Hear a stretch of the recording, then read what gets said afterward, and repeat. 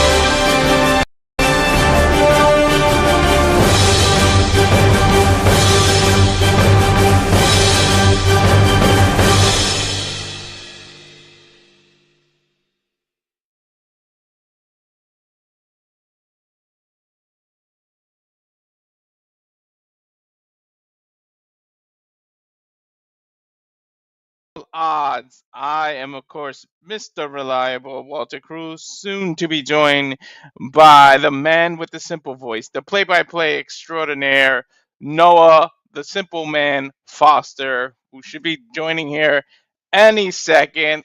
So we're here to do the watch along for TNA against all odd. Let us know in the comments how you guys are feeling about it. Uh, are you guys excited? What's going on? While he joins, I'm gonna start showing some of the graphics here. If you give me a second.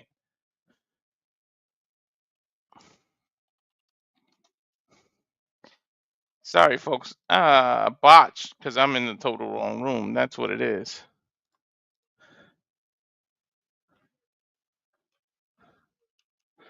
And Noah's coming in, so I'm gonna give him a second. Bear with us. We have technical difficulties.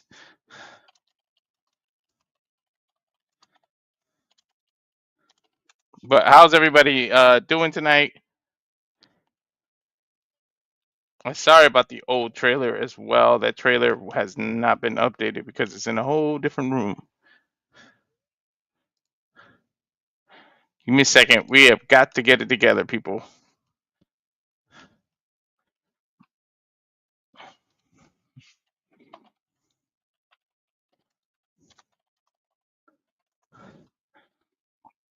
So, of course, tonight we're going to get Trick Williams defending his, excuse me, ooh, my chest, defending his TNA championship against Elias. We, of course, got the Knockout Championship, Masha Slimovic versus Lei Ying Lee. The TNA World Tag Team Championships, Nick Nemeth and Ryan Nemeth against Trey, Miguel, and Zachary Wentz, the Rascalz. TNA International Championship, Steve Macklin versus Wentz Warmer, Joe Hendry. And Noah joins me right as I say Joe Hendry. Of course you would. Well, you said his name. You didn't say my name, but everyone I knows freaking hell that I believe in Joe Hendry. That just goes without saying. Say You all his know that. name and he appears. I believe in Joe Hendry.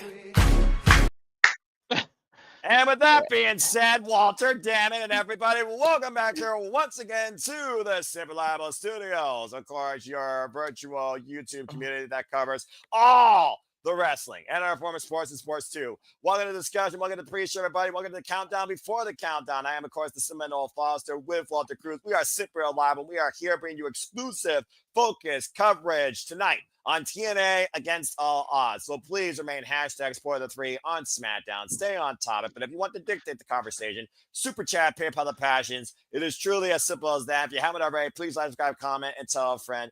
Michael Vasquez, it's our pleasure. And if you haven't already, subscribe to Rage of Wrestling and subscribe to our Canadian friend Ash. Again, that's our Canadian friend Ash at Shadow Bat Ash. Anyway, Walter, it's good to see you once again. Of course, we are waiting for the countdown to begin here. As it says, live event starting soon. Again, folks, you want to be along with us for the ride live. Become a member, become a subscriber at TNA Plus today. You can watch the entire show along with us. Otherwise, watch the countdown for free on YouTube because it's also giving you the countdown on YouTube. The countdown starts 9:30 p.m. Standard Time, with the actual show starting 10 p.m. Standard Time exclusively for TNA Plus subscribers. Walter, how you feel about Against All Odds 9? How you been? I've been good. I'm feeling good about it, but it's hot as hell. I don't know. Everybody was wondering about the summer starting. It came here and slapped me in the face. I think it's 90 degrees in this house. I don't know how it is in Ohio, but it is ridiculous in here. They actually cooled down a little bit, but as you can see, no tie tonight, so I'm still pretty much trying to survive as the heat wave impending is upon us as summer draws near ever closer. And of course, we have Against All Odds drawing ever closer, as well as we have 9 matches on tap tonight, including a countdown match. Here on the countdown, folks, you will see the Elegance brand versus Zaya Brookside, Myla Grace, and Harley Hudson. Then we will transition to the main show, where we have Mustafa Ali versus Jason Hotch. Steve Maggie defends the TNA National Championship against Vance Warner. 8-person tag team match of the system takes on Leon Slater, the Hardys, and a mystery partner. Maja Slams will defend the TNA Knockouts World Championship against Lei Ling Lee. Marella will challenge Robert Stone. Then the winner officially becomes the TNA Director of Authority. We have Trick Williams defend the TNA World Championship against Elijah. The TNA Tag Team Championships on the line as the Nemeths defend against the Rascalz. And Joe Hendry, the former TNA champion, goes one-on-one with Frankie Kazarian about that. It's truly about personal self-redemption or self-absorbed pride and also revenge. And that is your card tonight for TNA Against All Odds, which, of course, we'll preview and discuss some of the biggest matches here. But, yeah, I mean, to say things are heated in TNA and in life would definitely be an understatement. And that definitely be the tale of the tape following what we're going to see, of course, here tonight. So I think without further ado, while we got some time to kill, Walter, what's on your mind? I want to start with the mystery partner thing because I would love to get your thoughts on who the hell do you think that is. Well, for those that tuned in to Sid predicting earlier, and fingers those that did, I gave my brief thoughts. I mean, Javon Evans, Leon Slater sounds like a tag team match waiting to happen. I know he's working, of course, at Worlds Collide, which is in California, but it doesn't mean he can't cross the line. I think people have been waiting for someone like Javon Evans to cross the line. So that's my first ballot pick. As far as somebody else, the system has had a fair share of who's who enemies when it comes to who tries to beat them and go against them. You got to think about also TNA history when it comes to who you think could go up against the system that is a friend to the Hardys or also maybe respects or endorses Leon Slater. But honestly, outside Javon Evans, I don't have a flipping clue. Maybe somebody that could oppose Moose for the X Division Championship, like a TNA OG, like Amazing Red or somebody like that. I don't know. So go ahead and lend your thoughts for the first time. Who do you think could be X? I was thinking Leon. I was thinking Javon Evans too, but I mean, last time, look at when they had a mystery opponent. Look who, like, nobody would have guessed in a million years. What happened last time? Like, Champagne thing. Yeah, exactly. Who would have freaking guessed that? So, Not me. I mean, it is against all odds. I mean, the Hardys have histories with so many people, and then you got a mix of. I mean, Evans. He is the best guess, to be honest. Like, otherwise, I mean, we've seen Oba have to go against Moose. What if it's Oba Femi? What if it's the NXT champion on a TNA pay-per-view? What if it's like, I mean, it's literally called Against All Odds. It could literally be anyone from different rosters. Exactly. And the silhouette doesn't look like anyone. Usually they tease the silhouette and it kind of looks like somebody. You can figure it out. That just looks like a generic ass. That's vacant. Yeah. That's vacant. You and I both know that's vacant. That being said, Walter, do you believe that X is going to give it to you? And that X is going to help these guys win against the system? Does the system fail or does the system work tonight? They got over last time. I think they failed today. The thing is, every time I go against the system, I'm freaking wrong. That's why I hate yeah. But against my better judgment, I'll go against them. Yeah, well, if it makes you feel any better, everybody on Sleepy Ditting, Christopher Roach, JJ Williams, even Tatilla, we all went against the system as well, and so did I. You got to find somebody to clearly challenge Moose for the X Division Championship, and I do think it could be somebody on the other side, not named Jeff Hardy, who previously challenged. And Leon Slater, I think, is also owed a one-on-one match after a spear split-second decision cost him an Ultimate X. And I think Leon Slater gets his revenge now against Moose and gets a one-on-one X Division Championship match. That's what I think happens out of this 8-man tag. So I also agree that Hardys and company will get the win. While I think the Hardys are more strictly focused on getting back the TNA Tag Team Championships. Again, that's a whole different conversation. Well, that being said, let's go ahead and talk about some of the other matches that we got in store here tonight. As we talked about, again, is there a tag team division anymore? Not really, but maybe a tag team could come out of this. Let's talk about this trios match with the Elegance brand. Heather, and Ash by Elegance go up against Zaya Brookside, Myla Grace, and Harley Hudson. After Harley and Myla lost last night to the Elegance brand due to tomfoolery and shenanigans, they have recruited Zaya Brookside, who has come to respect them after beating them on Explosion with Lei Ling Ling in a tag match. And now we have a little bit of trios warfare. After Harley and Myla ruined the Elegance brand presentation of M by Elegance, clearly, I think Myla and Harley have the TNA Knockouts tag team titles in their sights. Considering Spitfire is no longer a thing, this might be the only other team and the newest Knockouts tag team on the scene. What do you think about this trios match, Walter? Well, first of all, tranquilo. You're gonna be okay when this match is on. Can't promise anything, right? No, ask again later. You don't need a Magic 8 Ball for that, but ask again later. Anyway, go ahead and lend your thoughts. I think Zaya, Grace, and Harley pull it off because, if anything, you got to determine new challengers, right? And you got to get them to win. The simplest formula that always works in wrestling. Go figure simplest when we're simply reliable. But it's in a non-title match is to get the champions to lose, and then usually that always leads to someone getting a title shot. However, this isn't a real team, so it's a little back and forth. Are you really going to do that? Well, considering by Elegance is the newest member of the Elegance brand, and Harley, Hudson, and Myla Grace are the two newest knockouts to the Knockouts division, you almost sounds like to me think they're booking themselves in a corner. It kind of seems that way, seriously. And we know the history of Ash by Elegance and Zaya Brookside. Hell, Zaya Brookside not that Botox-infused bitch out. So, I mean, it's one of those things also with her surviving Monsters Ball and literally probably putting Rosemary to rest as she crossed her arms and probably put away that darkness forever. I think definitely momentum should favor Zaya, and I think that's why she's here, and I think that she is the difference maker. I think Zaya is going to neutralize M by Elegance, and that's going to help Maya and Harley beat the tag champions and maybe earn a tag title match. So, yeah. Well, who's to say Rosemary doesn't show up just to don't interfere, do anything, show up, and it kind of almost like a mind control gets over Zaya Brookside because we've seen her snap. We didn't see that side of Zaya before Rosemary got in her head. Yeah, and we saw Zaya unleash everything last night and put away that darkness in Monsters Ball. Yeah. Oh, yeah, that's right. See, I didn't watch TNA last night, so I didn't know about that. Hey, man, I was running around. Sorry. Fair enough. I'm not going to hold anything against you. All right. Fair enough, but still, I understand where you're coming from. Anyway, let's go ahead and keep on talking about more of these matches, and I would love to know your thoughts when it comes to Mustafa Ali justifying assaulting Tasha, Steelz, and referees ever since really the fallout of losing to Mike Santana and taking it out against his cabinet. And the thing, they won at freaking Under Siege. And just because Tasha Steelz lost last night to Indy Hartwell due to distraction by the Great Hands, might I add, inadvertently, he takes it out on the referee and takes down Tasha Steelz to the point one of his own members of the counter stood up against him. Delusional, you tell me, why he says Is everything fine? Yes, everything's fine. And I forgive you because I know you came here to say that you're sorry, but actions have consequences.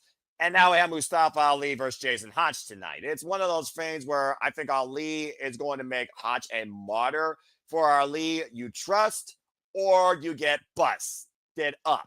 What do you think about this singles grudge match? And Ali's Yeah, descent to madness. I think it is Ali, but Ali, the greatest politicians, no matter what they do, can still get a cult following and know how to manipulate. They could do anything and say anything against their own people, and somehow their own people justify it. Just see Well, what's going on in the U.S. I'm not going on there, but just yeah, look what's going look, on. Walter, there's delusion and then there's oppression. This feels more like a dictatorship, not a democracy. But continue. But still, Ali needs momentum back after what Santana did. So, I mean, I think Ali goes over and maybe beats the respect back into Jason, and maybe he reluctantly has to rejoin the cabinet. I don't know. I don't see him surviving on his own right now. He's not the highest on the totem pole right now, which is why he probably was in the cabinet in the first place. But, I mean, we've seen people rebel before and get whipped back into shape. So that's probably what's going to go on to this. I look for Ali to kind of play with his food and dominate this. I don't even think it's really going to be a back and forth match. Yeah, well, I think undermining Jason Hotch, though, might be Mustafa Ali's downfall. And I think, in a way, Tasha Steelz will probably support what he's doing here. But I sense a lot of trepidation with John Sky and Tasha Steelz, especially if they're at ringside, because they might have to make a choice themselves. It almost feels like if Mustafa Ali isn't careful, he might end up by himself where no one may trust him. Or maybe that's what he wants. Maybe he wants to prove that I don't need nobody and you still should trust me and I should trust in myself. It almost feels more like a proving ground to Ali than it does for Jason Hotch. But I wouldn't count Jason Hotch out. IWR and Toledo represent. But we've seen what the dissension with Tasha Steelz. We've seen what happened a couple of weeks ago. So she may not be all the way having his back. Well, speaking of having someone's back, I guarantee that you should have the back of one person that makes this company feel more like a family than feel like a zero morale corporate juggernaut where money is not the most important thing, but values and respect is, and so are the fans too. God forbid this might be the last TNA call I do with you. Because tonight, Santino Marella goes one-on-one with Robert Stone, and the winner is officially the TNA Director of Authority. Notice who's in each corner, despite the fact one's got a bad mouth. She didn't have a bad mouth already. And of course, we saw in the most crooked tag match since the Hulk Hogan, Eric Bischoff era, what happened last week on Eric Grace Team Marella to the point he put his job on the line to get rid of Robert Stone once and for all. Now, if you've been on TNA Wrestling's YouTube channel, you saw a video, throwback video of NWA TNA, when this was also a power struggle. It was Eric Watts versus everyone's favorite virus, Don Callis. And thanks to a betraying Jezebel, Don Callis gained full authority of TNA back in the day.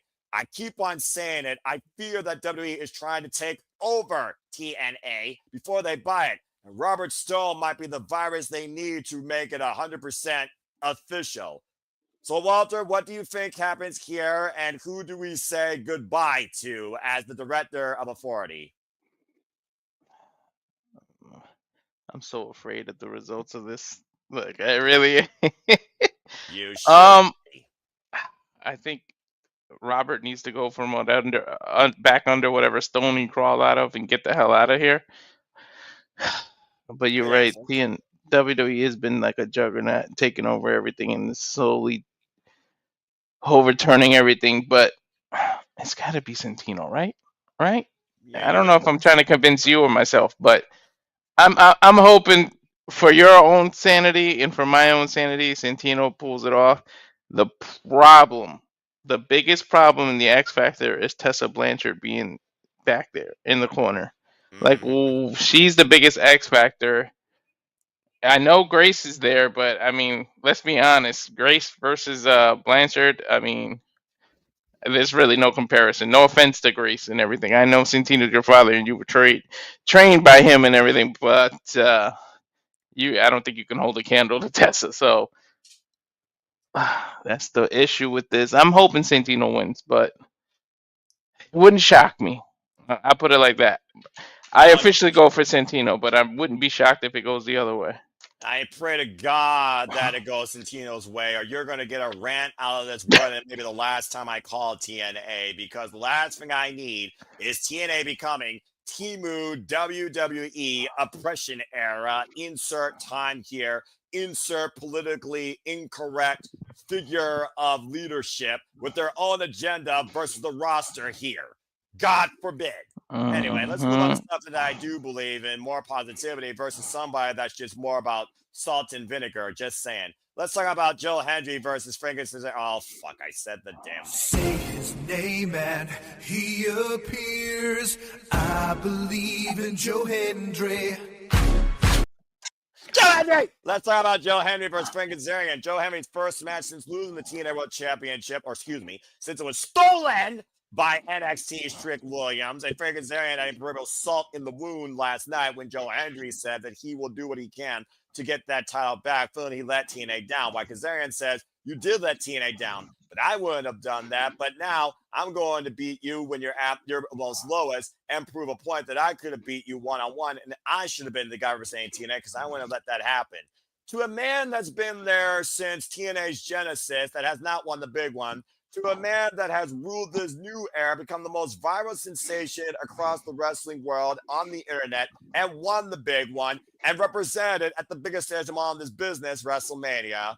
Now at the lows of lows once again, do you believe that Joe Hendry can once again get back to the top and bring back home that title to TNA eventually? It doesn't start with a win over Frank Kazarian. Do you think Kazarian push Joe Hendry in his place once again? Keep in mind, Walter, Joe Hendry lost to Kazarian last year at Against All Odds in Chicago, thanks to a low blow and some brass knuckles. Does Kazarian sort to the same status as Joe Hendry got on Skyler this time? I think Joe Henry has him scouted this time. He talking about Kazarian talking about he wouldn't have done that. You let yourself down. How many times? You literally had to call your shot gauntlet and couldn't pull out the biggest win, much to JJ and Jeff's disappointment. Man, But they'll get you, over it. yeah, you couldn't pull the big one out. So I mean, unless Joe Henry's really, really on his way out and just playing his contract out behind the scenes, I don't see Frankie winning. Like, why would he need to win right now? Joe Henry needs momentum, especially if he's going to get back and get to that title shot to get to represent TNA and to get it from the NXT and get it from Trick Williams' grubby hand if he retains tonight. Right. Like, you need that rematch, and especially can we get it on the TNA pay-per-view this time instead of an NXT one? So I think Joe Henry wins. This is just an exhibition to get him momentum again. The bottom line, simply put, we believe. Exactly. All right, well, let's go ahead and see what you believe in. Do you believe in madness? Do you believe in mayhem? Let's talk about the TNA International Championship. Steve Maclin's third defense now. He defends against Vance Warner with Steph Slater in the corner after Vance assaulted the man and said that this is the era of Warner and he will do anything it takes to take this title off Maclin after Maclin survived a dog collar match with Eric Young and a brutal warfare, almost partially concussed, might I add, against Matt Cardona. Now he faces a man that truly has no regard, reckless abandonment, and pretty much no self-regard for his own well-being, as we saw with Sami Callihan, who's still injured. What do you think happens in this? Let's call it what it is. Clusterfuck. You know what? Believe it or not, I'm calling for a new champ here. I know it's only his third defense, but Mance has been on this roll and getting over stuff, and plus he's got Steph Delander on his side. A lot of people have X factors in their damn matches, but Yeah, this is also accurate. I think we got a crazy rule, man. We're gonna have to go into the Warner era, and God bless us all, because holy shit, like the loose cannon, his own kind of this generation's loose cannon with a title. That's all we freaking need right now. But I mean, I really think he's gonna pull this out. Former GCW heavyweight champion, but we've seen how much Maclin is willing to sacrifice in his own flesh and blood to hold on to this championship. Again, he's the inaugural champion.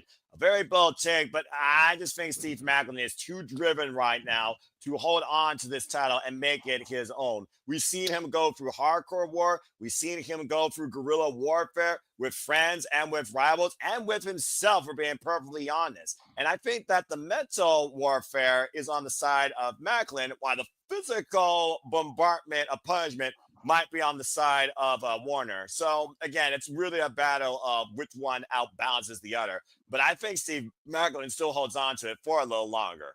Well, speaking of which, Walter, you and I, of course, also represent not only Simply Reliable Studios, but Okay. Reliable Gaming. And we will be leveling up here pretty soon. So, round one, fight. Because we have a TNA Knockouts World Championship match tonight with Monta Slamovitz and a living warrior, she calls, Elaine Lee. After offering Laylee Lee this opportunity, seeing her warrior spirit, her growth, her drive, her hunger, that Masha Slamovitz not only respects, can see some in herself, Masha has given Laylee this opportunity. And while that crook rubber stone tried to take it from her, Laylee Lee has 100% earned this. It's one of those matches that truly is trial by fire, or in Mortal Kombat terms, test your might. What do you think of this very unique first time ever one-on-one affair, Laylee's first chance at the TNA Knockouts World Championship, and Masha's given Laylee Lee this opportunity, where she still plans to destroy her, of course? I wouldn't mind Lay winning, but I think Masha's on another level right now. She's going to be on an unbelievable run. She's going to have to outdo Jordynne Grace. Jordynne Grace made this title so relevant, and Masha had to take her out. So she's either going to have to match or surpass Grace's run. She's been defending the title all over the place. She's even done it on Bloodsport. Masha's really the face of TNA right now. I don't care what anybody says. She represents TNA everywhere. We've seen her pop up in NXT, Bloodsport, and all this thing. I think her reign, I don't want to call it reign of terror, but it's terror to them. I love her, so it's not a reign of terror to me, but it's a reign of terror towards everyone else, because she's got a death grip on that title, and I don't think Wade's going to break that grip. Nah, I think Lay's going to definitely try and kick her head off. We know both these women are proficient, lethal strikers. So whether or not Thunderstruck or Requiem hits first, I think Laylee Lee is definitely going to give the champion a run for her money. And I think Masha right now, to your point, she is way too driven, hell-bent on proving how strong she is and proving how dominant this run's going to be. So I think she will continue to be the juggernaut, the new, I would say, standard for the TNA Knockouts to come. I think that Masha will definitely retain as well. I honestly don't even see anyone coming up the ranks that can dethrone her. I really don't. Me neither right now. Not in TNA anyway. But again, we'll see soon enough. But hopefully someone in TNA can actually bring the title back home. Is it Elijah, though, after Elijah called Trick Williams all talk and no essence? I mean, as we get ready for the countdown here, as my thing shifted, and we see an overhead skyline shot in the Do the Cold Open. Oh, wait. What do you guys say regarding this real quick? I just shifted to, I just want to make sure we're on. All right. I just saw countdown against all odds. As I just saw that too. Okay. This really, Trick Williams retains. I'm sorry, Elijah. I want to see everything, but he's going to do everything he can. And the fact that these stupid people interfered to get the let Trick retain the you literally represent TNA. This is the company that released you, called you top flopper and all that shit, flop dollar, whatever it was, and you helped Trick, an NXT person, retain his title. How the fuck does that make any sense? It makes as much sense. It makes as much sense as Timu Pee Wee Herman as we get ready for our first match here, Walter. Sorry to interrupt you, but fuck me. I know, but like, I mean, that makes no sense. And I hope this isn't some crazy ass alignment either. Alignment.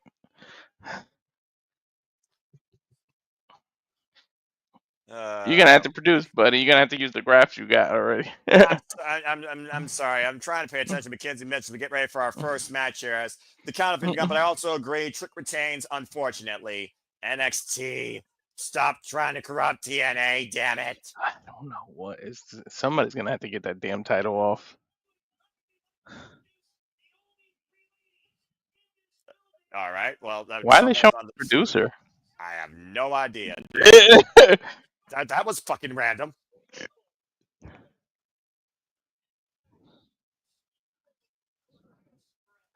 The Elegance brand my ass. Freaking Temu beautiful people. It's okay. And that's an insult to beautiful people. They might end up having to bring back the beautiful people and these three devil demons over here. I mean, really, I don't know if the devil is the appropriate term, but that being said, you're not wrong with these cosplaying floozies. Anyway, folks, welcome to the countdown to Against All Odds. Noah Foster, Walter Cruz, Trios Knockouts actions underway as the newly created Elegance brand makes their way towards the Impact Zone. The newly added M by Elegance, Maggie Lee, who helped Heather and Ash by Elegance retain the TNA Knockouts Tag Team Championships against Spitfire, ending Spitfire's career as a tag team back at Under Siege. Can somebody tell these knockoffs, because they're not knockouts, they're knockoffs, that Halloween was 8 months ago? What the hell are you doing?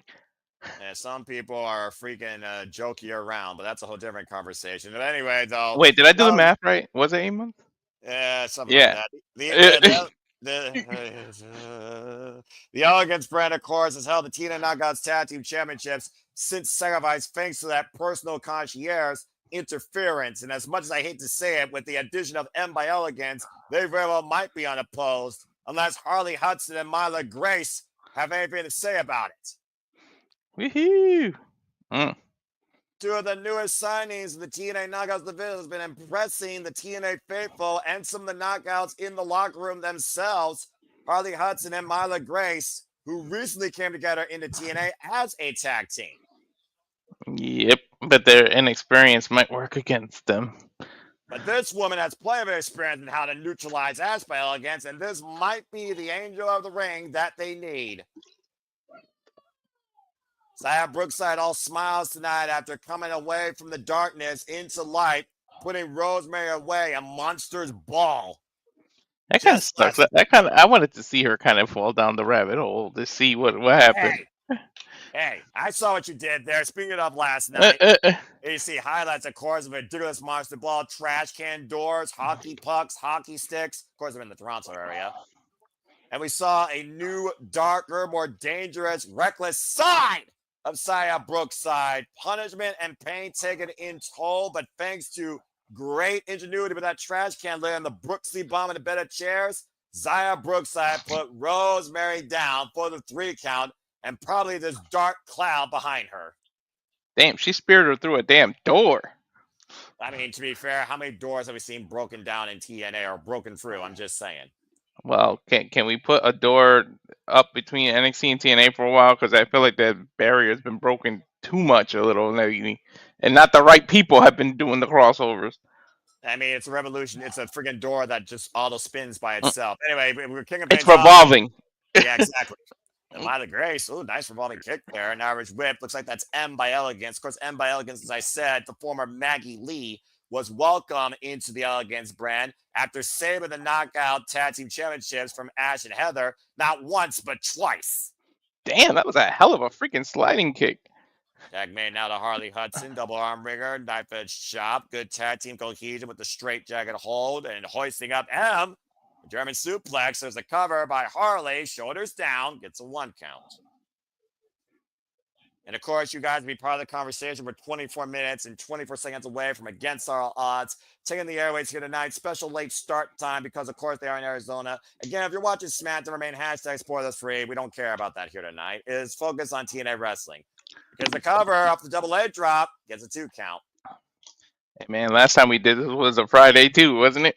I mean, it was a TNA Plus special, so yes, it was. And there you see Heather getting involved and admonishing Zaya Brookside, referee trying to keep her at bay. Meanwhile, oh my!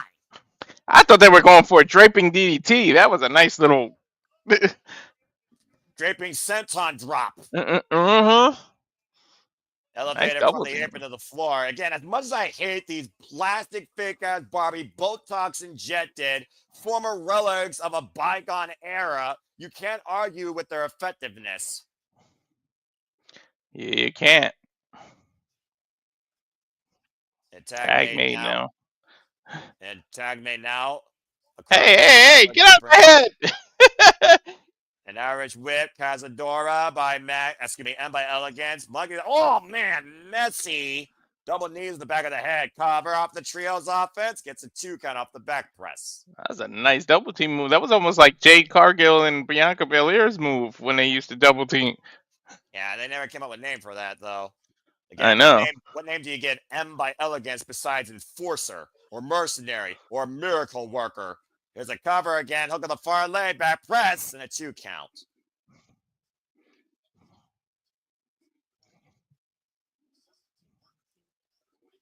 Again, I will give credit where credit's due. The former Dimeless, as one person would call her, Dana Brooke, the Ash by Elegance, has literally come into her own and literally have made a mainstay for herself. I think Backed up TNA, now with 2 women. all like kidding and making fun of her aside, I think TNA has been an injection of new life into her. Like seriously. Now, what do we always say about the Knockouts division? It is the alternative, the most well-respected cover. Hook the far leg, a 2 count by Heather on Harley. It is the most regarded division in wrestling for a female competitor to find themselves, take a chance on who they actually are, to figure out who they need to be to actually succeed here in TNA wrestling or professional wrestling for that matter. It's a tale of time itself, starting back with Gail, Kim, and Awesome Kong. And as we praise her, she does the most stupid, goofy dance and reminds us why we don't like her in the first place. Don't remind me.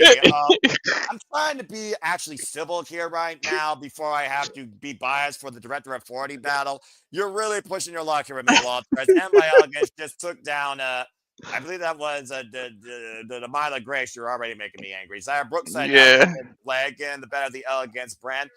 Non-legal competitor, though, might I say. Swing and a miss, tucks underneath. Nice double cross body, though.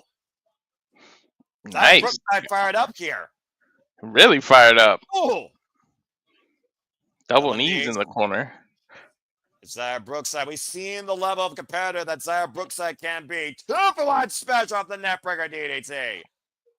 It's a cover by Zaya, who's legal, and M with the save. Referee's about to lose control. I wouldn't be surprised. Ooh. Nasty backdrop driver. That was Myla Grace. Dude, that was a beautiful belly to back suplex. Tempe now to Myla Grace, spinning Solvat. Double underhook. Ooh. What a move. Nice twist there and a cover and saved. What the hell do we call that? That was nice. I'm not sure exactly. Harley Hudson now. Oh, God, what a stunner.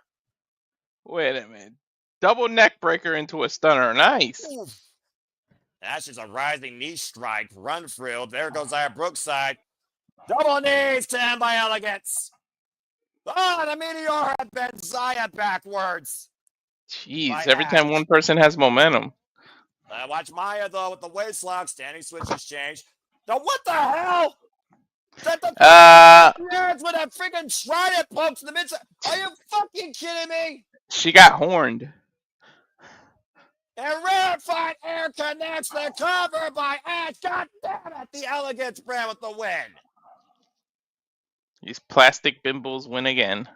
Thanks to that piss ant, Paul Rubin reject. And a cheap-ass prop, cheaper than you get at Party City. Utter bullshit. Absolute, utter bullshit by these floozies trying to recreate a bygone era far less beautiful. He literally poked her with a trident and won the match. Fuck me. And now we got to hear from this Pee Wee Herman reject. Gloat. Do we have to? Unfortunately, yes. Can't we just talk over it? I mean, I'm going to certainly try to. At the end of the day, though, the Elegance brand stands unopposed. I don't know. Ash, Heather, and M by Elegance might rule the TNA Knockouts lacking tag team division forever. If you think about it, there's not even an NXT tag team that can cross over, really. Wait a minute! Wait a minute!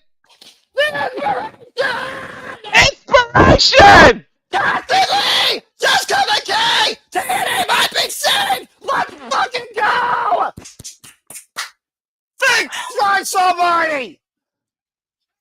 Former TNA Knockout Tag Team Champions! Now that's a team of Elegance! Wow! Fuck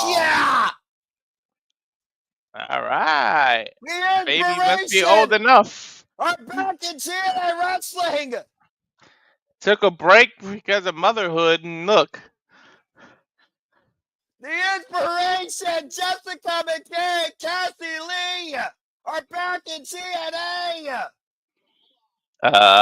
Color me surprised. I didn't think of that. Hey, I'm for it. I'm not going to complain about that shit. That actually might make me care about TNA once again. So you're saying are you saying that you're inspired? Yes. Fuck yes. Anyway, what were we talking about? Oh yeah. Well that freaking raised my spirits a little bit. Anyway, thank you all again for tuning in as we continue our coverage against all odds. Again, against all odds, we'll start officially 10 p.m. Eastern Standard Time for TNA Plus subscribers. As of course, we have so much coming in here tonight. We see Tasha Steelz backstage with Jason Hotch, as we lightly covered. Oh, God, that made me happy. Thank the Lord Almighty. There is a God and he is kind in TNA Wrestling for women's wrestling. Steelz seems a little conflicted. Well, at the end of the day, you got to consider, like you said, does she trust in Ali or is she afraid to stand up against Ali? Just look at body language. As soon as Ali stepped in, where did she look? She looked down. She didn't even look at him. She looks like she's doing this out of fear, Noah. Yeah, exactly. And again, like I said, man, oppression is a very dangerous power to have. And Ali has it in spades. Mm-hmm. So you will represent all of order in my corner tonight. Oh, no. Any questions? And she looks away. She can't even face this man. You gotta feel like he's gonna push everybody away instead of welcoming in, and they're gonna end up being alone. Yeah, the order 4 might become an order of 1. Wait a minute. Wait, she's making a phone call. Huh?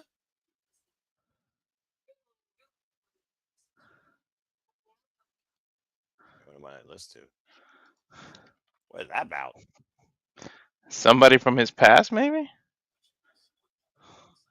But you made a similar call out that last night on Impact as well. So, I mean, you think about, again, Tasha Steelz's past, someone that would actually listen to her, someone that actually, cared about her, kind of respected her, maybe was a friend of her. There's a very small list of people I could think of like that. Anyway. I don't know. Uh-oh.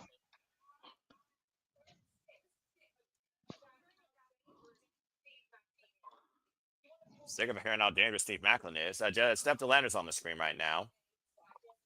Well, I mean, he pretty much is dangerous. Actually, Eric Young. Yeah, but how dangerous is Vance Warner when you consider what he did in Barbed Wire Massacre? Ask the living monster, the Frankenstein. Fair enough. He's no longer in the company due to him. Okay. I guess she's hyping up her man, as of course we all know. Also, by the way, Steph DeLander, congratulations. Go get her autobiography, folks. What happened to the title she won via divorce? The dumbest reason to have a title ever. Remember, vacated when the International Championship came into existence. Yeah, oh yeah, that's right. Well, I mean, Steve Macklin in action speak louder than words. Steph DeLander sharing her thoughts here, though. And no one cared. Yeah, accurate. Anyway, I do know we care about one thing, and that is who will be TNA's official director of authority. Again, Walter, I may have just saw the inspiration on my screen, but YouTube exists for a reason.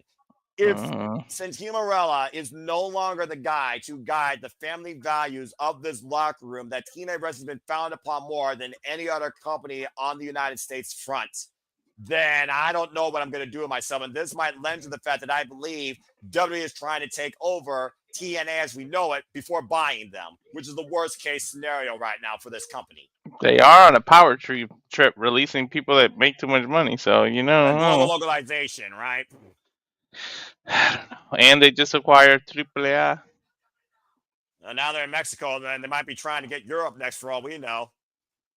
I don't know, but I hope the authority stays with Santino.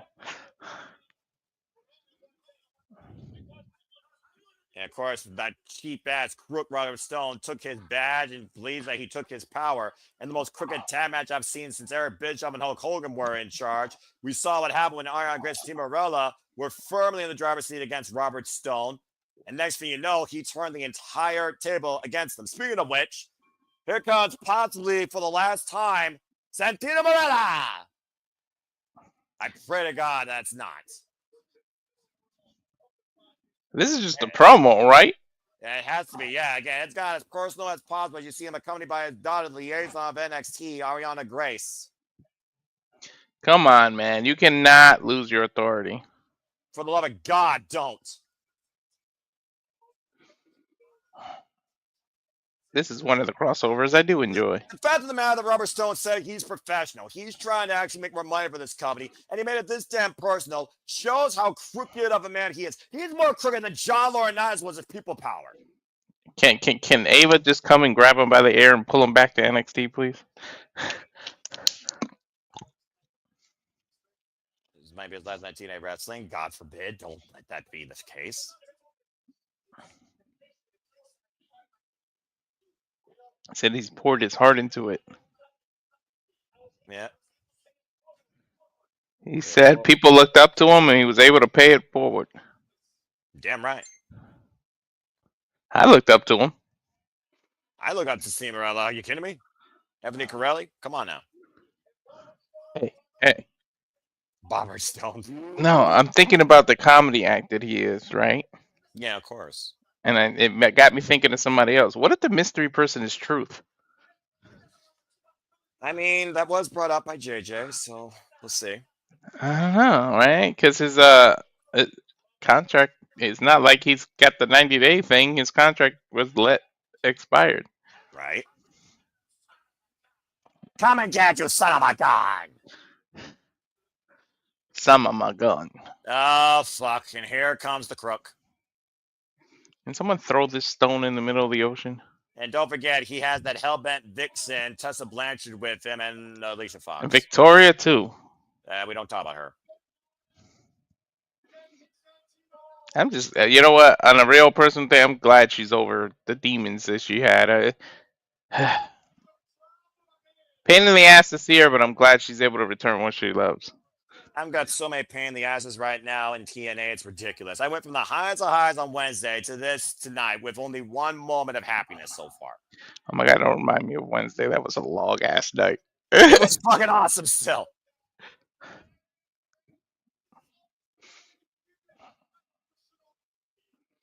Oh, you sick crook.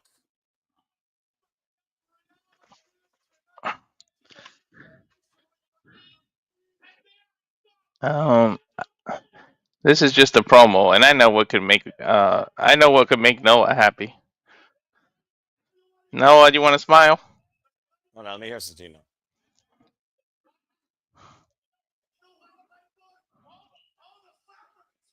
I fight for families working at home, he said. Damn right. Mothers, fathers, brothers, sisters, anyone. And they love watching wrestling. He's talking about you, Noah. Damn right, yes.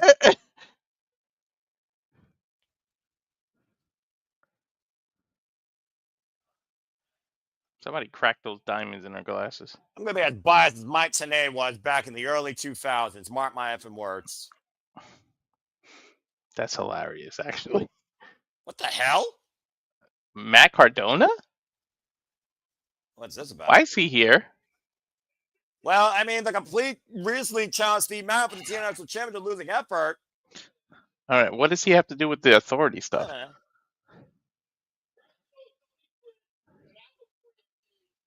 I'm serious free agent. Don't work for any company. Not TNA. Not WWE. Not your cousin's backyard thread. Notice he didn't say AEW. For a minute, call this match right down the middle. Wait, what? Is he saying he's special referee? Ah! Oh, as soon as he said that he was in the middle, I fucking figured out he's gonna screw Santino.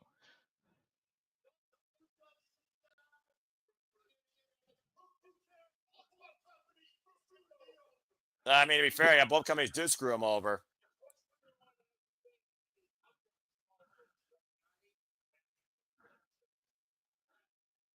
Matt Cardona's the referee? Why?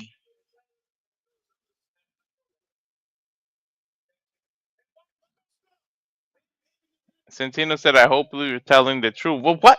This makes no sense, Noah. Tonight. Oh, the cover is legal. Why wouldn't it be? Well, Walter, this got turned upside down even more. Matt Cardona's screwed by TNA and WWE is the special guest referee for the Director of Authority match. But why? Well, I mean, to be honest, you can't have somebody on one side here referee a match that literally could determine the future of TNA as we know it. TNA after tonight is going to be ran by WWE or still ran by family values founded by TNA Wrestling. And there's no turning back. To be fair, Noah, all Stone's got to do is go run up a contract, have him sign it, and he can not be partial anymore. Well, Santino Marella could do the same thing as well, but Santino Marella, he doesn't do that. Everyone earns their keep. Santino's Trick Williams earned nothing at Battleground. He stole the TNA Wrestling World Championship for Joe Hendry. Santino's above that kind of tactic, though. Yeah, well, Trick Williams ain't above nothing but himself, apparently, saying he's bigger than TNA and bigger than NXT. He's Hollywood. We all know Hollywood fucking sucks in wrestling, and Elijah now is trying to bring that title back home to TNA. Somebody's got to. Yeah, no kidding. This is a hostage takeover is what we're seeing. Nice promo, though. Damn, that tombstone on the freaking chair. You saw how that chair bent? Oof. Yeah. And let's not forget that it was Trick that had to mess with his guitar in the middle of his match. That caused a distraction for Top Dollar to be able to go in there. Fucking flop. Or AJ. Flop Dollar. Cheese at eating NFL freaking flumming asshole. Dickwad. You're nicer than me. I'm not.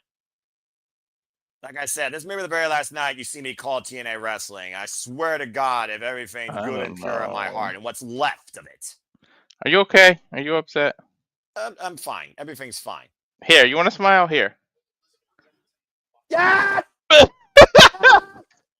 Yeah! Okay, anyway. That's a running gag now. Whenever he gets mad, I'm just wait gonna to flash watch the that. show tomorrow night during Shenanigans, where I react more than ever to All Out and then completely dead for the thing after. Or All In. Excuse me, body. Every time Noah gets upset or wants to rant, I'm just gonna calm him down by showing that graphic. I don't know if that graphic is gonna be enough though, since Timo Marella is not the director of Authority, and I have to deal with Robert Stone and WWE ruining TNA as I know it. I told you, I hope Ava comes and pulls him by the hair like a mother scolding a kid and pulls him back. Look, everyone's glad that Stooge is out of his office. She's just waiting for Even Page to get out of her company. She's probably happy that he's away from him trying to do this, to be honest. Yeah, you're probably right, unfortunately, but still, it's a scary situation we're in. We haven't been in this scary of a situation since 2010 when Hulk Hogan and Eric Bischoff took over Impact Wrestling from Dixie Carter. Don't remind me. Anyway, again, it gets started worldwide, top of the hour, folks. Again, stat card tonight. We know that Steve Maggie will defend the TNA International Championship against Vance Warner. We'll see who truly is the most dangerous man in TNA wrestling. And, of course, we know we have 8-man tag team action. Walter, the system takes on Leon Slater, the Hardys, and a part of the choosing. Who do you get to beat the system? That's the question we're going to find out later tonight. I don't know. It can't be true. All he'll do is make the system laugh. And here's no class over here. There's a reason why I don't have a graphic for this. This will be our Cheez-Its break, or in my case, chili cheese Fritos. I'm just saying. No one gives a fuck about this guy or his penthouse that is cheaper than the rattiest, shittiest home you can get in the Las Vegas under bridge homeless area. Jesus Christ. And don't hold back. Go ahead and talk, Walter. I'm better now. Yeah, don't hold back. And then as we go show Mustafa Ali and Jason Hotch with John Skyler and Tasha Steelz, who's maybe running his own cabinet against him because the way he's treating them might come back to bite him in the ass, but we'll see. And eventually, anyone in Hollywood, your hubris is your downfall. As you see the TNA World Champion NXT Strick Williams entering in the building, he will defend the title against Elijah, while the former TNA World Champion Joe Hendry looks to once again motivate himself more than anyone else as he goes one-on-one with Frankie Kazarian.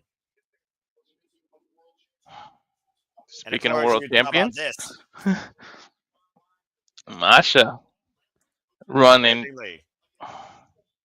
Oof.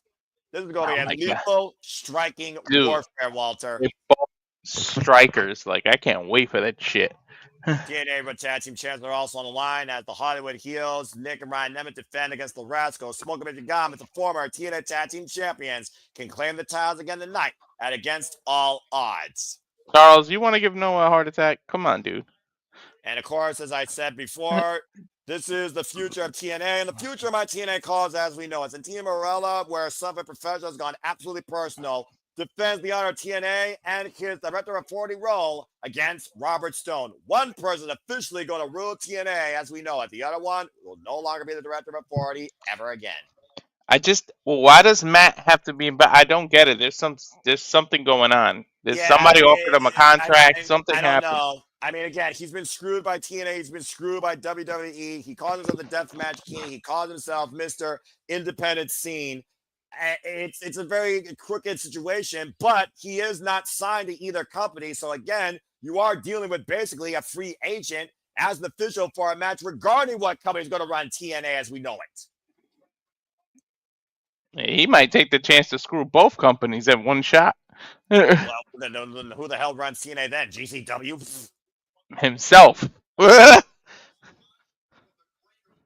anyway, as TNA Wrestling is live from the greater Phoenix area, capacity crowd on hand, we are excited, we are nervous, we are anxious, and what might be a throwaway special, there certainly could be unique long-term repercussions from the night.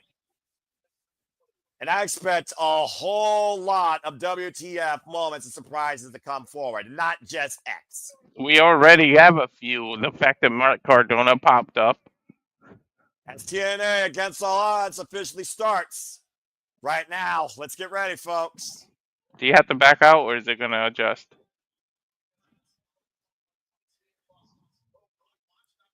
I'm not sure.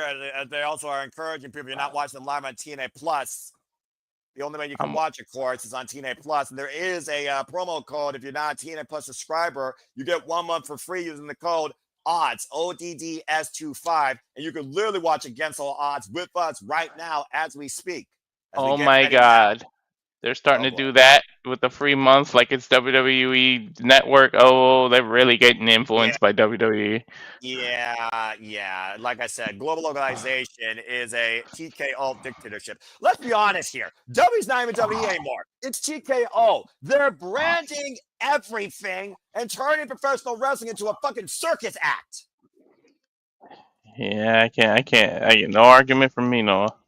I'm about to say, any friggin' person with a brain versus a friggin' bankroll knows I'm speaking the truth.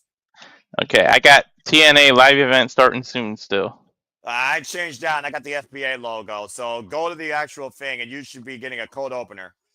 All right, folks. We thank you for tuning in as TNA Against All Odds officially starts right now. Let's friggin' go. Lord help my blood pressure. All right, hold on. Back out. Stupid remote, cooperate.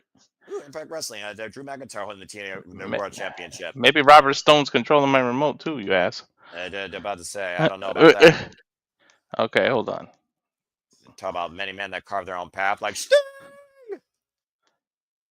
The glorious Robert Roode, Bobby Roode, former TNA World Champion, the It Factor. Legacies of TNA, as we know. God, don't mind me of aces and eights. RVD, Jeff Jarrett.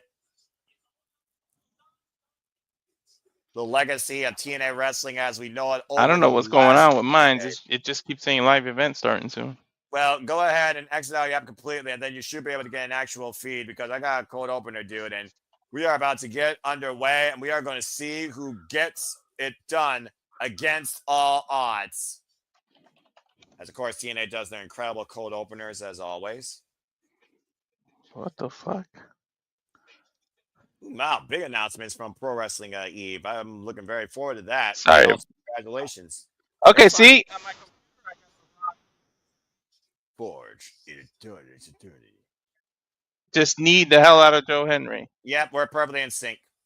All right, I'm gonna back. You know what I'm gonna do? Sign out of my TNA Plus from the TV and then sign back in. I know what it is. Remember, Just it's only remember, talking about- last time I upgraded it, it's probably still got my. Give me a second while they run that package.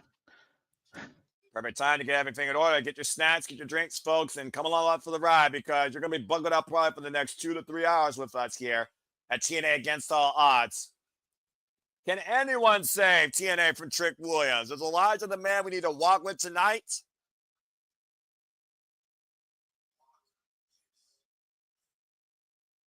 Well, hopefully we walk this way to victory.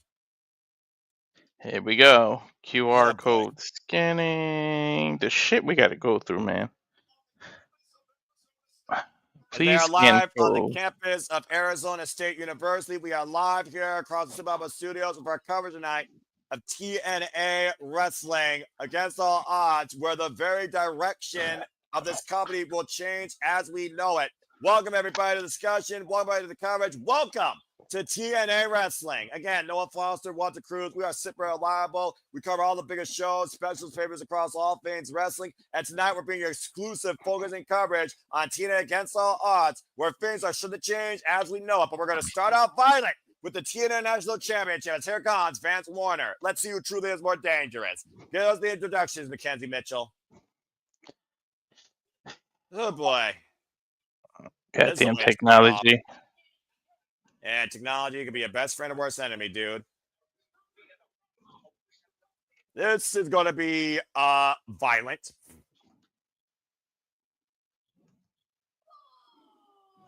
And it's one of the Southern psychopath who survived a date with the Death Machine, Sammy Callahan, and barbed wire massacre.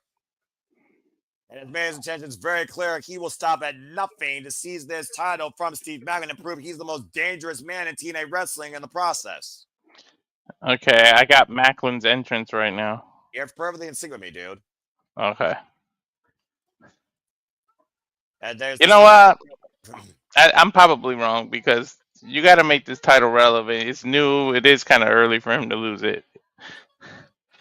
Steve Macklin, of course, the inaugural TNA National Champion, winning that TNA International Championship tournament at Unbreakable against Flop Dollar and Eric Young in the finals, and beating Eric Young in a follow-up match in his first defense in a dog color bout.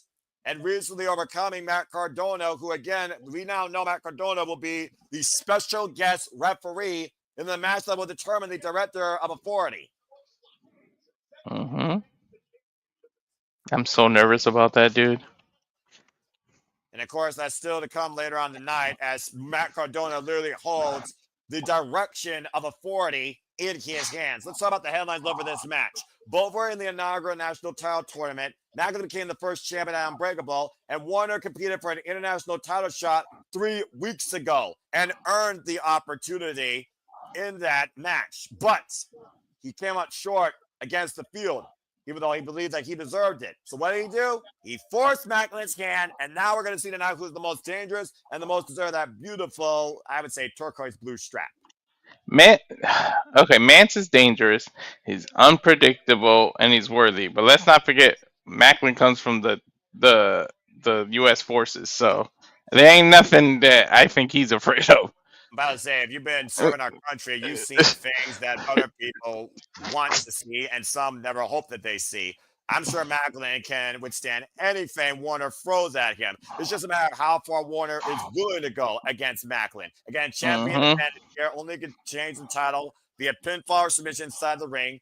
Counter disqualification means nothing. Chop in the corner. As he says, this is the Warner era now. With palm strike by Steve Macklin. Also, Steve Macklin, a former TNA world champion, of course. Give me 1 second. Hey, you're fine, man. I literally have to take an antibiotic. You know, I've been sick. Of course, man. I got you. Oh, man. I took it down to a knee and both fall with another knee strike. Sends Warner to the outside of the ring. The cycle knee to the Southern psychopath. And right now, Steve Macklin with the scud. Delivered to Warner on the outside. Again, Maggia's defense titles accepted against Eric Young at Rebellion, followed dog collar match on TNA Impact. Ooh. And recently defended against Matt Cardona. He was originally supposed to defend Under Siege, but he was not medically cleared to compete. Face first goes Warner into the apron. Maggia improving his mental and physical fortitude here, saying that he is bulletproof. So in cycle lane prone here as he might be looking for a big elbow drop off the apron.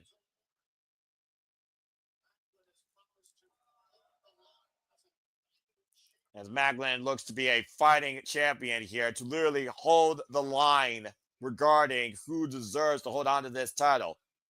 And taking on all comers and all people who want to challenge him. And one more time with the big elbow drop run off the apron. Straight to the black heart of Vance Warner. Right now, this is one of the most composed times I've seen Steve Macklin here in a while. And of course, right now, he is the inaugural TNA National Champion. He's been champion now for, I believe, about 50 days. Front face lock, looking for the deadlift. Oh, and stepped the ladder outside of everybody's vision, picked the leg of Macklin, and Warner takes advantage.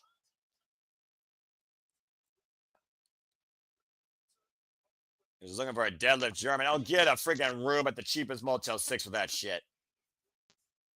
Clubbing elbow to Warner in the corner.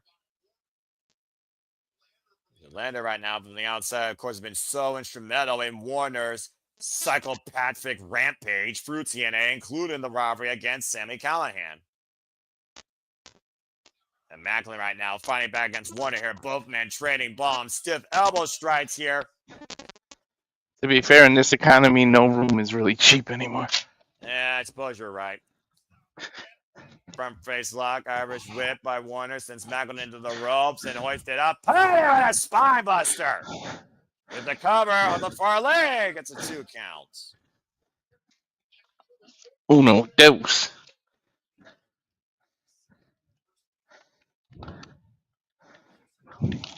Irish whip, reversal, Irish whip. Showing first, torso first, the turnbuckle. Oh, and a rebound lariat. Damn, cut his head off with that lariat.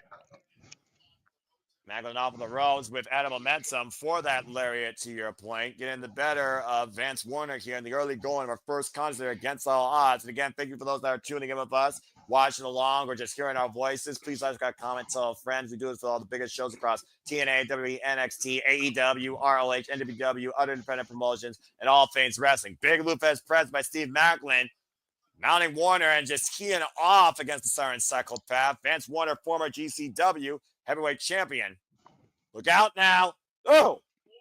Olympic slam. Shades of the all-time great Kurt Angle. I just got the Olympic slam. I don't know how we unsynced all of a sudden.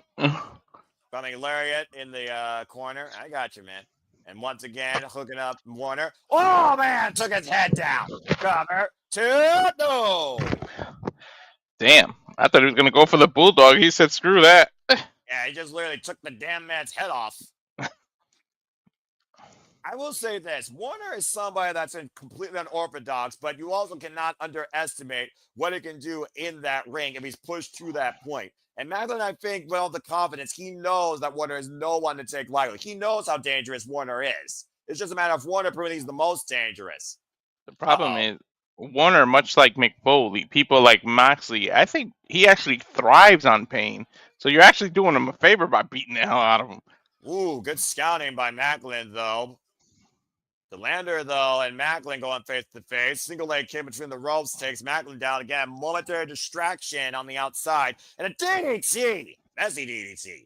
I feel like the more pain you cause him, the happier he becomes. He's just freaking weird. Some people are masochists for pain. Ask Ricky Starks and Sky Blue about that.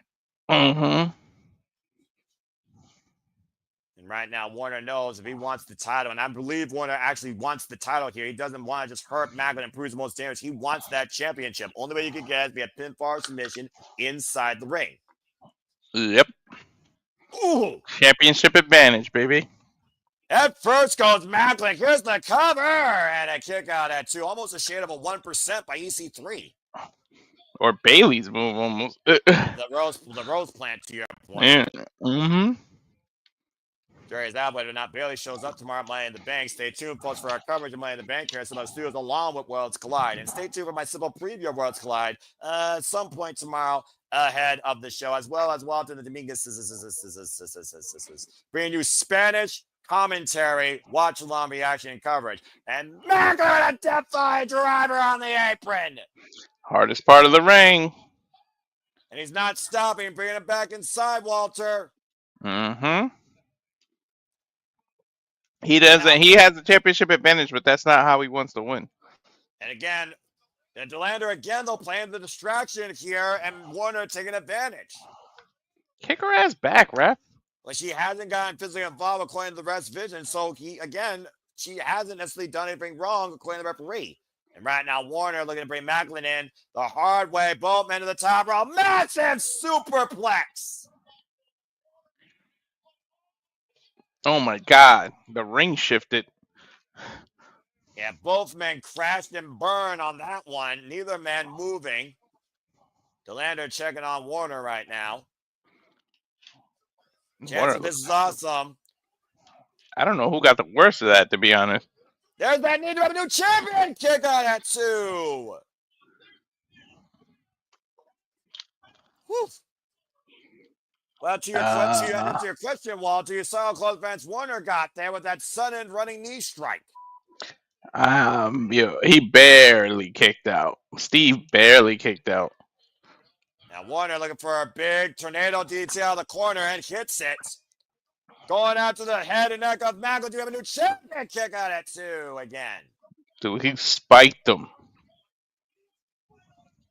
It does feel like Warner's getting closer and closer, though, wearing down Macklin here and focusing the attack on the head and neck. We know that Macklin was also under concussion watch protocol very recently. Macklin is having to dig deeper and deeper each time he kicks out.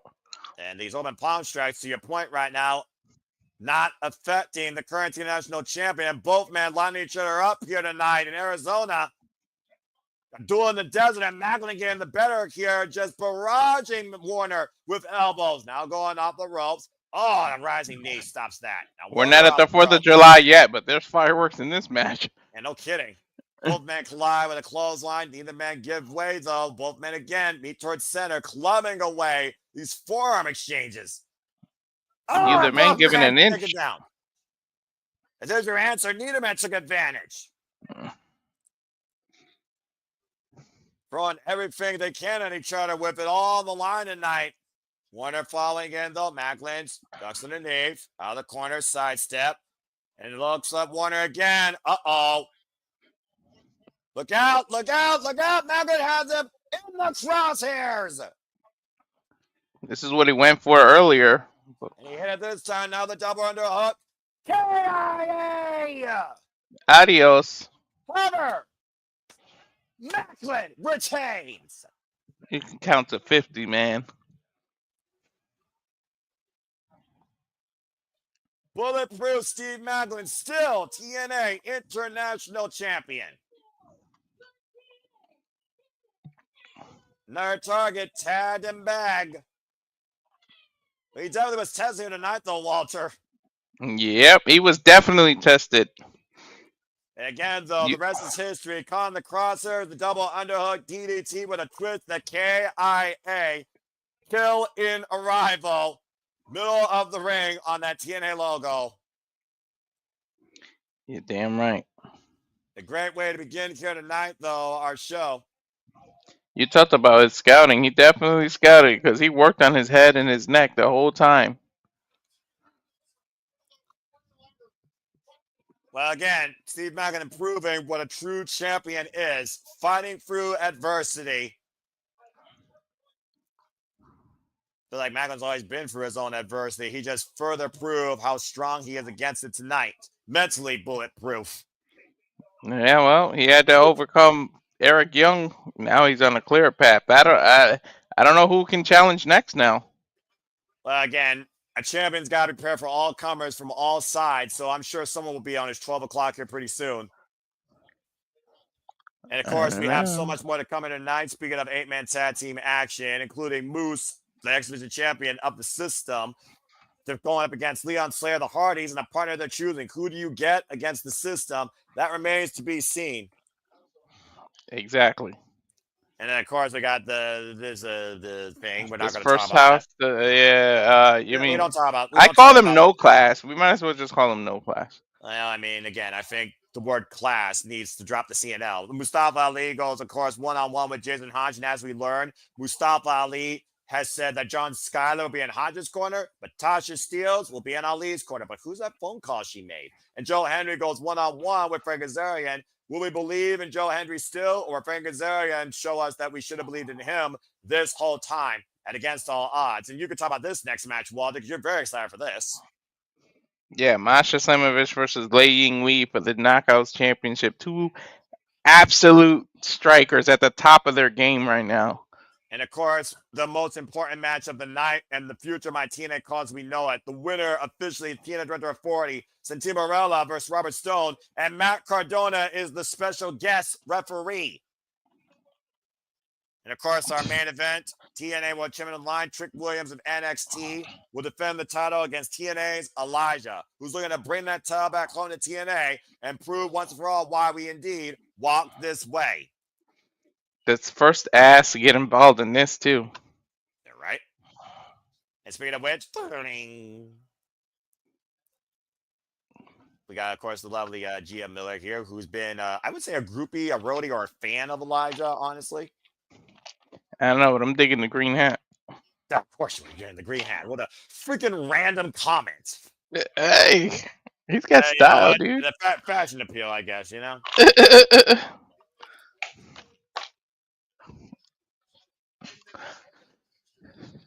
Trick's not used to the heat, saying he doesn't have it him. I'm not used to the heat. Shit, I'm hot as hell right now. The Midwest, we're more used to the cold, but yeah, it's pretty hot here right now, too. So you're going to bring that championship home where it belongs. We walk this way. Damn right. Well, hopefully Elijah will actually fulfill his words. Time for our 8-man tag team matchup here, Walter. Let's see once and for all, once again, do you trust the system? It really depends on who this mystery is. Well, you see that graphic, you see the rings, you see the name. Moose, Brian Myers, Eddie Edwards, JDC, and Alisha Edwards, the system. Oh, boy. You know what? I don't like to trust the system, but whenever Moose is actually in the match with them, their chances, go up drastically. You're not wrong, but again, as we learned, Eddie Edwards is the pioneer of the system, and ever since that system reboot, that I like to call that motivational speech by him, the system has been working on all cylinders. As we recently saw, Eddie Edwards retired Cody Deaner from TNA Wrestling in Canada. And we still need to find out who's going to challenge Moose next for that X Division title. With defenses successful against the likes of Laredo Kid, Kushida, Jeff Hardy in a ladder match, Ultimate X, and most recently, as we saw, who was it most recently? I forget. Oh, that's right. Like I said, he's been champion now since leaving Speedball Mike Bailey last year, I believe, in October. Yep, he said he was going to elevate this title, even created a new looking one. And so far, he has not even considered option C. Time to get loaded, though! Of course, they've been at odds ends with the Hardys and Leon Slater. Leon Slater, who has been endorsed by the Hardys as a young man with so much promise, the young OG from the UK, once again teaming up with his idols, the former tag team champions, Matt and Jeff Hardy. Delete. It's not Canada. Jeff's here. And that's right. Let's keep in mind, of course, the last time we saw Matt Hardy with Leon Slater, they were challenging the Nemeths for the tag team championships because Jeff Hardy couldn't compete in Canada. Good grief. Seconds away from finding out who the mystery partner is. And of course, Matt Hardy and Jeff Hardy are fired up here under the night lights inside the building. It might be Evans, though. I mean, I think you're onto something. I mean, something! Sorry.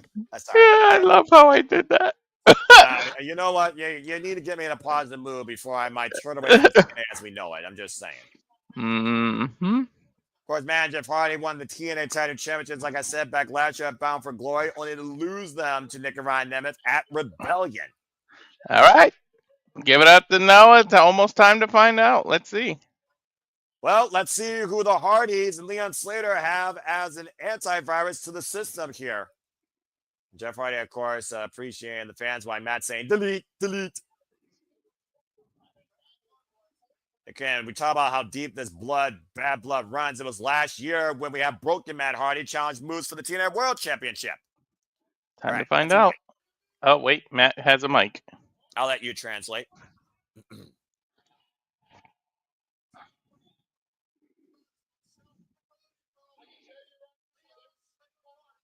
I could tell you right now there's 3 of us. Leon Slater Hardy. There's 4 members of the system. We got a partner. We didn't have to go far. Right here in Tempe, Arizona.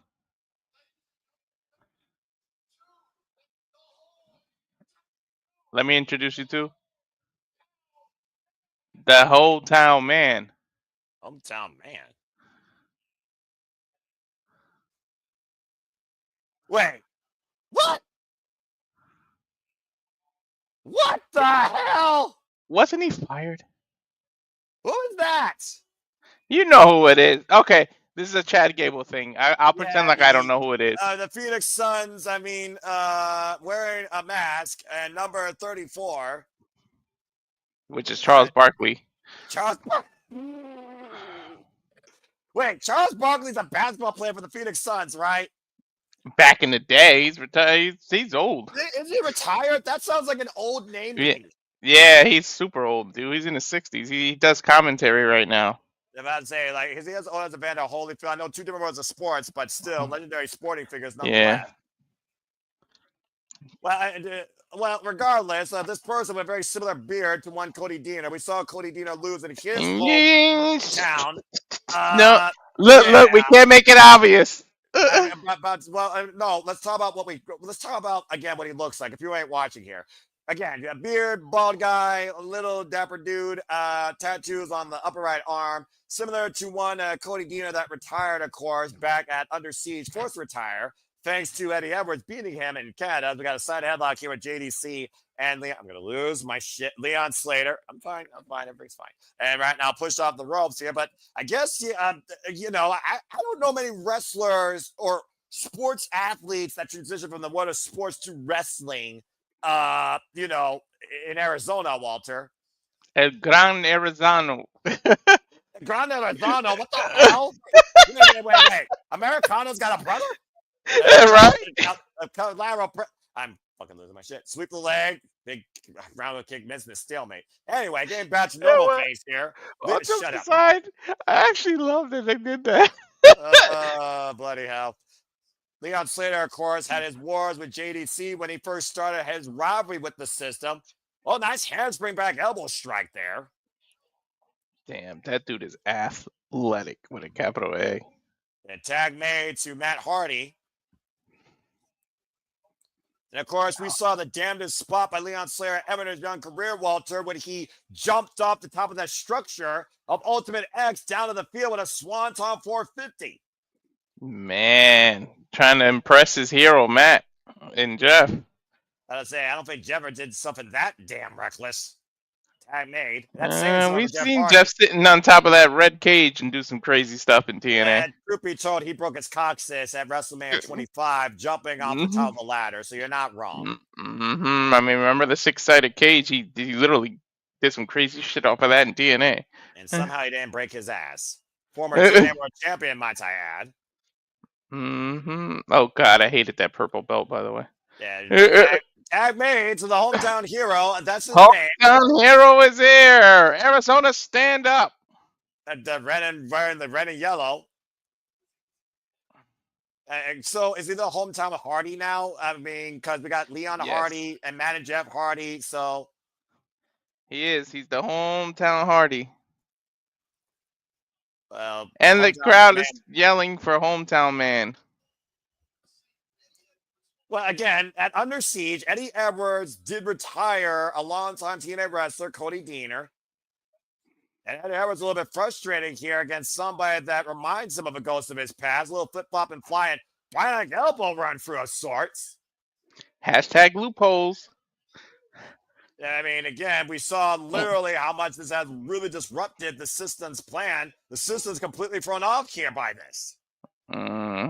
I guess the Hardys had their own antibiotic. Well, I mean, when you're dealing with the Hardys, I mean, are you ever truly prepared for them? I'm just saying.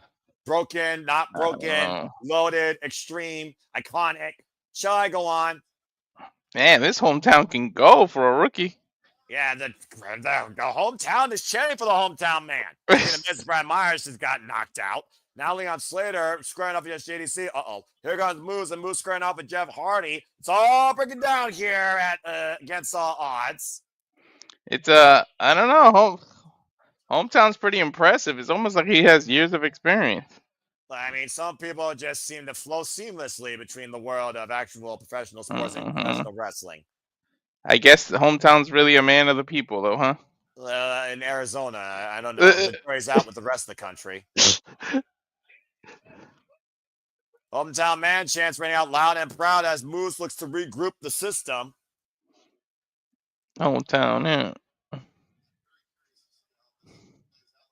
I'm curious to see how this plays out over time, Walter. I'm being honest with you. I myself am too. He looks like straight out of a comic book. Well, now Moose is in. This might get I think all jokes just ended. Get a kick to the side by the face of the franchise. Sidestep by the hometown man. The fun and games. And hometown man mounted the X Division champion. TNA. Ooh. Atomic drop. And pump the kick. Strength of Moose, man. And the former linebacker for the NFL, if we haven't forgotten, former TNA World Champion as well. You know it. He doesn't let you forget. He literally uses helmets in the middle of his matches. Yeah, I suppose there's that. Then again, his head might as well be a helmet, and Moose knows how to freaking headbutt a heart in case we forgot.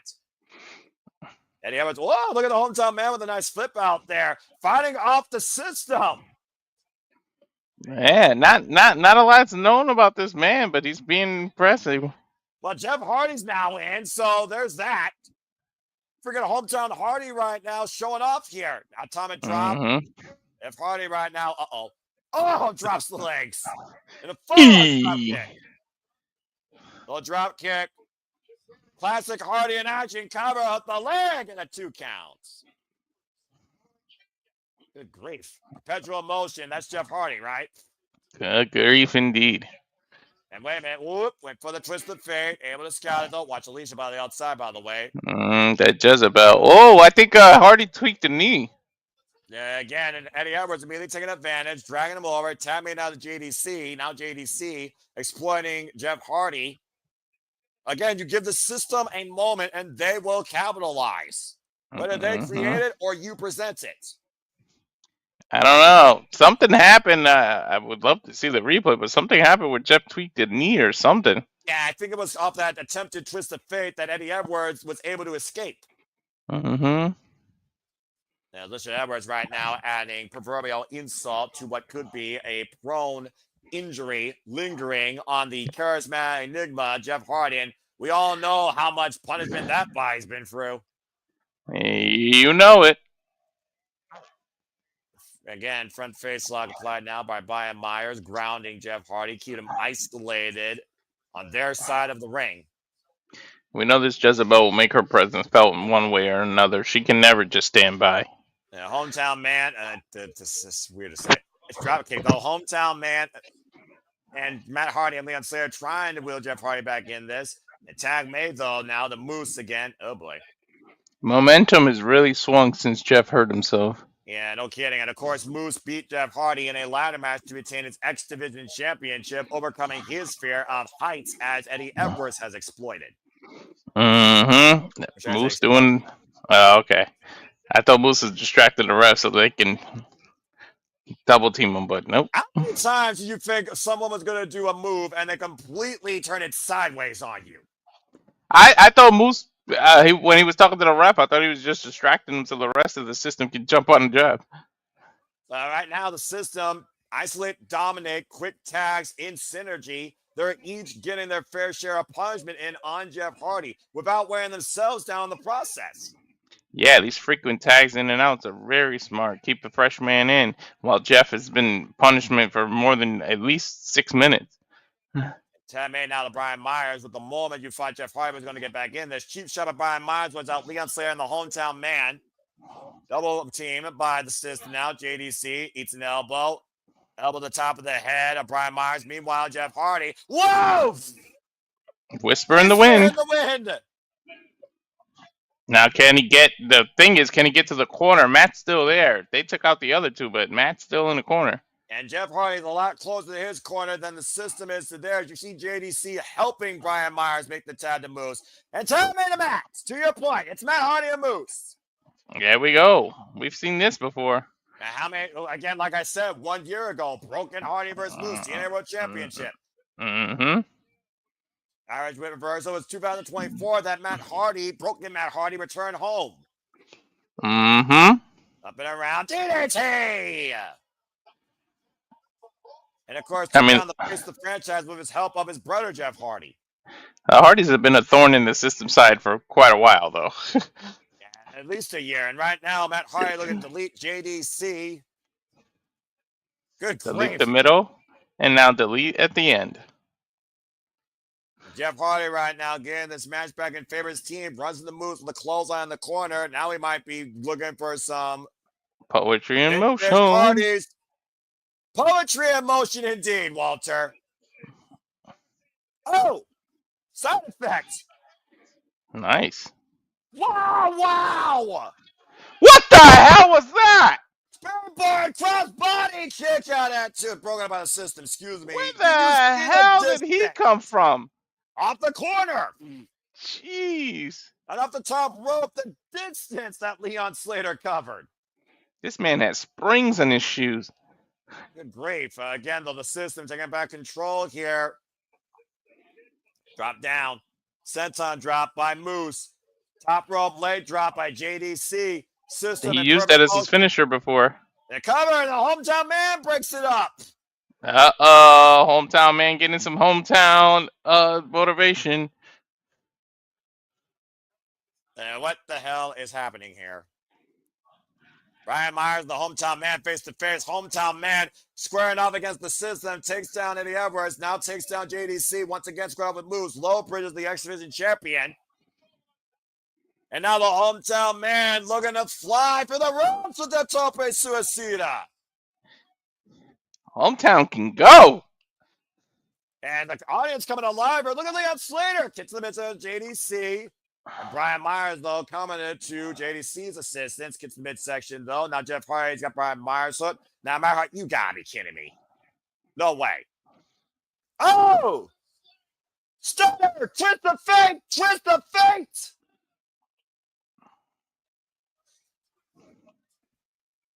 Good Lord. Now the hometown man on the outside. Oh, God! Ooh. I think he just got powerbombed back to his home. Jeff Hardy wiping out moves on the outside. And I wanted to see you laying back. You all right, bro? Yeah, I'm just enjoying. Yeah. I'm about to say, I didn't know if you're enjoying or confused. Now Moose isolated. Uh-oh. Moose surrounded. Oh! Big leg lariat by Leon Slater. Now send to the mat. Get to the midsection. Front face lock. Twist of faith. You know what that usually sets up. Especially when Jeff Hardy takes the shirt off and goes up to the top rope. Swanton bomb! But you're not done yet. Oh, no. JDC, Brian Myers of the Everest pulling the Hardys out of the equation. Leon Slater looking for the 450. Gets out of the way. This Moose, though, swinging a miss. Leon Slater. Good God! Leon Slater launching himself, wiping out the system.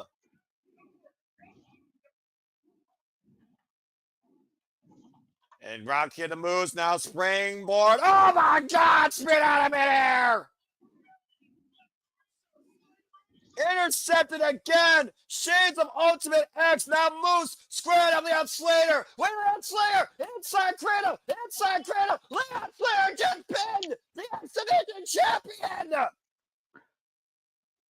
Holy shit! You gotta believe that puts him in line for a title shot. I called it. I fucking called it. Leon Slater just pinned Moose. What a chaotic finish, though. Finally, I went against the system and it worked.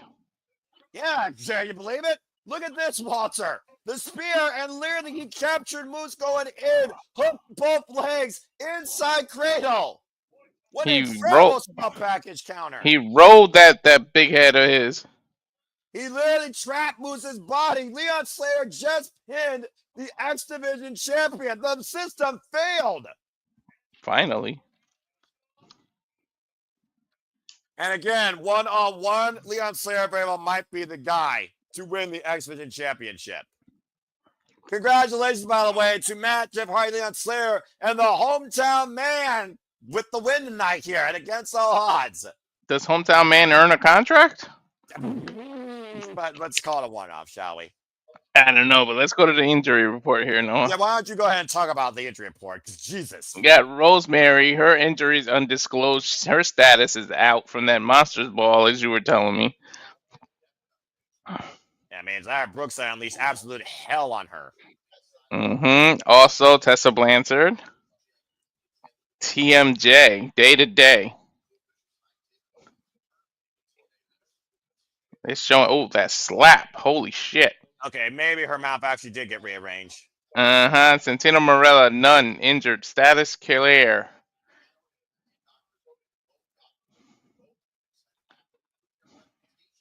And of course, Robert Stone also cleared again, as we talked about before. Not only is the director authority, but their reputations are also on the line. This is a report presented by Bioflex, by the way. Oof. I'm weirded out. I'm scared. I'm worried. I'm surprised, and I know there's still a whole lot more to come tonight, Walter. But still. Now let's go ahead and talk about what's ahead here, and something that got very personal. As Mustafa goes one-on-one with Jason Hotch. It was last night on TNA when Tasha Steelz lost in the Hartwell that Mustafa Ali tossed the referee, and as Tasha Steelz looking to calm Ali down, Ali shoved Tasha Steelz down again, and Jason Hotch had enough of it. And it seems like the Order 4 is literally separating at the seams. How can they call it order when he can't even keep order of his own cabinet? Either way, Mustafa Ali, we saw John Skyler and Tasha Steelz still follow him backstage, and now we know all four will be involved tonight. As Ali said, Hotch, you may have John Skyler in your corner, but tonight, Tasha Steelz will be in my corner. And we still don't know the extent of that call Tasha Steelz made 2 days now in a row. We might finally find out tonight. It's time for this singles grudge bout. And just so you're aware, Walter, great hands Tron on my screen. Just not just what that. We should be perfectly in sync. The great hands. You see the Jason Hotch graphic. Why would he wear the In Ali Trust when he's going against him? Well, it's one of those things where I do think that Jason Hotch still wants to trust in Ali, but he's trying to remind Ali exactly why I trusted in you. Or maybe he's trying to remind him just who the hell he is.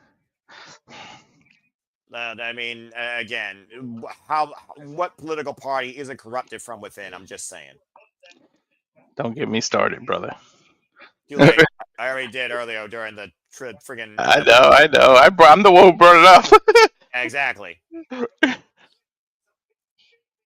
Again, a win for Jason Hotch here could shake the very foundation of Mustafa Ali's campaign as we know it. And again, while he has the Order 4, Ali also has his Secret Service. I need Ali and Chelsea Green to get together. I need the Women's National Championship to matter again. Make it great. I'm just saying, imagine those two cabinets together. And there you see, of course, in the back, John Skyler and Tasha Steelz, a sense of nervousness and maybe trepidation. We still got the X factor. We don't know who that phone call was to, and then we can find out tonight. And again, will they go to Tasha Steelz' aid or Tasha Steelz bidding on behalf of Mustafa Ali? Interesting to see. Yeah, is Tasha Steelz trying to, be in the good graces of Mustafa Ali at this point once again? Who knows, man? Could we even find out tonight?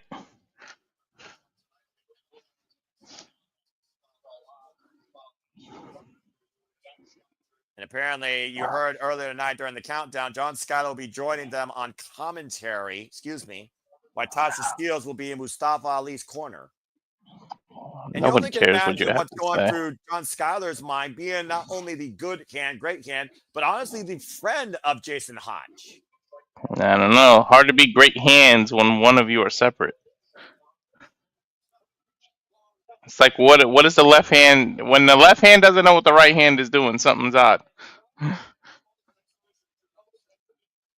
And it sounds like even John Skyler's talking about there's nothing wrong within the Order 4. I'm just here to literally take part in this exhibition you're about to see. Bell rings are officially underway for what he calls an exhibition. It very well might be an execution. It's called delusion. They don't want you to realize it.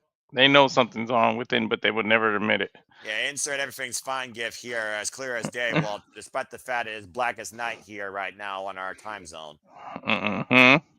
Greco-Roman knuckle lock being applied here. It looks like maybe a test of strength. Ali bringing the hand down on the mat, though. I don't think Ali even cares about winning this match. It's just about teaching a lesson and getting his cabinet back in order. Pun intended. You want to teach a lesson. Why don't you lead by example by showing how you win, not how you hurt somebody? How you take control is through dominance. And I don't think dominance is found by just beating the crap out of people and not getting results. You can oppose your will all you want, but if you're not winning at the end of the day, you're earning and showing nothing. Nice lateral press slip out, though, and Ali, of course, slips out from underneath Jason Hotch. Winning would be the best example. Believe it or not, this is TNA. Wins and losses actually still do matter as far as I know. Yeah. Hopefully that's still the case after the match we see tonight.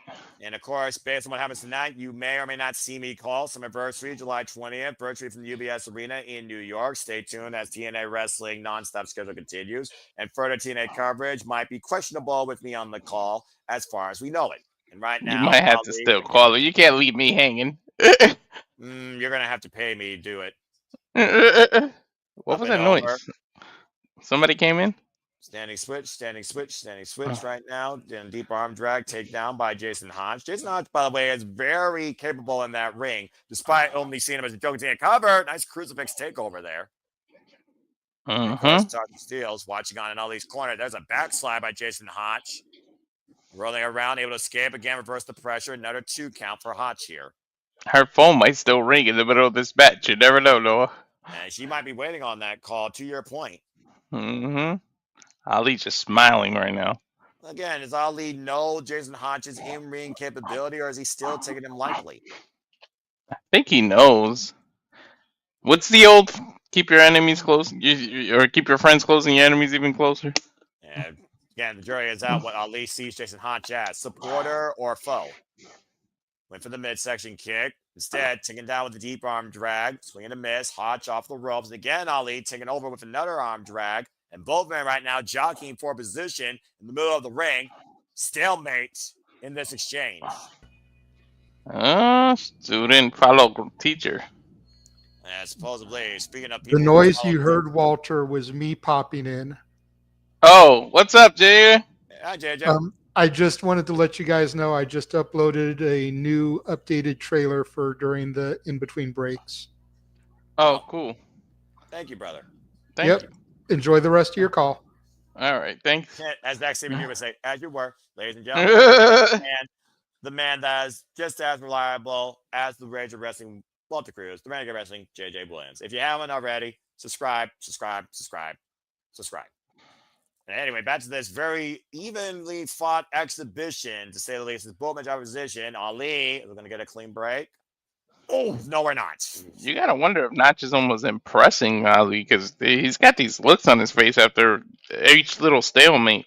It's very rare we see Jason Hotch in singles action here in TNA Wrestling, and that was another vicious knife edge chop there. A receipt by Hotch and a receipt by Ali answered in kind. And there's definitely a bit of pent up frustration coming out of both men, whether towards themselves or towards each other here, definitely being exhibited.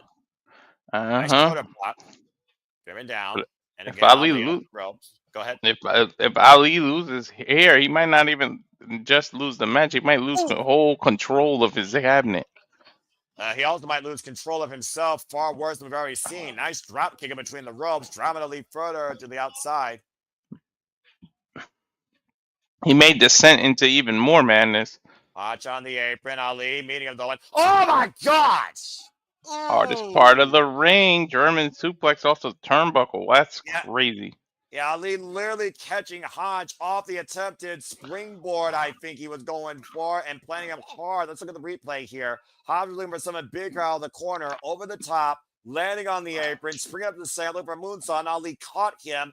German suplex from that corner onto the apron, landing hard on the floor. Nicely scouted. I think Tasha is looking at him to trying to get him to show mercy or something, but Ali's not having it. I think Tasha's been trying to teach Ali or encourage Ali to show restraint.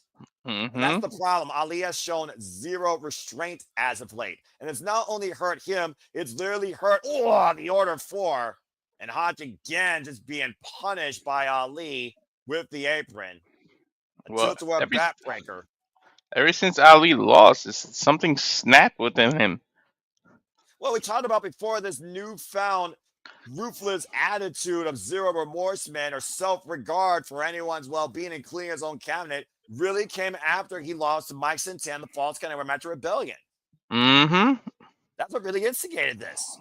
Yeah, ever since he was so disappointed in himself losing to Santana, it seems like he's taking it out on everybody else. Here's the cover, hook the far leg off the run-in net breaker, and a 2 count.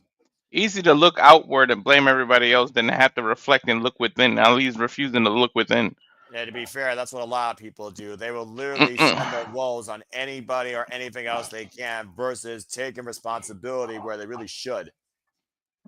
Preferably, you're just looking at John Cena. You can't see yourself. You know? Again, Ali right now with a Cheshire Cat smile as he works over the back of Jason Hotch with these hard hours whips. Hudson up and over. He literally threw him, dude. He threw him so hard he fell. Yeah, and again, Hotch literally sat up on the top rope. And look at Hotch, though, catching the hand with Mustafa Ali off the attempted chop. And Ali right now, a little bit of drum manipulation and play by Jason Hotch here. Uh-oh. Oh! Snapping the fingers of Ali. You almost wonder if Ali was just taking Hotch too lightly. And again, to your point, Jesus Christ! Tornado DDT from the apron to the floor. Keep in mind, dude, he didn't hit the apron at all. He took him down from the top rope on apron to the floor. Causing a holy shit chant by the crowd. Yeah, I don't blame him. Mm-hmm. Take a look at the replay here. Look at that. Drilled him, dude. Good almost Lord. like the way he landed was almost like how you land from a brain buster, man. That was right in the back of his cranium. And Ali nearly got pinned off a crossbody. And don't fool yourself. That's like a 10-foot drop or like a 5-foot drop from the apron down. Yeah, exactly. That's an additional 5 feet plus of compression on your neck. And again, like you said, imagine if Hotch beat Ali tonight. Head clap, though, and Ali looking to rebound off the ropes. And Hotch, good sidestep into the roundhouse kick. Right now, Hotch in the driver's seat once again. John Skyler almost looks like he's cheering on Hotch in this. Up and over. You better not let Ali catch him doing that shit. They got one shot, Spanish fly connects. Covered by Hotch to beat the former champion. Kick out at 2. 2.9, excuse me. That was super close. Again, Walter, what has been your impressions of Hotch in this match? Hotch is impressing me, and just he don't need to worry about you and I getting impressed. He needs to impress Ali and get it on one accord. Oh, wait a minute. What's Ali looking at Tasha Steelz for? Hotch I like think trying he to bring Ali back. An up kick creates separation. Now think he Ali wants. once again. I think he wants her to cheat and Well, give him something. Dropped toe hold, and Hotch literally stun gun across the second rope. Ali distracting the official. Cueing Tasha Steelz, I think, to go for a cheap shot. Yeah, that's what I think he was doing. He wants her to interfere and prove her loyalty. It said loyalty test. That's the word I was looking for. Loyalty. Ali should prove a point to himself. He should win this on his own honorable merit. That's the reason why the Order 4 can't get. Tasha Steelz doesn't want anything to do with Mustafa Ali or not walking away, but Ali almost in pursuit. I think Tasha Steelz is about done with this. Oh, God! Leaping Hotch, jumping Connor low, wiping Ali on the floor. Sorry, Walter, you were saying? It looked like she gave up on Ali. Yeah, she literally went to the backstage area. I wasn't expecting that. Tonight? Against all odds, can Hotch defy them? Twin leg frog splash! Ali springs up.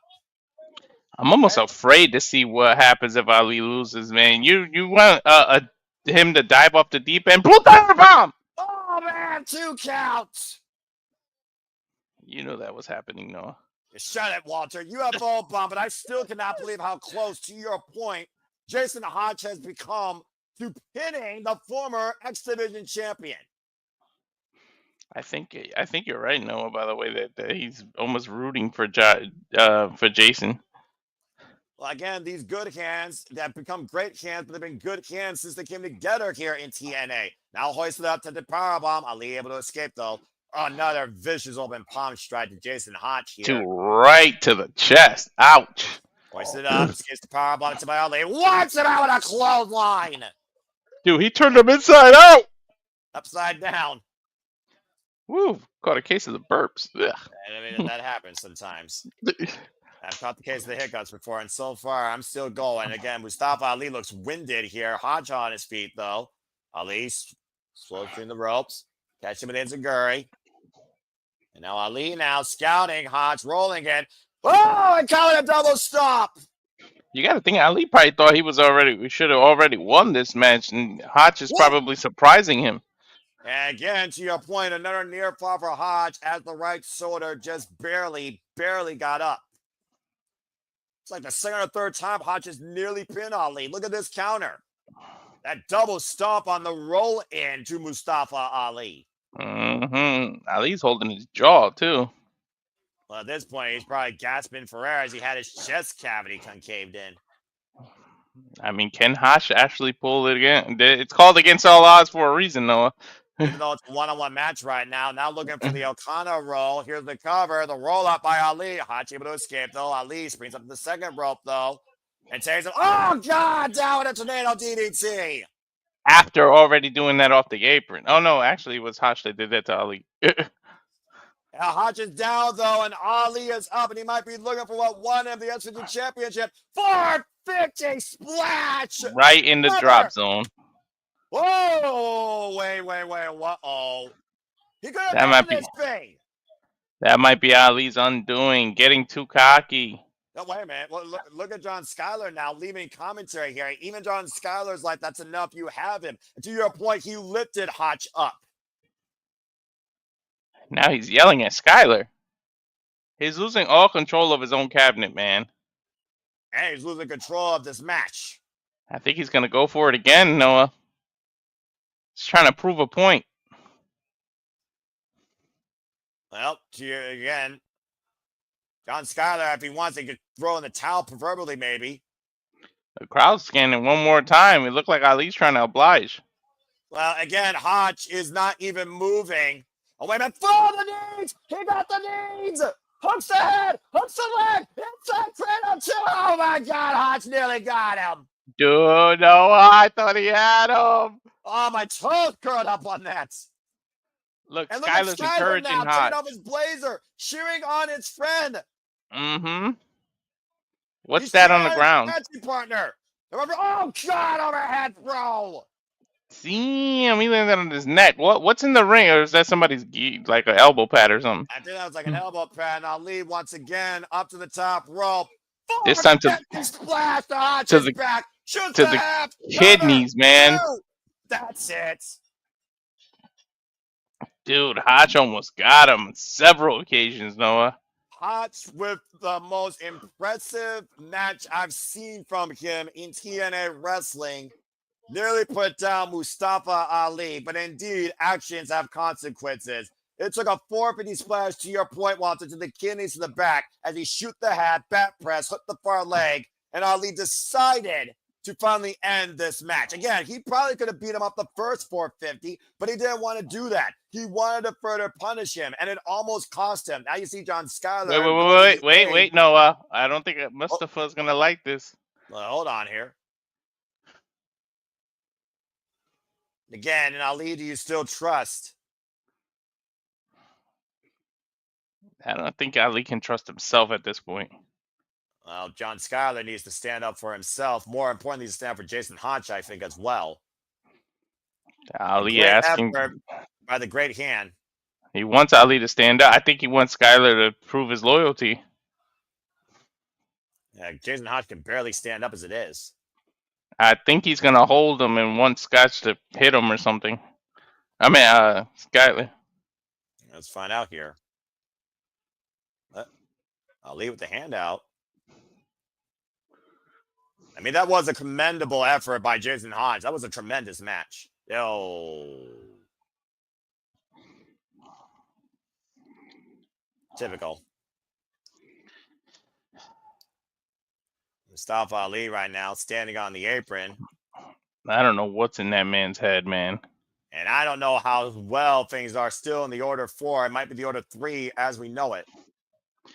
Yeah, Tasha walked right out, and who's to know she didn't make another phone call? And who's to say that John Skyler and Jason Hotch will continue to follow Mustafa Ali in his example? Either way, in Ali, you may not trust, but in Ali, he did win. But Jason Hotch, a tremendous, tremendous effort on behalf of literally, honestly, probably 2 people he looked at as friends. To be honest, Noah, what's a leader without anyone to lead? Well, I mean, again, to be determined. As we look back earlier, you want to talk about leadership, the piss pours of leadership that unfortunately was most effective. We saw the Elegance plan beat Myla Grace, Zaya Brookside, and Harley Hudson earlier tonight, facing the personal concierge as the Elegance brand has come to fruition, but also who came back home was the inspiration, Cassie Lee and Jessica McKay, the former TNA Knockouts Tag Team Champions. And that honestly might be what TNA needs to be saved in the Knockouts Tag Division. That's something you call elegant right there. Hello. I can't believe they are back, baby. I cannot be happier right now to see real women that represent the TNA Knockouts division and a real tag team that represents women's tag team wrestling. Suck it, WWE. We go backstage to Gia Miller after this. Whew. Ooh, I think it's an interview with them. Oh, okay. This makes me happy. And why now, actually? Welcome back. Well, because their babies are old enough now. Oh, Gia. I'm about to say, to your point, they're talking about they got pregnant. Mm-hmm. And now they're not pregnant. It's been 3 years. It's really been that long? Shit, time goes.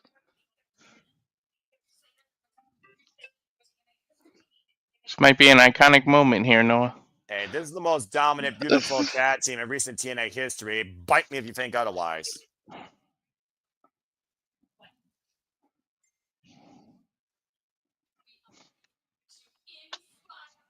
Yes, I love that idea. Inspire all the TNA. They inspire me. And even Gia Miller's happy. How can you not be happy? I mean, do you feel inspired, Walter? Definitely inspired. Iconically, you might say. It's so wonderful to have the inspiration back here in TNA Wrestling, as it looks like they are once again looking to become the TNA Knockouts Tag Team Champion. As we saw on NXT Tuesday,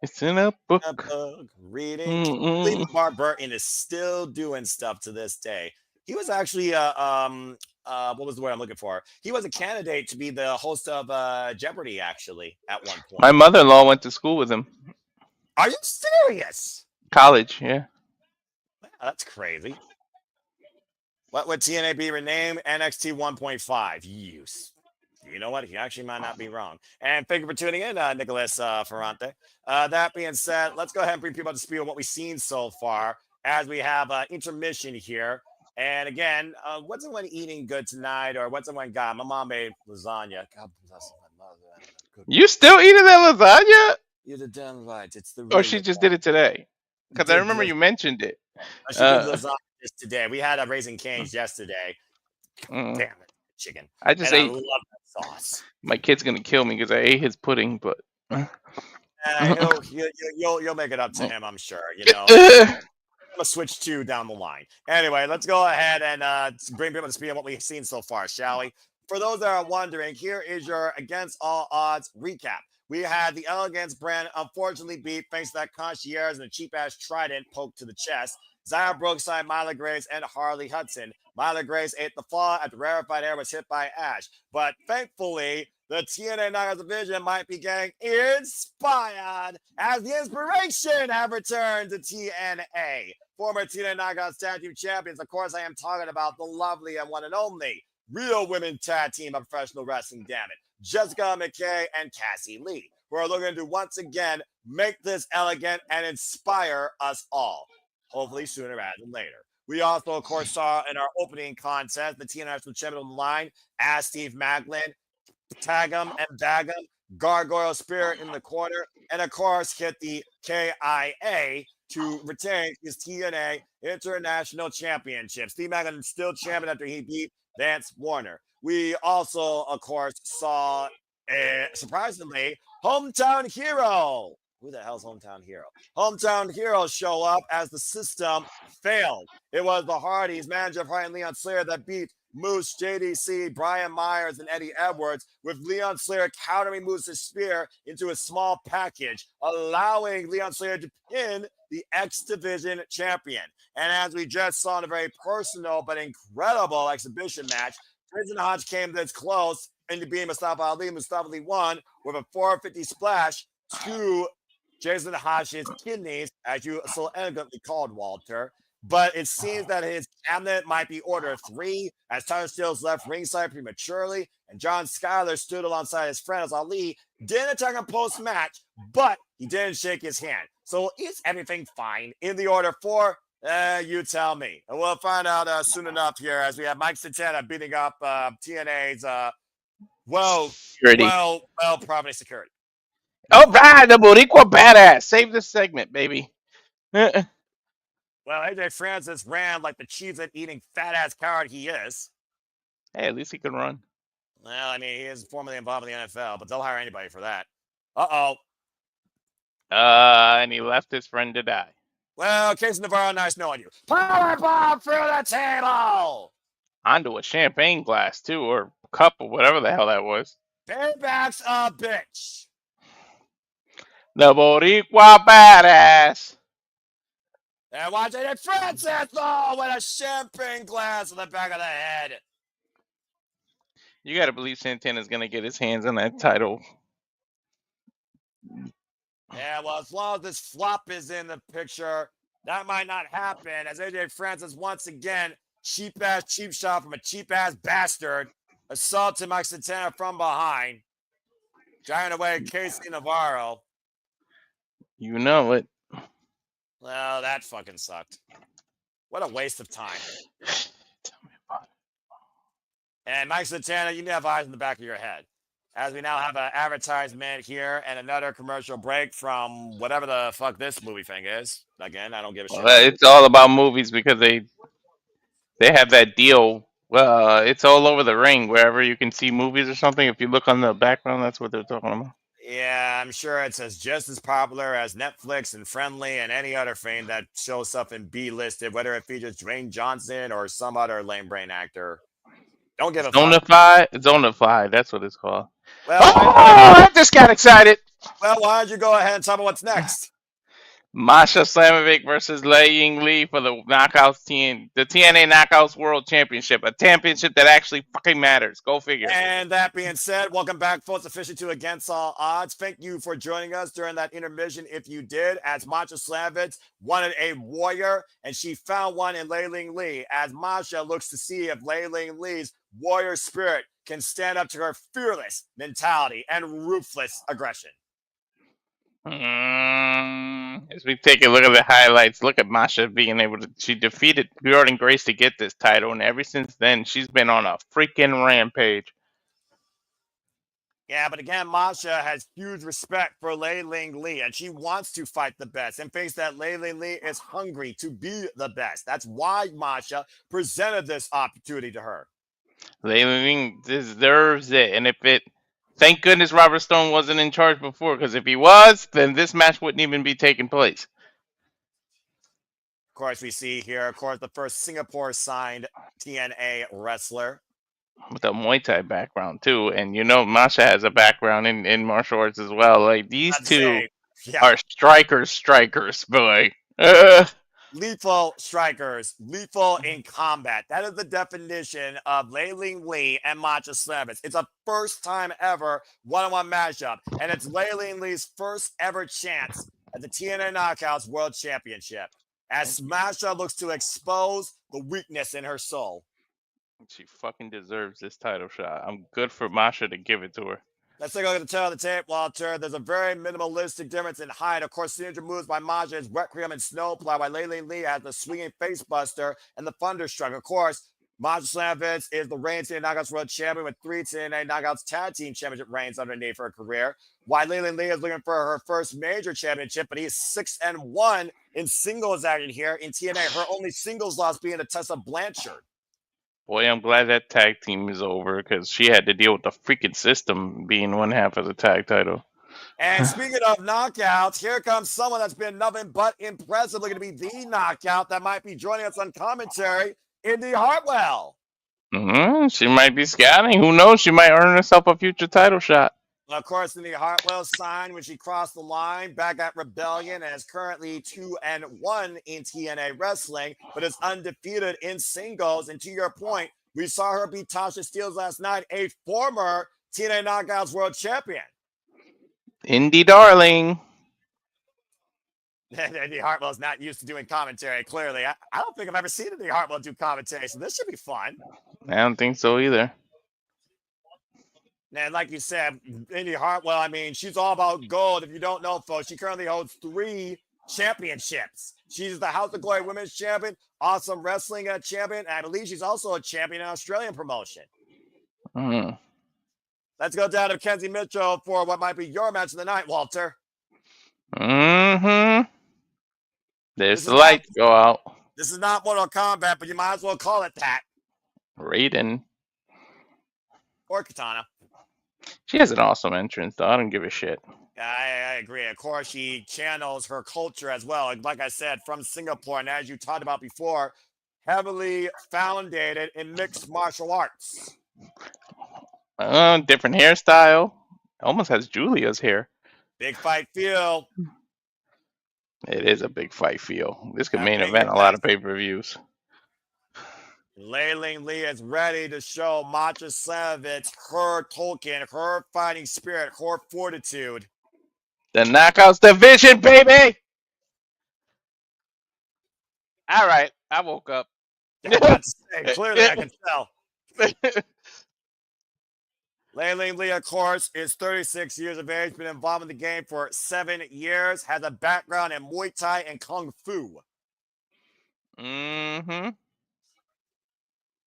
You know, we talk about it all the time, Walter, how this Knockouts division brings such a different attitude, a different background, a different atmosphere than anywhere else in wrestling. All walks of life, all foundations, all possible channels you want to exhibit. They're all here. And lately they personifies that to a T. But for the last 2 years, no one's exemplified the attitude of a knockout more than Masha Slamovic.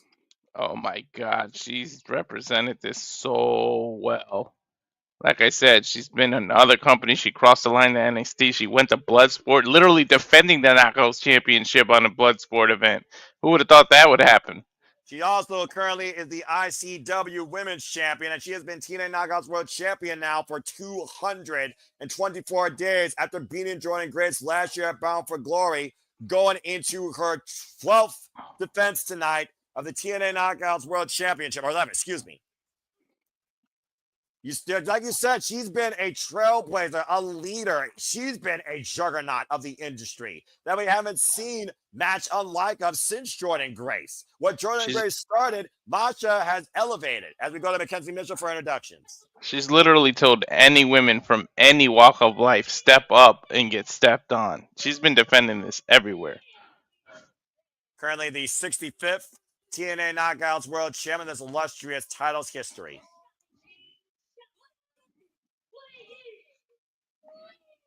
Oh boy. Of course, lately crossed the line last year. A worthy challenger indeed. Yeah, but again, when you look at somebody that's been a journeywoman of this business with a freaking schedule that beats people on Mike Bailey, it's really hard to argue against the pedigree of Masha Slamovitz, former GCW heavyweight champion, might I add too. No argument with me, man. You see the bell held up, hoisted high. I'm going to let you say, here we go, in the bell rings, because you deserve it. It's for the TNA Knockouts World Championship. World Championship. That beautiful title, by the way. Great minds think alike. Damn it, Walter! Okay, just say, here we go. You're fine. Here we go. Wait for the bell to ring, and there we go. Here we go.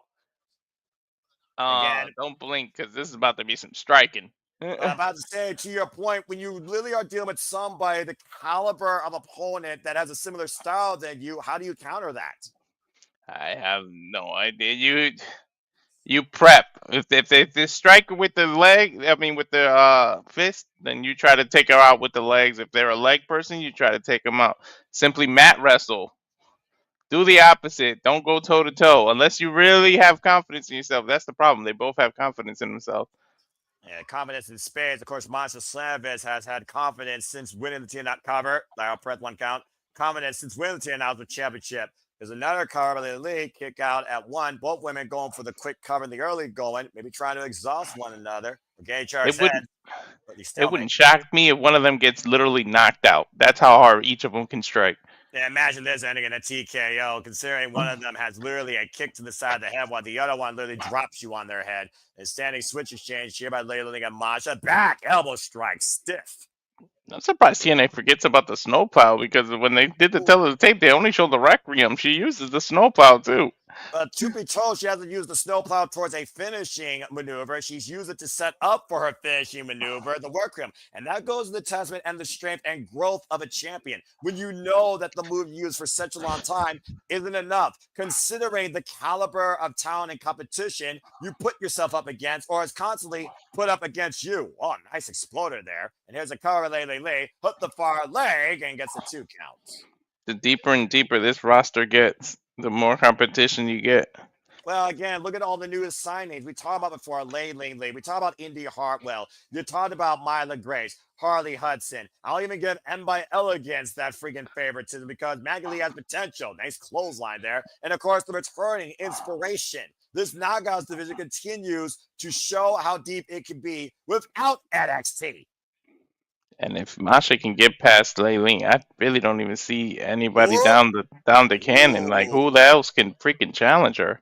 A good scouting by Masha. Oh! Sarah's just throwing herself out of the corner down to Lee on the floor. Almost like a cannonball from the top corner. Forward senton, cannonball, cover you want. I call it effective. Exactly.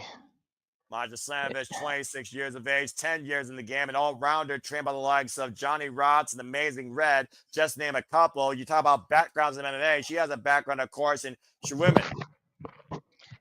Front face lock now. Tempted. Indy Hartwell might be the one that challenging, which is why she's out here. Well, again, you talk about scouting, and Masha will take on all comers. Clubbing shot to the back by Lee here. What's Lee looking for here against the face of the steps? Oh my gosh. Lee hoisting up Masha on the shoulders. Ooh.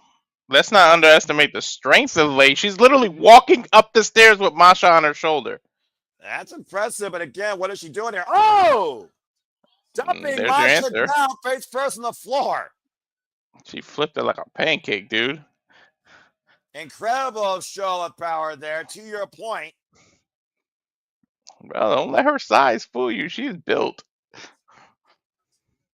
Again, you think about dangerous competitors. Masha thrives off this competition, but it doesn't come without punishment. Take a look at this again. Again, 2 count there at the return to live action.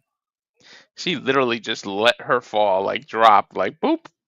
Well, it's one thing to show your strength physically. It's another thing to show your strength mentally. And Masha is here also testing that with Layla Lee. You heard what Masha said. She wants to expose the weakness in Layla Lee's show. She knows, she sees that she's fighting a warrior. But how strong is that spirit with somebody that's been in this battlefield multiple times before? And There thrives may in not it. be a weakness.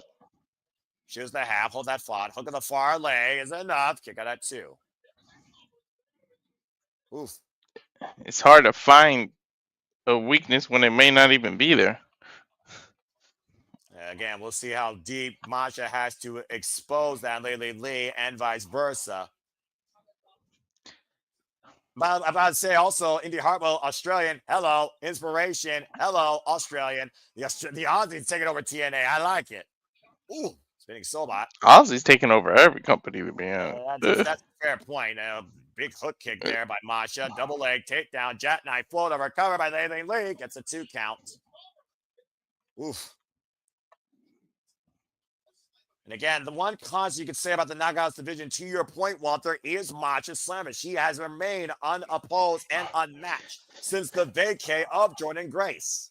And she has never backed down from anyone. Anyone can get it. No discrimination in her fist. Yeah, you can talk to Cora Jade and freaking about that. And right now, well, wait a minute. Hold on, Layla trying to pull Masha to the outside, though. Masha on the bottom ropes, fingers are around. Ooh! Big right hand to the side of the head by Layla Lee. How about disorienting your opponent? Now, front face lock, draping her. Uh-oh. Uh-oh. Oh! Draping DDT to the outside. What a move. Holy shit, she spiked Masha.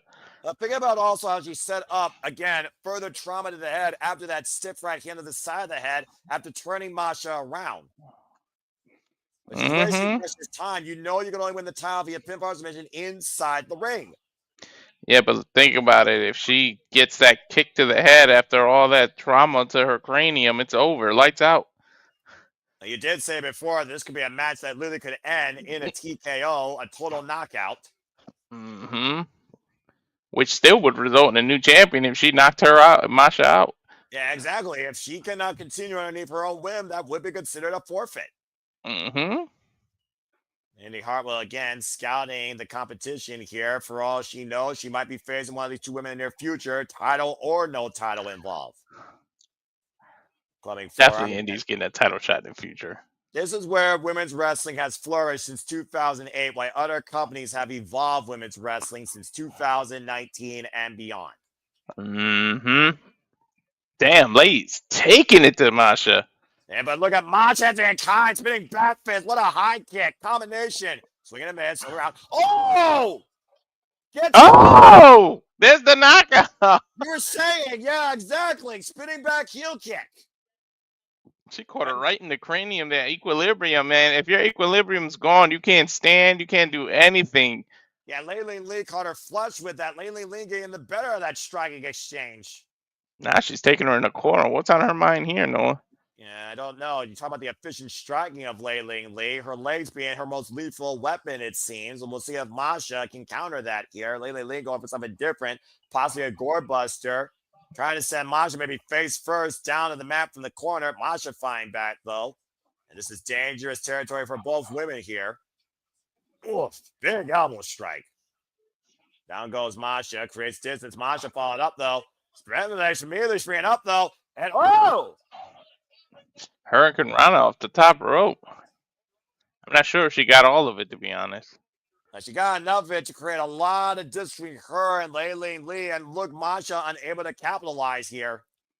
They're pretty much at a stalemate at this point. And take a look at the replay. Talk about going for broke here. Again, almost hooking Layleen Lee. I think she was trying to hook the head. Maybe look for a counter Jujikatami takeover, but unable to execute. Well, I mean, they're exhausted. They've been going at each other hard, too. And Fast and Furious out from the get-go. There's been no warm-up here. Hell no. Right from the opening bell. Again, it's that lethal combat, that drive to prove the strongest, though, that could prove the strength of a champion, but also expose a weakness. You gotta wonder who's gonna gain momentum here. Up kick, by Masha. Running knee strike in the corner, and Masha combination offense again. Running again with the boot. Turning Laylee Lee sideways. Now hooking the head, bringing her towards center, off the ropes. Rolling kick takes Laylee Lee down. Here's the cover. Hook the far leg. Back press. Kick out at 2. Layling still able to kick out. Masha's almost frustrated the fact that she has the audacity to keep kicking out. But again, there's a reason why Masha chose her, but there also is that testament of how much a champion gets taken. That body drop counted the Requiem as Masha's looking for the Requiem. Going back to the strikes again, the fists, the kicks, caught the leg that time. Oh, a spinning back elbow. Mm-hmm. Oh, and Masha catching up with a kick. Gets an Itsuguri, went for the rolling heel kick, and Laylee Lee, what the hell? Muffler leg suplex. Turns her inside out almost there. Holy shit. That's different. And now Laylee Lee again teeing off against Masha. Might be looking for Thunderstruck. Did she slip? Yeah, I'm not sure, but she didn't slip that time with that follow-up kick. It looked like it was a knee, maybe to the point of the head. Now Laylee Lee with the cover, hooked on their leg, and gets a 2.5. Yeah, you know what? She might have, when she climbed up, she might have given her a short knee right to the temple. You talk about disorienting your opponent. Mm-hmm.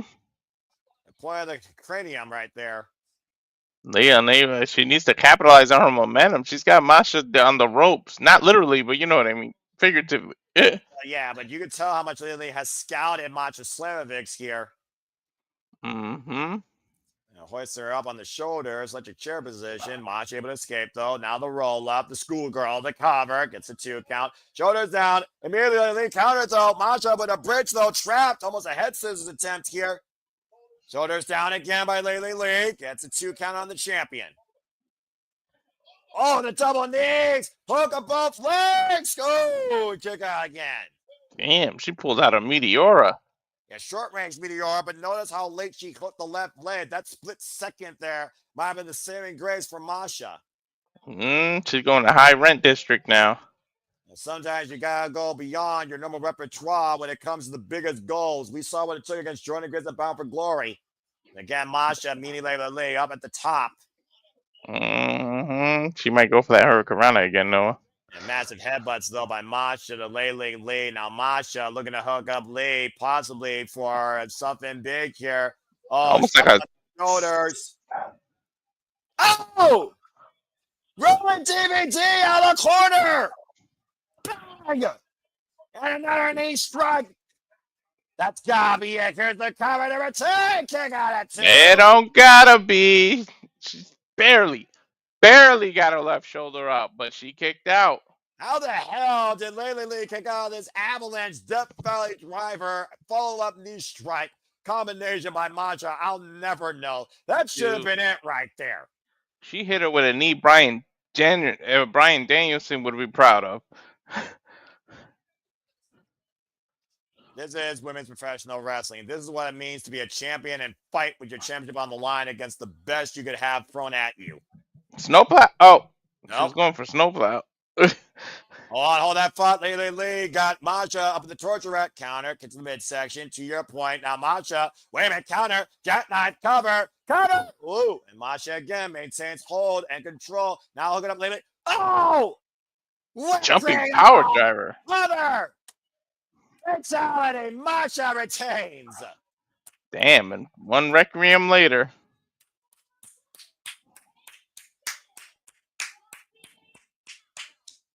damn good match, though. That was a hell of a combat. Masha knows she was in a fight, and that's why. That right there is why she picked Lay. Or Lee, I should say. Yeah, again, Walter, what did you...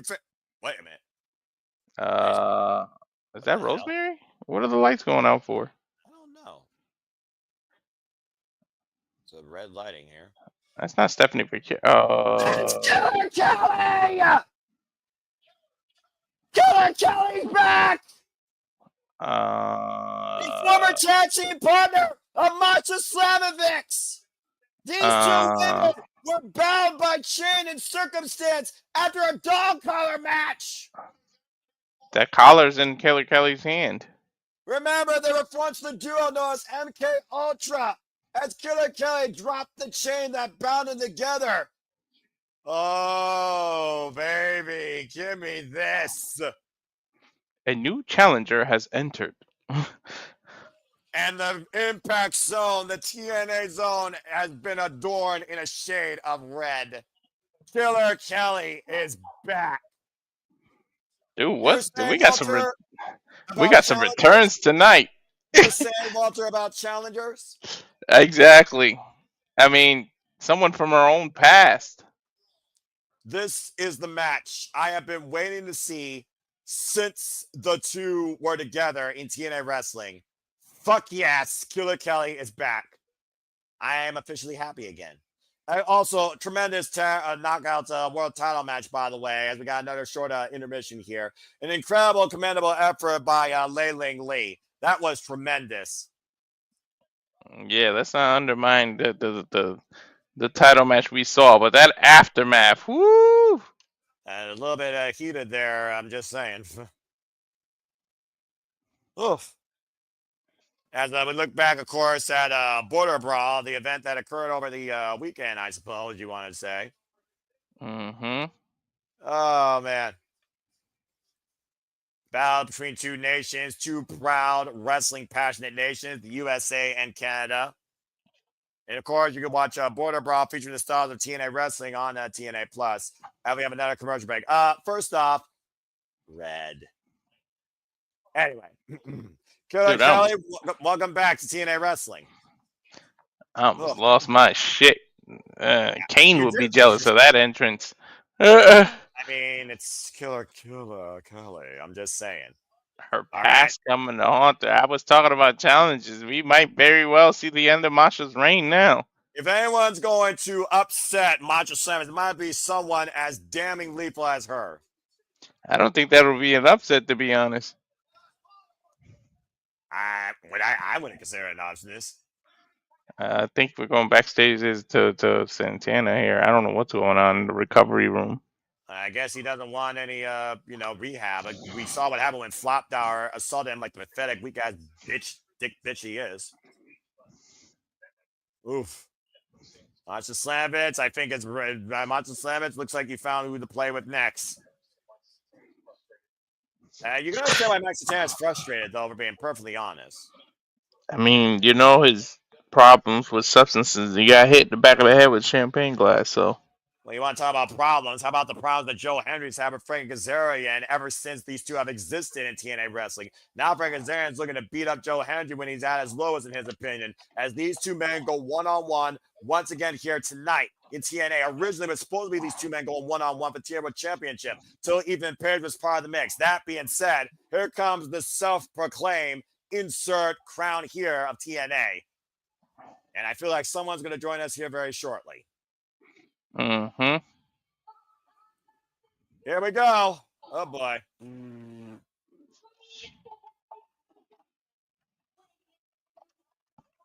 As he makes his entrance to the ring, and gee, I wonder who that might be. Mm-hmm. As Frankie Kazarian makes his way towards the ring, Frankie Kazarian looking to beat up the man that lost the TNA World Championship and that Kazarian calls an absolute embarrassment. It's Jeff motherfucking Meacham. Oh, damn it. I can't hear you guys, so give me 1 second. Yeah, good, brother. Fitting he comes in during Kazarian's entrance, huh? And I mean, you're about to say the other man's name here in a moment, so there's Mm-hmm. that. Say his name and he appears. I believe in Joe Hendry. No.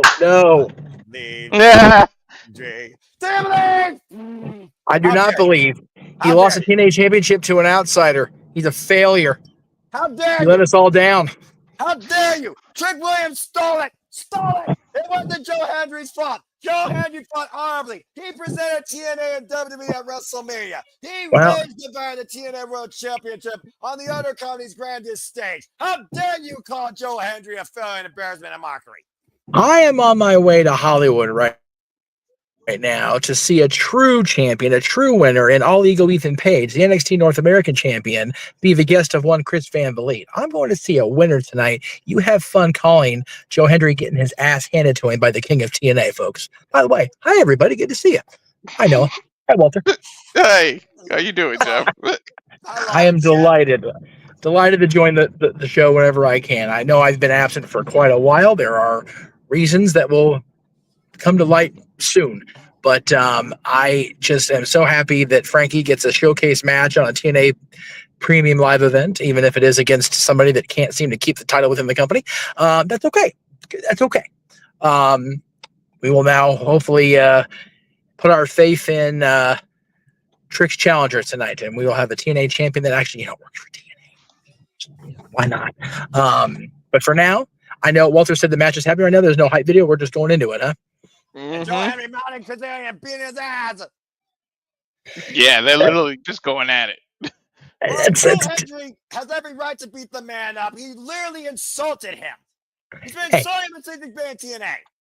Well, if people like Carlos Silva would just keep their company under control and not let outsiders into, I don't know, the Galen Center and attack the champion after a pay-per-view defense, maybe these things wouldn't happen. Freaking always blame the management. Always goes up to the highest office. Hey, Noah, I was sitting right there. This man's family was at ringside. It should have been a beautiful moment, but no. Yeah. Carlos and the Milan Miracle himself here, Stantino Marella, had to insert the man I'm going to see. You know what? I'm going to give that man a piece of my mind for that as a result. Blame Eva Rain for that because she signed off on that probably. I mean, your boy was the one that freaking called his shot before Ethan Page was in the damn TNA. So I'm not going to mess with Eva Rain because I have to mess with the final boss. I'm kind of good. I'm kind of good on that one. Kind of good. Oh, give me a break. I'm not messing with the final boss today. I already had a tough day with my boss. So I'm not messing with the final boss either. So throwing that out there right now. I will say this. Gentlemen, it is always a pleasure to see your faces and to see a match for real. The quality of Joe Hendry and Frank Kazarian, two of the best that represent TNA, champion or not, whatever. I love both these guys, and I'm so excited to see what comes of it. And I'm very much looking forward to seeing Ethan Page and one of my favorites, Chris Van Vliet, do their thing at the legendary Hollywood Improv. If you're in the area, if you're here for Money in the Bank, if you're here for Worlds Collide tomorrow, head on up to Melrose. Let me get the address here.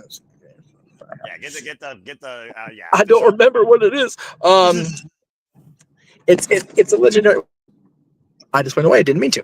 The Hollywood Improv on Melrose, folks. You can't miss it. And if you're in the area, if you happen to be, staying, or if you're local, come on out and join me. I'll be VIP because that's how Jeff Meacham rolls. And we'll see you guys later. But enjoy the match. And I believe in the king of TNA. Bye. Thank you, Jeff Meacham. We love you guys. God bless you. Be safe. Enjoy yourself, ladies and gentlemen. Jeff motherfucking Meacham. As he rocked the stream, we are looking to rock with you tonight continuously with TNA Wrestling, looking for a standing ovation as Kazarian gets to the outside of the ring on the apron. But again, Walter, like I said, it wasn't Joe Hendry's fight. He lost the TNA World Championship. Trick Williams cheated. Blatantly cheated. He did, but it would put the title on the ground and made him land on it. So right now, is he trying to do a standing ovation from the apron to the outside? That's exactly what he's trying to do, as he just got thumbed in the eye by a desperate man and takes the legs out from underneath Joe Hendry. Don't give a man who has over 20 years experience, especially at cheating, any room to breathe, Joe. Yeah, especially when your leg gets shattered against still ring steps. If you allow that to happen, and man will exploit that. Chop block by Kazarian. Not only that, you got to think of where Joe Hendry's mindset is. He literally lost the TNA title to an outsider. That's going to weigh heavily on his 252 pounds of motivation. Well, the masses still believe. I hope you do as well, because I know I still believe. But to your point, this is Joe Henry's first match since that loss at Battleground, where proverbially WNXT now owns TNA. Mm-hmm. Uh-oh. Kazarian has a target now. Yeah, again, it's not only the chicken wing he likes to exploit. If you follow Frank Kazarian's history as long as Jeff Meacham and others have. And again, Joe Henry made history. The TNA World Champion competed at WrestleMania. The TNA World Champion defended the title on a WWE show, NXT show, against a WNXT superstar. The TNA World Champion was in the Royal Rumble, and Kazarian called his shot and blew it in front of his hometown and family at Rebellion. Oh! Mm-hmm. And of course, Kazarian now literally blames Joe Hendry for everything that's known that happened at him, but the fact that TNA Wrestling no longer has their championship.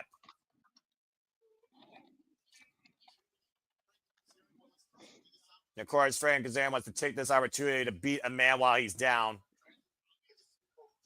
And obviously, Joe Hendry's emotional. We saw how emotionally driven Joe Hendry was at the get-go when the bell rung. Oof. Mm-hmm. Trading bombs right now, swinging uppercut, excuse me. Big right hand by Kazarian and Joe Hendry. And both these men, a vicious exchange here. Again, we believe, and another pinpoint shot to that left knee drops Joe Hendry. Damn. So that knee has got to be shattered at this point. And probably. And you know he utilizes that half Boston crab. Look, see? Yeah. And so you caught it and you nailed it. And again, all the pressure on that already exaggerated left leg and knee. Mm-hmm. And you got to think about, this is the latest TNA champion. If Kazarian can beat Joe Hendry, what does that do to his own career? It springboards him into title shot contention. Well, again, we figured that Joe Hendry had his time, and his time went way too long. Kazarian looking to end that motivation before it starts again as Joe Hendry finds the rope break. And holding on to it to the full extent of nearly that 5 count. This delusional douchebag thinks he won. Ooh.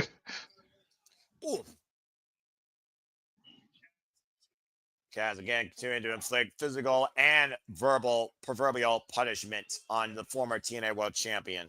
If they keep this up, the ref might have to save Joe Hendry from himself here. You know he's not going to give up. Well, again, like you said, when you're up against one of the most diabolical, devious, well-rounded, original members of the TNA roster, you got to consider. And you're all right, Darren G. It's good to see you here. And I didn't necessarily show the results. I mentioned the results. And stay tuned, folks, for our TNA Simple Recap. Once again, so once it concludes, we will briefly go over the results before we bid you all a fine adieu ahead of tomorrow's triple feature, where Worlds Collide, HOG, and Money in the Bank will all be covered ahead of the Saturday shenanigans. He's talking about that. Remember what I started doing and having across in between breaks showing what the results were? Yeah. Yeah, that's fair. Well, again, you only have so many characters, too, unless you shorthand the names. Oh, backstabber. How apropos by freaking Frank Kazarian, the sliding lariat follow-up. Now off the second rope, springboard, turnabout, leg drop. Hendry gets out of the way, though. Oof. Henry able to get his barely get out of the way. And sidestep, looking for goes in the cutter. But it's still favoring that leg to your point. Mm-hmm. Again, the audience, we believe. Henry found the opening, but at the end of the day, at risk of his own well-being. Mm-hmm. Henry right now back in control, teeing off against Frank Kazarian. Pushing through the pain, pushing through the adversity. Hobbling on that left leg, though, again, not getting the full strength behind those strikes. And again, holding Kazarian in the far away throw. Wow. By Joe Hendry, and the man still keeps up. Again, Walter, we fucking believe. Mm-hmm. Holy shit. You see, though, the grimace of pain etched all over Joe Hendry's face. Mm-hmm. Do you believe? People continue to motivate Joe Hendry by Kazarian's looking to stop that motivation, now trying to trap him in the crossface chicken wing. A great counter by Joe Hendry, though, swinging around, hook of the head, now hoisted up. Hendry right now holding up Kazarian. Again, not nearly as long as usual, though. The leg giving out, dropping Kazarian. Here's the cover, hook the far leg, and gets a 2 count. Woo! That was close. And good grief. Credit to Joe Hendry, though. Again, we believe. I'll tell you what, Darren. I'll take care of you here. I got it all set up. I say, good job. Make sure that way you can just run across the ticket between matches if you want. Yep. Trust me, I got it all set up. I just haven't saved it because I'm waiting for the end of this match. That's fair. Oh, man. Slingshot DDT. Kazarian looking for the win. Gets a kick on that, too. And we try to provide supply and demand over here at Simply Reliable Studios. That's accurate. Again, Kazarian, though, still focusing that attack on that left leg. Now looking to once again take advantage of a prone Joe Hendry, turning him around into an ankle lock. Oh, yeah, that's true. There's recent release. I'm about to say.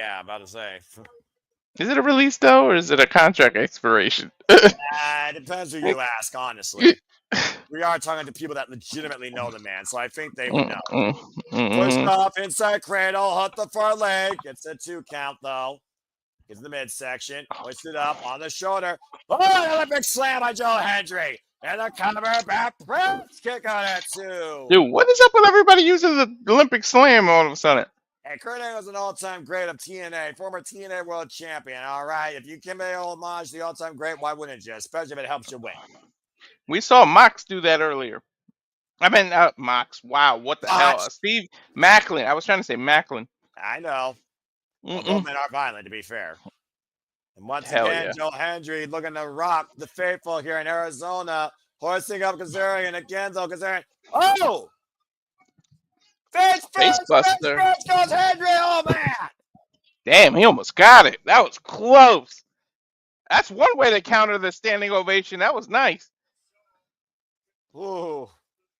I mean, is it a standing ovation when he's on one leg right now? I mean, as long as you hoist them up, the jury is out. Now looking to make him fade to black. Henry able to escape. Here's a roll up, shoulders down, 2 counts. Hoist it up again, up in the fireman's carry. Joe Hendry hooks Kazarian. Kazarian, though, slipping out. Now hooking Joe Hendry for the chicken wing body grapevine. I think he was going to go for the freaking the attitude adjustment. Well, right now, Kazarian might be literally wearing out the TNA World Champion. Joe Hendry might be fading Kazarian's weight completely on top of him. And look how Kazarian landed. He blocked the rope so Joe can't get to it. Is Joe Hendry going to pass out? Arm goes down for 1. Arm goes down for 2. Oh, Joe Hendry's not down yet. You still got to believe, Noah. Yeah, right, I believe Hendry won't quit. He'll never fucking quit. Look at that look in his face. You know Hendry was never going to quit. We believe. For 12 long years, people have believed in Joe Hendry. And damn it, Hendry's going to push through like he's had his whole career. Kazarian again, though, another chop block to the leg. That cover, the stack, the leverage. And he got the ropes, you fucking cheater! Kazarian steals it again!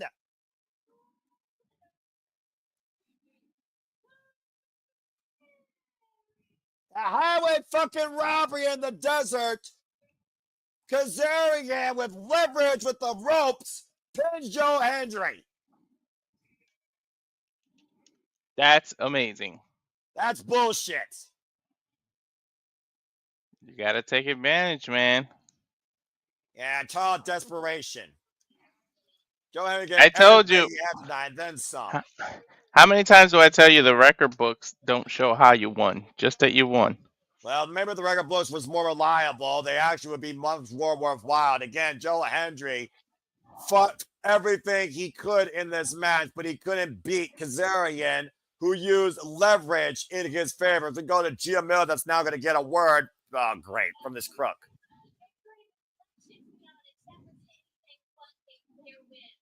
Yeah, right? A win is a win. That's what I care about. He said Kazarian forgot. Kazarian said that's what Joe Hendry forgot. Joe Hendry still fired up once more for Kazarian, but Kazarian's like, business done. I don't need to do anything else against you tonight. Unfortunately, Frank Kazarian takes advantage of a prone man and gets the win here tonight against all odds. Let me erase that Cody Deaner. I don't want to start rumors. Well, unfortunately, Joe Hendry, we still believe, but you got to find that self-belief in you again if you're ever going to get back to the TNA World Championship. We go backstage to Matt Cardona. Oh, God. An up and down roller coaster tonight. Here we go. Here comes the crook. Oh, jeez.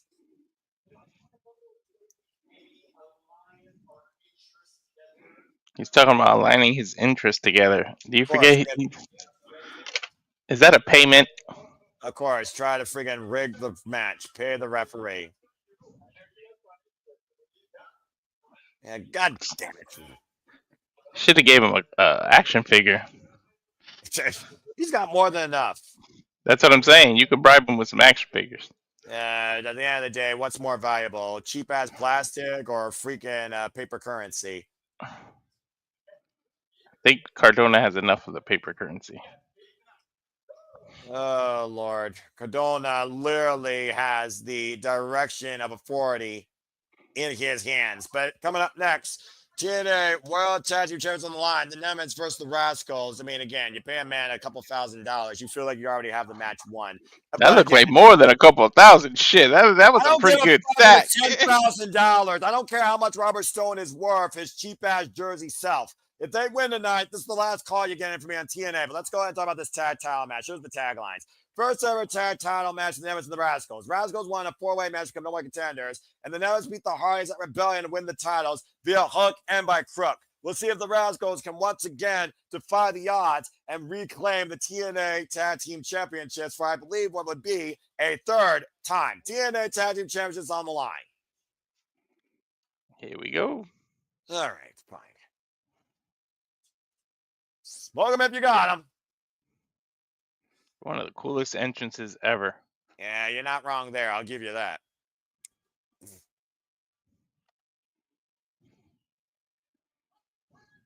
Okay, Miguel, of course, former 3-time X Division champion, as well as Wentz, former 1-time X Division champion. The Rascalz, Trey, Miguel, and Zachary Wentz are former 2-time TNA Tag Team champions, beating some of the greats, including not limited to the ABC, Ace Austin and Chris Bay. Of course, Ace Austin is no longer with us here in TNA. The boys from the Treehouse are on an all-time high, but hopefully that high has not gotten them too delusional to get the real high tonight in winning the TNA Tag Team titles tonight. I don't know. Nemeths, of course, won it. They haven't even been champions that long. Yeah, this is only their second defense, isn't it? Yeah, I'm about to say, to your point, this will be their second defense, I believe, of the TNA Tag Team Championships. The Rascalz, though, they've been here as journeymen in TNA since the later 2000 knots. And here comes the Hollywood Heels. Here comes the Nemeths. One Nemeth that matters, the other one that's literally living off his brother. You know it. Damn right I know. That's why I said it. Of course, Dolph Ziggler came back last year to start over as Nick Nemeth here in TNA Wrestling. Went on to become the TNA World Champion, only to lose to Joe Hendry at Genesis. Yeah,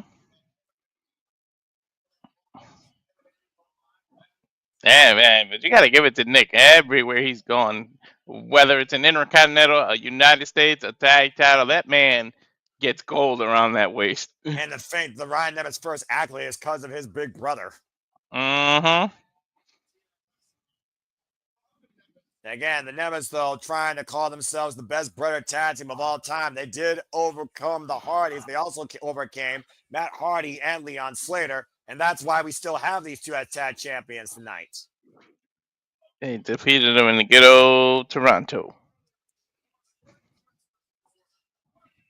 Well, anyway, jury is out whenever you talk about the word great, greatest, best, blah, blah, blah, the worst or worst. I mean, you know, there's many people that describe that term. Flop dollar. Subjective. Yeah, well, wrestling's subjective. It's more subjective than anything else on the planet. More subjective than politics, and that's saying something. Anyway, Oh, TNA man, look. is on the line. Big ready. Hello, JJ.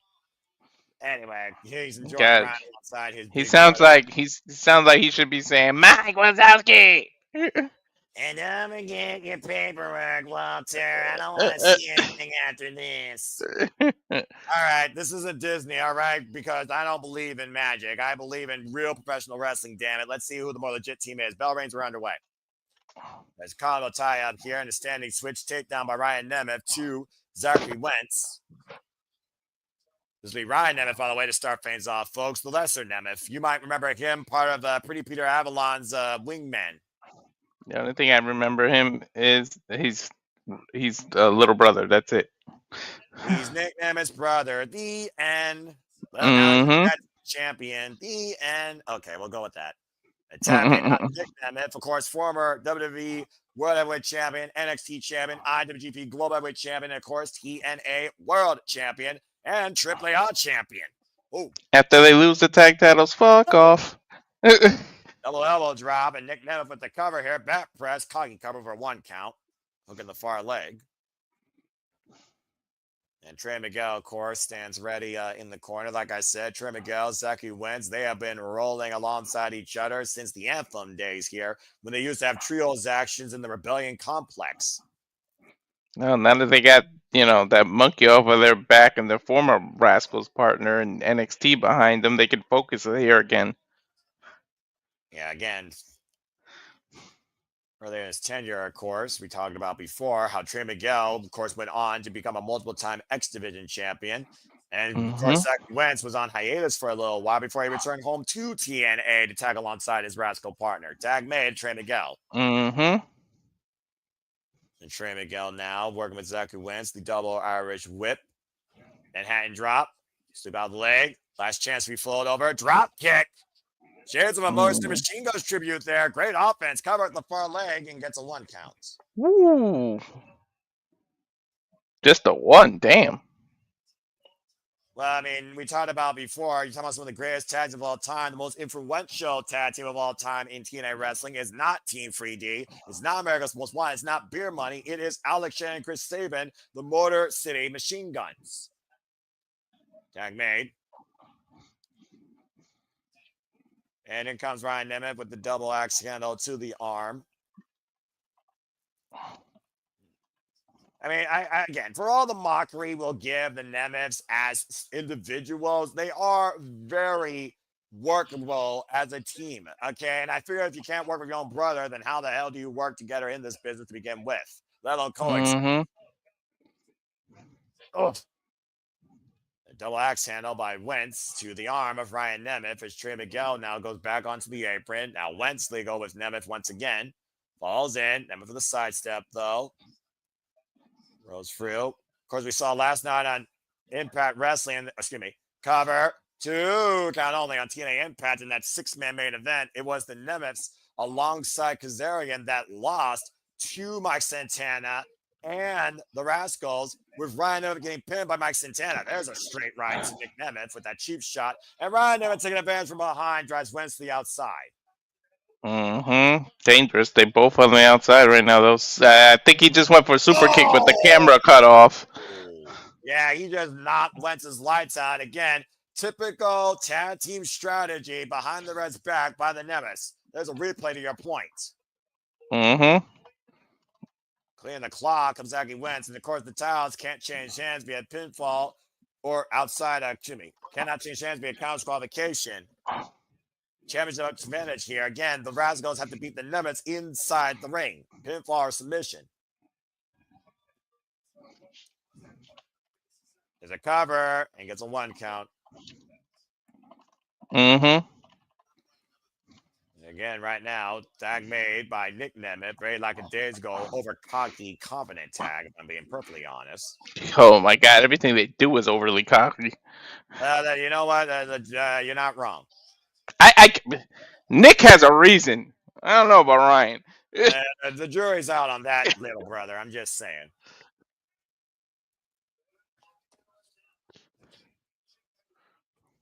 Ooh, big right hand.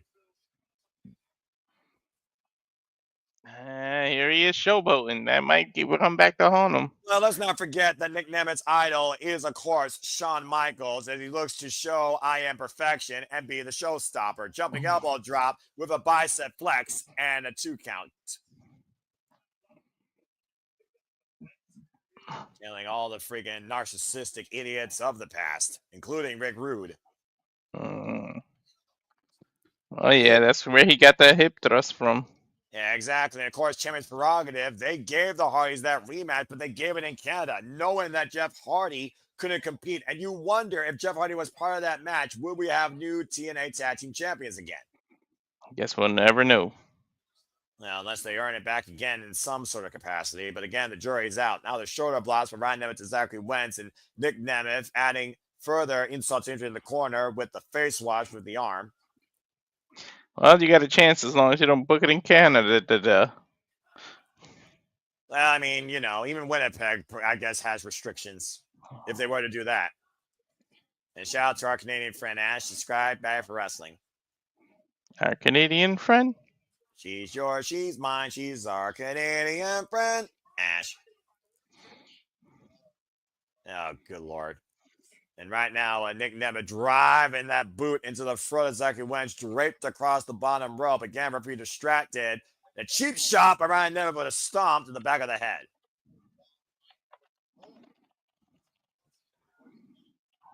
Been a hell of a beating right now on Zachary Wentz here. Needs to make a tag to Trey Miguel here, post haste. Of course, the ref doesn't see your typical dirty tactics. I guess it doesn't count. Yeah. Be like saying my monitor went out. That's in a bad way. Trying to fire the corner. Back elbow strike. Confronting Nick. Confronting Ryan. Finding off the world. And again, hit to the leg by the former undefeated amateur of Kent State. With the front face lock. Trying to hold Wentz back from making the tag to Trey. Trying to crawl towards his partner. Fingertips away. Trey Miguel is there. That body drop. Wentz with a chance. And Ryan takes Trey off the apron.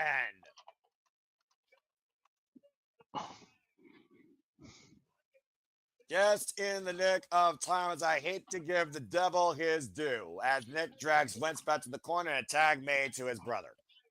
Mm-hmm. And Wentz has no tag options at this point. Hoisted up, at body drop, neckbreaker combination. Here's the cover, hook the far leg. That's a 2 count. Nice double team move, though. Whiplash effect on that neckbreaker. Well, Kind of about to say, of course, we know Nick Nemeth loves to use the zigzag or that jumping net breaker into the danger zone. Mm-hmm. Speaking of danger zone, he's in the danger zone being in that corner. He needs to tag Trey Miguel badly right now. It's amazing how much half of that ring might look like an eternity away from your corner from home base. Hell yeah. But it's classic tag team wrestling. Cut off the ring. I always say all the time, isolate and dominate. Cut the ring in half, and spring. Oh, jumping knee. Right to the chin of Nick Nemeth.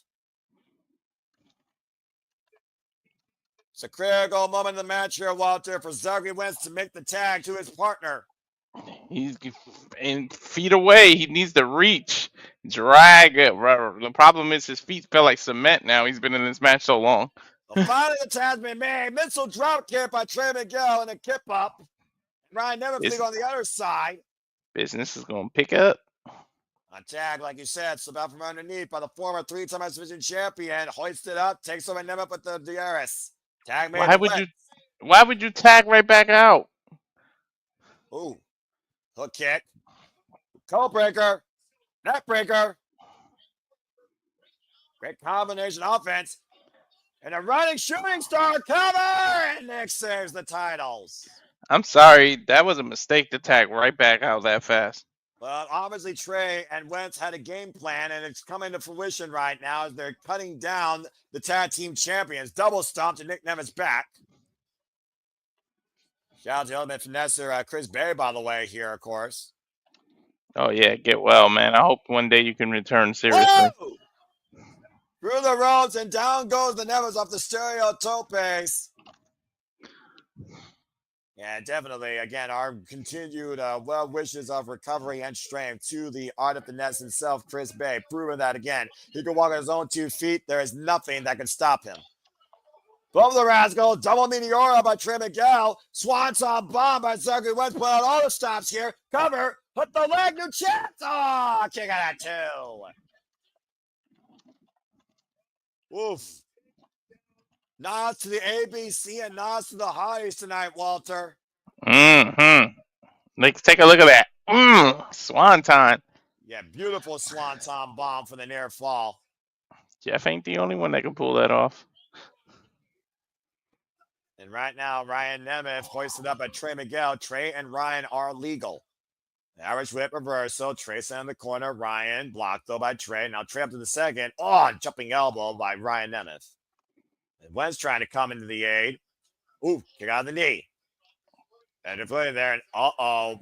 Sorry, Wentz got trouble. Meanwhile, Nick Nemeth. Oh, well, fuck it. Oh, man.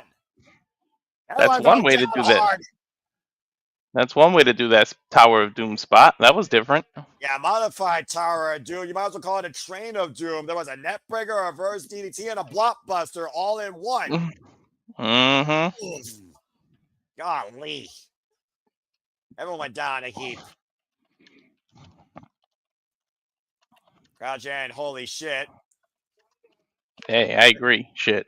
Some of the best tag team matches you'll see in a long time from professional wrestling. I'll tell you that much. For tag team championships, nonetheless. Now both the Rascalz and the Nemeths are squaring off here in the middle of the ring. The Rascalz got to prove what these titles mean to them because they got to go and take it because the Nemeths aren't going to give it. Yeah, exactly. Wentz again, and Nemeth is a hook on the tights though by Ryan. Hold on. Kick out by Trey though. And looking for the delay DDT. Shades of his brother. Ryan Nemeth with the cover. Kick out at 2 by Trey. Replicated, but not the same result. Yeah, but Trey Miguel still in a world of trouble right now.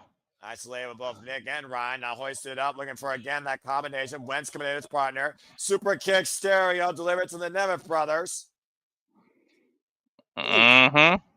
Combination offense. The Rascalz teeing up against Nick and Ryan in both corners. This might be the Rascalz. Oh, sorry. No, you're going. This might be the Rascalz' best chance right now. Spine buster. Catapult. Super kick. Oh, I've seen this before. Yep. This could be the end. Lay out across the knees by Nick Nemeth. Oh, man. I went I think Wentz was looking for that stomp he does after that. Ooh, and again, Trey looking for a roll-up and a kick to the back of the head by Nick Nemeth. Uh-oh, and now might be a full conclusion. Trey Miguel set into the danger zone. Oh, it's got to be over now. And the big Hollywood ending. And the Nemeths retain. And it's Ryan that actually gets the cover. Damn. You got to wonder if there's a tag team down the line that's going to beat the Big Brothers. Well, Nick and Ryan Nemeth prevail once again by the skin of their teeth or the skin of that spray tan. By doing whatever it takes. Sending the Rascalz into the danger zone and back to the low district of Hollywood. Let's take a look at the end of the result here. The danger zone. And of course, the big Hollywood ending, that jumping DDT Facebuster. Ryan Nemeth with the pinfall to your point on Trey Miguel, and Nick and Ryan Nemeth are still the TNA Tag Team Champions. Mm-hmm. For now, I don't know who can take those titles off of them. Well, and against all odds, it was not the Rascalz night. The jury is out to your point. Well, to be honest, TNA doesn't have WWE's problem. There's no shortage of tag teams, so Nemeth won't run out of challengers. And it looks like Jody Fred's backstage here. Oh, there's no more. It was actually saying to promote TNA. Of course, to your point, there's no more Spitfire, but it doesn't mean that Dan Luna and Jody Fred aren't going to continue to scorch a trail their own way here. What the hell? Whoa, Eric Young.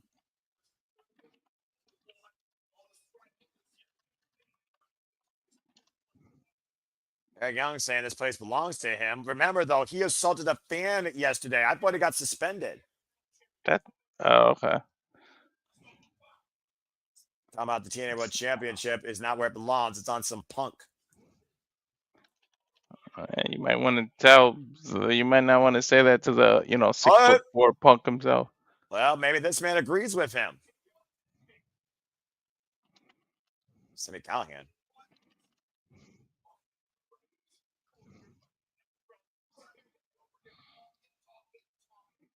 Talking. He spilled. Sammy Callahan definitely spilled blood too. These two going at it. Oof. I fear both these men's well-being. Come over his veins.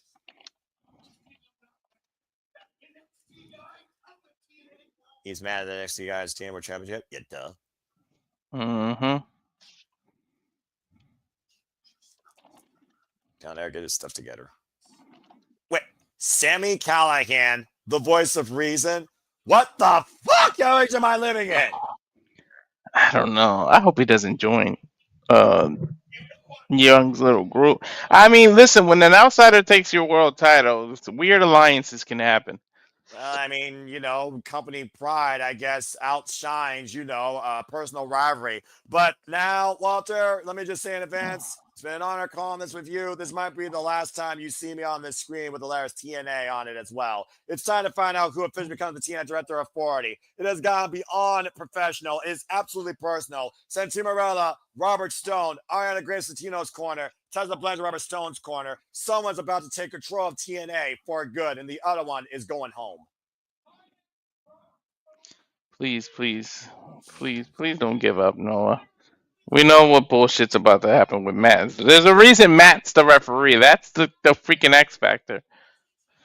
And we saw a wad of cash in his hand a moment ago. I don't give a fuck what reason, what motivation, what freaking negotiation you try with me. I did not get back into this world of TNA, especially with a renewed love for professional wrestling, to have it ruined by over-glorified, underrated, overhyped, absolutely unnecessary, undisturbed figureheads dictating the professional wrestling fucking landscape. And there's one place that has not been a factor with that since the Hogan Bishop regime. It's been Impact TNA fucking wrestling. And while they can't figure out a damn network for their life, there is one thing they have gotten right, and that is who directs authority. Not the man himself, but the wrestlers, where everyone earns their keep and nothing's fucking given. And tonight, if Robert Stone wins here, he will undo all of that and send TNA into a dark spiral and becoming a WWE landscape. Just remember, the Cobra's legal. It's time to find out. Here comes our special guest referee, Matt Cardona. Fucking weirdest referee outfit ever. Regardless, it's stripes, so I guess it counts. And Hassan, I agree. And again, still help me God if Santino doesn't win. There is no justification that you can give me why I should continue to do this shit, or I will have an aneurysm. I may have saw Killer Kelly. I may have saw the inspiration, but it still doesn't change the fact that they would be dictated by a rip-off reject from Jersey Shore that unfortunately once held the X Division Championship. Oh, God help me. Mm-hmm. You thought Mike Tenay was freaking unbiased during the freaking days of Don Callis and Eric Watts. You ain't seen nothing yet. You might call this match. Still walking around with that Family Dollar version of the Detective Shield. It's not about what it is. It's about what it represents. That is literally Santino Marella's work since coming here to TNA and restoring a love for this business. This is TNA wrestling as we know it. And Robert Stone is 1 3 count away from fucking ruining it and owning it. Mm-hmm. TNA cannot be the same ever again tonight if Robert Stone has his way. It's truly do or die for Santino Marella and Arianna Grace. And TNA as we know it. It's now or never.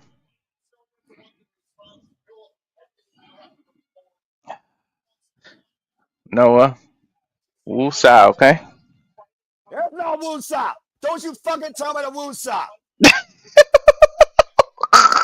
You are not going to get a woosah from me unless Santino Marella has claimed victory, all right?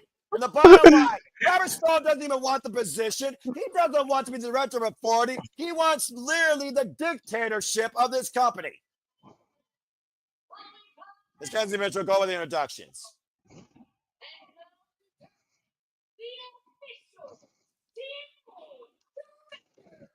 I'm so confused what Matt Cardona has to do with anything. He's been screwed by WWE. He's been screwed by TNA. He is a freelancer on the deathmatch wrestling landscape. He has no bid in this unless he chooses to have a bid. Call it down the middle, my left freaking butt cheek. Yeah, but Robert Stone had bid on him. Literally, remember he paid him. Yeah, well, how much does it take to buy authority? That's what Robert Stone basically tried to do before the bell even rang. He's trying to take all advantages. Come on, Santino, damn it! Please.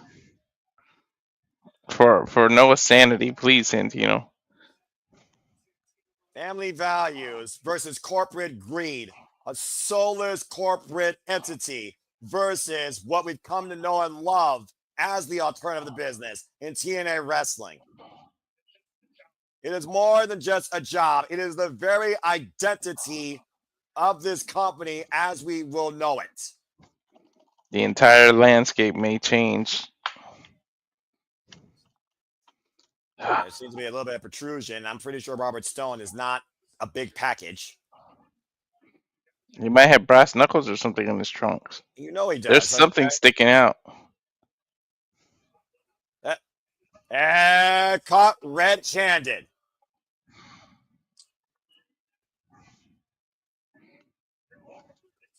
It wasn't me. Well, Cardona calling it down the middle, removing that foreign object.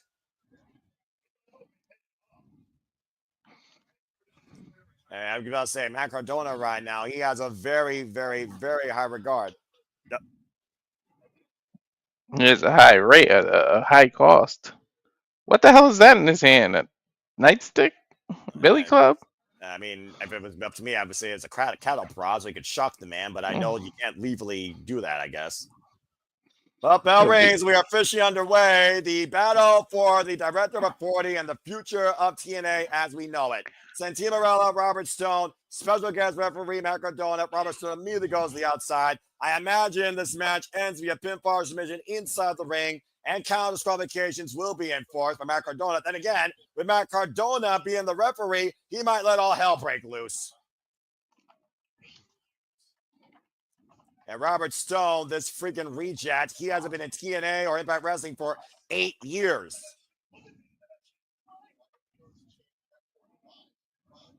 I'm about to say, we haven't seen this man wrestle in who knows how long. Previous manager to Chelsea Green and Black and Gold NXT. Previous consultant with Ava Rain in NXT. Of course, wasn't named the manager of Evolve. That's probably why he's butt sore and came here to try and take over TNA and prove a point. That's Steve Marella grounding Robert Stone, trapping the arm as Robert Stone grabs the bottom rope. Forces the break of the submission before the 5 count. Referee discretion right now. Santino Marella, of course, former WWE Intercontinental Champion. Anthony Corelli, of course, who continues to train and lead the future of this business, included but not limited to his daughter, Arianna Grace, the liaison of NXT. Oof. Open palm strike, big elbow bombs by Santino Marella here, rocking Robert Stone. And the Irish whip thrown off the ropes, and Robert Stone again goes the outside. Santino Marella looking to follow. Trying to look for a breather. Santino Marella not going to give him that after how personal Robert Stone made this. Not only questioning Santino Marella's authority, but literally questioning him as a father. Big clubbing shot, body shot by Santino Marella here. He is a father. He is a father to Miss Grace, but he's standing up. He said it for all of us, for you, for me, for the TNA fans, for what those 3 letters mean beyond total nonstop action, what it actually means to this industry. That's what Santino's fighting for. And again, we saw how much Robert Stone fights for himself when it came to literally stacking the deck. When Santino Marella and Arianna Grace were supposed to face Robert Stone and Tessa Blanchard mixed tag team action, and he had Alisha Edwards count the 3 count, the most crooked tag match I can remember. Santino Marella right now embracing the TNA faithful here at ringside. Being the crap out of Robert Stone. Bringing him back towards ringside. Matt Cardona again asking, I believe, both men to get back inside the ring. Robert Stone gets back in. And then look at freaking Alisha Crawford and Tessa Blanchard getting involved here. Eject these fucking bitches, Matt Cardona. Come on already. Cardona is a different kind of rep. I don't think he gives a shit. You see, he barely even counted when they were outside. And again, this fucking rejected witch and Mexican ripoff freaking getting involved here again. Dude, it's 1 on 3 right now. Exactly. It's a fucking handicap. And right now, I know they paid the man, but still. And starting on first goes Santino Marella by the worst export from Mexico and the worst reject from WWE are in Robert Stone's corner. And the fact of the matter is, Robert Stone came in as a performance consultant. There isn't a single damn corporate suit you could tell me that literally called Robert Stone to come here and question and evaluate Santino Marella. He went into business for himself. Come on, Matt. Give him the boot. Irish whip literally buying his way to try and get some sort of seat of power when Eva Ray wouldn't give him it. Power hungry. And power honey, crooked lying son of a bitch. The story of our country. Because he had to share that power. Ava gave him a little, but then he had to share it with, what's her name in NXT? Now there's a cover by Robert Stone and gets a 2 count. That was the ugliest count I've ever seen. Ain't nothing pretty about Robert Stone. Not a damn fucking thing. He makes Stevie Richards look like a role model. And front headlock here right now by Robert Stone in the side. Again, in firm control of Santino Marella here. Arianna Grace watching helplessly from ringside knows how much this means to Santino. Nice back body drop, creating separation. Robert Stone might have a busted lip. In front, face block, German suplex. No, I'm nervous, man. I'm really not looking forward to the end of this match.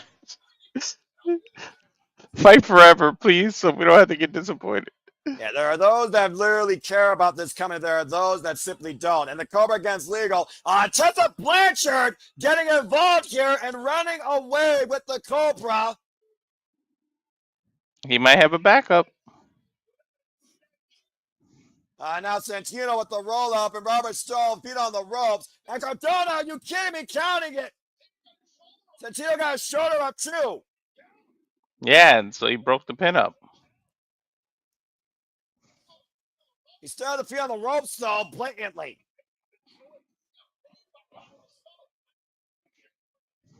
And about to say, probably got paired by Robert Stone. Robert Stone basically put his hands on him. And a roll up by Santino, the counter. 2 counts. Almost backfired there. Robert Stone almost literally trying to get in the face of the person who wants to fix this match. And swing and a miss. Santino, both men collide, both men down the middle of the ring. Did they bump heads? I think they bumped heads. And I think you're right. As Maradona starting the 10 count here, I do wonder if we get a standing 10 count that Niederman answers. That means the Team Marella remains in control. Mm-hmm. Oh, wait a minute. What did... No, The shield's coming into play. He's going to use it like brass knuckles. Oh, God. He's got that badge. Maradona may not be aware of it. Now Maradona sees it in the hand of Robert Stone. Whoa, Badge. Thank you. I kept calling it shield. And Robert Stone got caught as Mark Cardona's got the badge in hand. Santino slid to her feet. But what the hell? That wretched witch! You freaking skank hot whore! You bitch! Robert Stone, what the fuck are you kidding me, man? Santino kicked out. That was a nice axe kick, though. I got to give that to her. Get the fuck back to the retirement home. Take a look here. That damn axe kick. I don't care if it was nice or not. There's nothing nice about her. Nothing. Freaking wants the freaking DOA job. Her whatever. Director, assistant of for deputy of authority. Whatever bullshit Robert Stone freaking better. It's a Team Marella trying to hulk up here. Mm-hmm. Oh, wait a minute. Wait a second. That might be the Stantino I know. Santino's never backed down from anything in his life. Stantino right now, again, fighting off Robert Stone here. A clubbing shot, though. Big elbow exchange here by Robert Stone, Stantino. And the jazz, and Stantino squaring off against Robert Stone. You son of a gun. Split blade drop. Hit toss. Listen to the split blades. Cheer for Stantino. And again, that fucking witch gets involved. Arianna Grace chasing her off now. And again, oh no, and a low blow. Cover. And the jackknot and the cover. Maradona counts it. Stantino kicks out. These are the slowest counts ever. But regardless, Stantino kicked out at 2. And Robert Stone is furious right now. 6, 0, 4, 3. Cardona, again, I don't know what to think right now of this officiating. For all we know, Culture went back to Mexico with Santino's Cobra. Hopefully she'll stay there. Now across the border. As long as his hand didn't come down for the 3 while Santino's shoulders, I'm good with his counting. Wait a minute. Watch Arianna Grace here trying to get involved. And Maradona again distracted, but there we go. Get the base out from Stone. There you go. That's a 7-10 split, Noah. A little bit of payback, long overdue for that crook. Oh, and a Thrust super kick. It's a Team Marella. Salute the diving headbutt. Wait a minute. Wait. Blanchard ran off with the Cobra, so what do we do now? Oh! Arianna Grace has another one. There are 2 Cobras. Cobra hits. Cover. 2. Yes. Yes! Yes. Yes. Team Marella is officially the fucking director of authority. Thanks, Christ Almighty. Woo! You had me sweating there, Noah. What are you talking about? I'm sweating. I didn't want you to disappear on me. Team Marella remains the DOA of TNA. Now we can get rid of, throw him under whatever rock Stone came from. Get the fuck out of here. Yeah, and take that wretched witch bitch with you and the other one back to Mexico if you want to. Again, an emphatic Cobra brought to him by his daughter. Team Marella once again preserves TNA's honor. And Robert Stone, you're literally fired. Well, Oh, back to the drawing board for Robert Stone. Thank goodness. So far, TNA remains not a WWE cosplay product yet, as Team Marella keeps the family values and the director of authority position here intact. Thank you, Santino Marella. You may never have to wrestle again, but damn it, please continue to be the director of authority as long as you can. No, it's director of authority. Yeah, that's fair enough. Director of authority. And considering what's in stake tonight, our main event, I'm sure that's Jim Morrell. Let's hear from Jimmy real quick. Oh, The man of the moment. thank Christ. Oh my God. Noah, I can't lie, I was nervous, man. I'm not gonna lie. I mean, literally, I was ready to literally throw the blazer off, drop the headset, and tell everybody fuck off. Wait. Does Matt Cardona get a contract from TNA as a thank you by Stantino? I have no idea. They're collecting. Oh.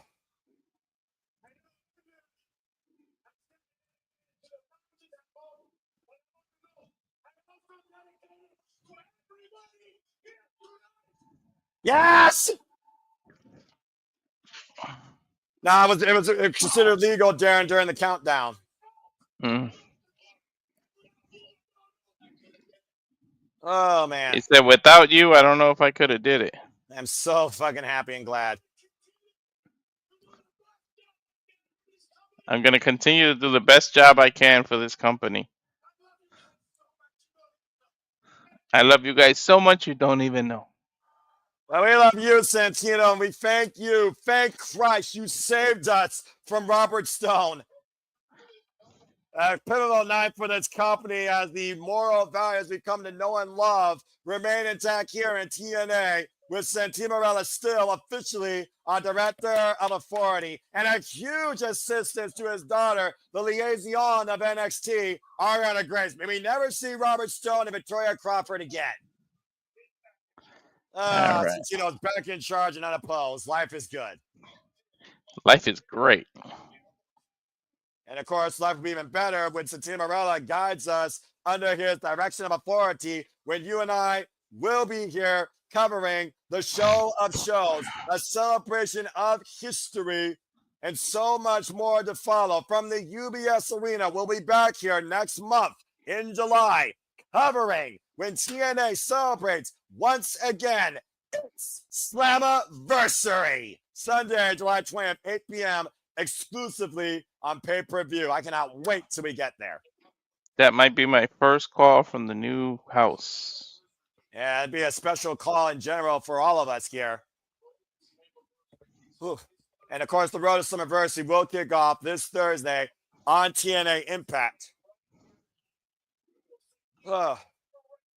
And of course, let's talk about what we're going to see Thursday. The Inspiration in action, back once again. Now that we got the director of authority taken care of, let's take care of the Knockouts Tag Team division, shall we? Cassidy, Jessica McKay made their return tonight. But before we get there, and against all odds, we have one match left, Walter. It's our main event. An outsider still holds the TNA World Championship. Can Elijah bring it back home and we walk this way? Or once again, are we simply going to whoop that trick? Will Elijah hit the right note?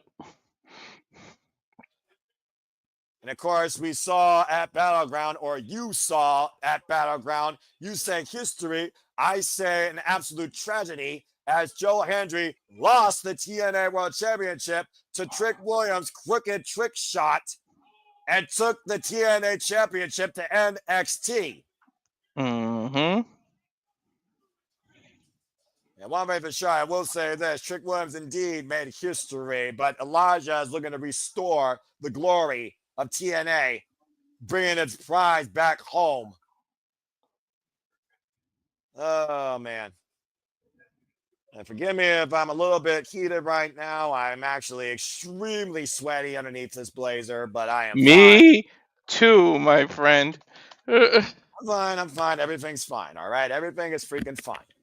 Anyway, as we get ready for our main event here at TNA Against All Odds. Again, Walter, we've been walking this way with Elijah ever since he came home and crossed the line and showed his support towards his best friend, it seems, Joe Hendry. Why Trick Williams believes he's bigger than NXT, he's bigger than TNA, he's freaking Hollywood. And now Trick Williams looks to show why he truly is the talking point, and we're living in the Trick NA era. Why Trick Williams, according to Elijah, he's all hype.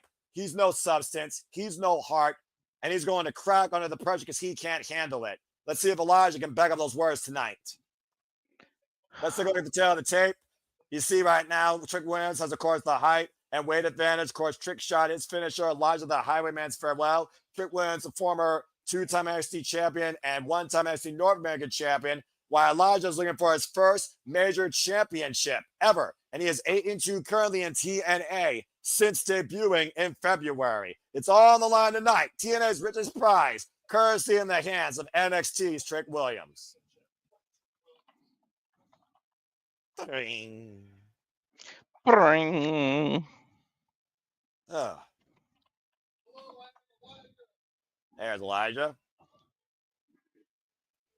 Looks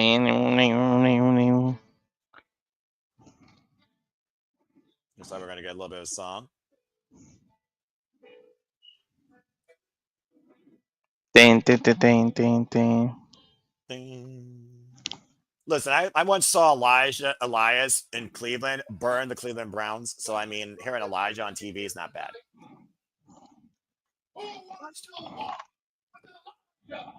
I do.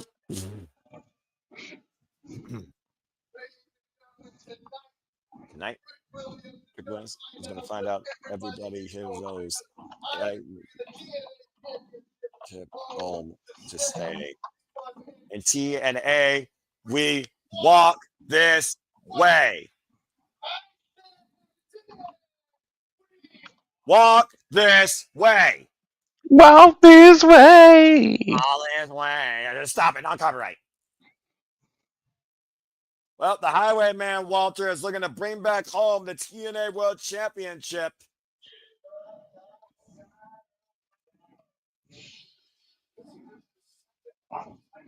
Now you could change the. I think I got the results. I was giving everybody the summary. Yeah.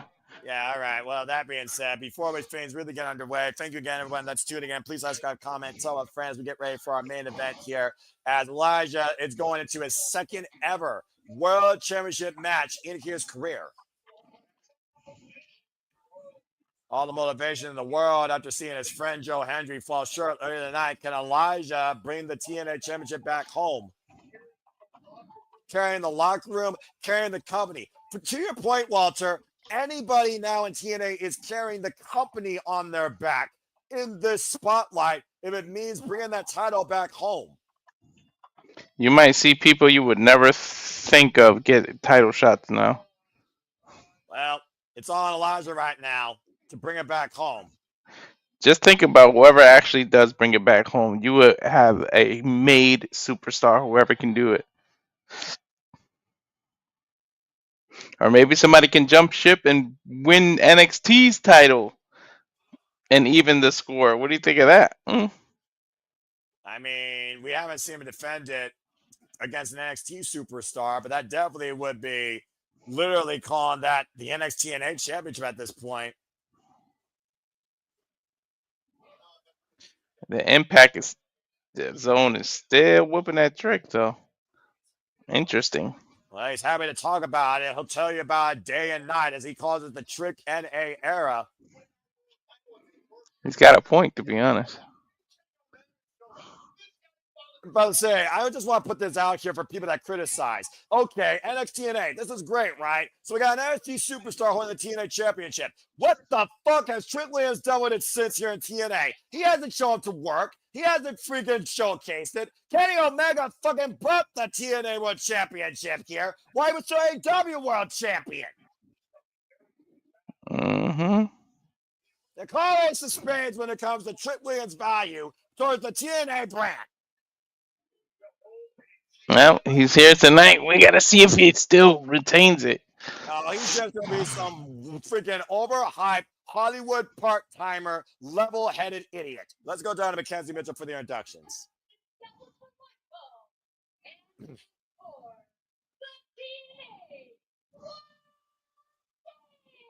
Mackenzie. Never thought I would see this day. I actually, I'll be honest, I knew it was going to happen eventually. I just didn't know who and which title. I really thought that the women's title would do that before. This is just another way to postpone Trick Williams being drafted up to the main roster. Uh-huh.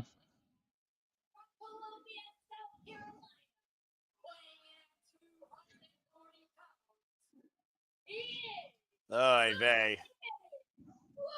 He sure ain't. He sure is full of himself.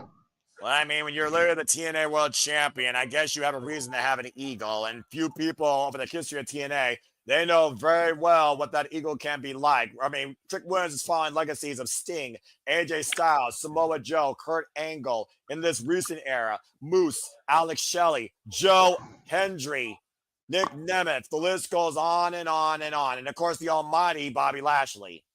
Walter, it's our main event. You know what to do. Referee shows the title above their hand.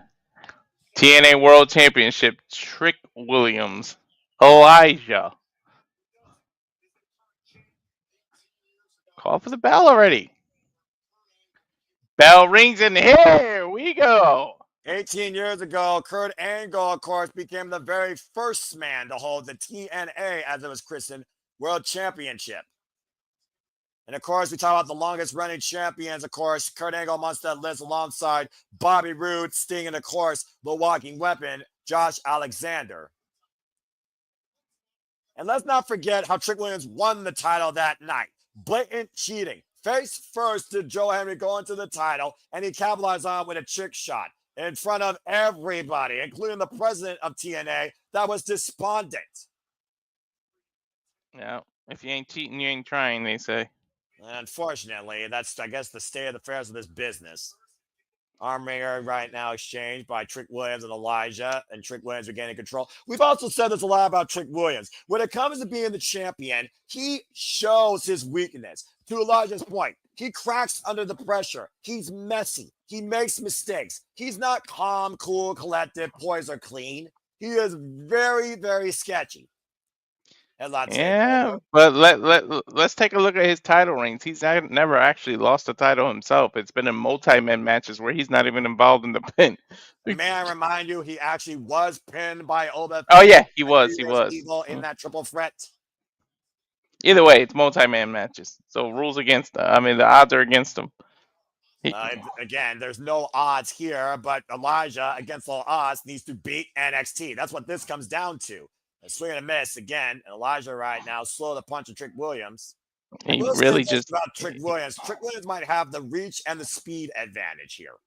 He just pulled a Muhammad Ali. That's exactly what Ali did, dodging and doing that. That literally might float like a butterfly, sting like a bee. Friggin' T. Booker T. Yep, I was just gonna say that. You read my mind. I was gonna make it rhyme. There's a reason great minds think alike and why you and I work so well together, Walter. We are super reliable for a reason.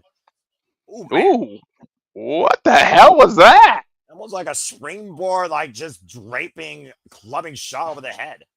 Man, he could have really hurt his neck doing that. He just kind of pushed his head back. Ooh. Face first, throat first, goes Trick Williams into the apron. I think Elijah's focusing on his throat. This is like the third throat shot. He's gonna do it again. Is he gonna try every corner of the ring? Well, I guess you walk this way. This is how you walk with Elijah around the ringside area. And let's not forget the Highwayman's Farewell is literally a pile driver. Which works on the head and neck. Right to the larynx, man. Right in the corner of the apron, hardest part of the ring. Well, he doesn't sing. He does rap, but it doesn't take a lot of vocal skills to rap. Oh! Drive-by by Elijah. What a running knee. There you see the TNA locker room. Some of them watching on, including not limited to Joe Hendry, Zaya Brookside, and even, dare I say, Nick, Brian Nemeth, and of course, with their 40s and Team Marella. Again, like you said, this isn't about rivalries. This is literally about the company. Bringing the company's top prize back home. That's all that matters to TNA right now as a whole. Their main goal for why they in this company is literally in enemy's hands now. And they don't know when they're going to get a chance to get it back because as long as Trick Williams has, he's in control. Here's the cover back press and a 2 count. That's true. As far as I'm concerned, you might as well say TNA is owned by NXT and it remain. Pretty much. So far, Elijah, though, is main control here for the most part against Trick Williams. The knife-edge chops here in the corner. Holy hell. Elijah is just chopping the shit out of Trick's chest. Trick up and over. Alisha able to scoundrel. And oh man, cyclone boots. Pretty much trouble in paradise with a boot instead. Yeah, on the button of your points. Okay, see, look at the ring awareness, though, to put himself in between the ropes so Elijah can't get to it. Yeah, I also do wonder, though, that moment of frustration to change the position there. Again, it's Trick Williams showing what Elijah's been saying. Here's the cover, though, off the flapjack and gets a 2 count with the deep hook of the leg. That was a nice flapjack, though. And flapjack, of course, we saw Eric Young and Sami Callihan talk about how important this is and doing this the right way. As Eric Young talked about how this punk has our championship. Clearly, Eric Young and Sami Callihan also on for this either, but they have a different approach towards how we should handle this. After his chop. Trick literally knocked the bandana out of Elijah. Yeah, Trick Williams right now in control. And as I said earlier, again, if Trick Williams retains here, we don't know if we're going to see that title again, let alone Trick Williams show up to fucking work prior to celebration. And Elijah catching the arm, though, and a knife-edge shot by Elijah to Trick Williams, lining up the NXT superstar. We're going to miss, though. And a trip off and a body shot, an uppercut by Trick. And off the ropes, jumping through with the lariat. Nice. Ring of the cover, the back press on the far leg. Gets a 2 count. I think Trick's starting to show that frustration Elijah talking about. Again, can he actually handle the pressure? I mean, we saw how well his short runs of the NXT Championship were when it mattered. TNA transferring out loud and proud. The TNA faithful wants to see that TNA Championship brought back home. Pretty soon, Oba's gonna surpass his one reign is gonna surpass both of Trick's. If not already.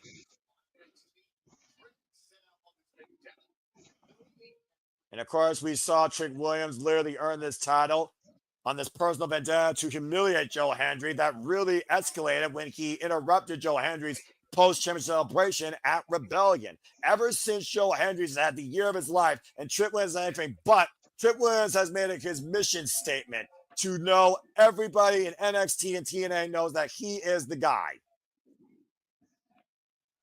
And Trick and A chance raining out loud and proud here a little bit. While Trick Williams ripping off the turnbuckle pad. Right in front of the ref. Again, clearly more frustration and desperation out of the TNA World Champion. Irish whip and Elijah sent up and over. Hold off though. Whoa! Kicks Trick Williams off. Creates distance. Trick staggered. Elijah out of the corner though. Hoisted up in the shoulders.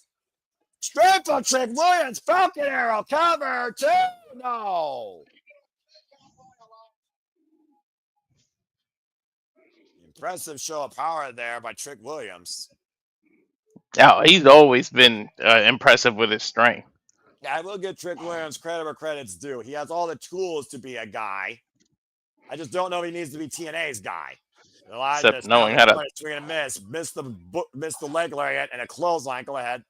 He tried to do the Harlem Psychic, except knowing how to really throw a punch in the corner and make it a good comeback. But there's a reason Booker T was never TNA World Champion. He was, though, the Legend Champion. And details. Is that what that title was called? It was called the Legend title, right? It was called the Legends Championship. You were right.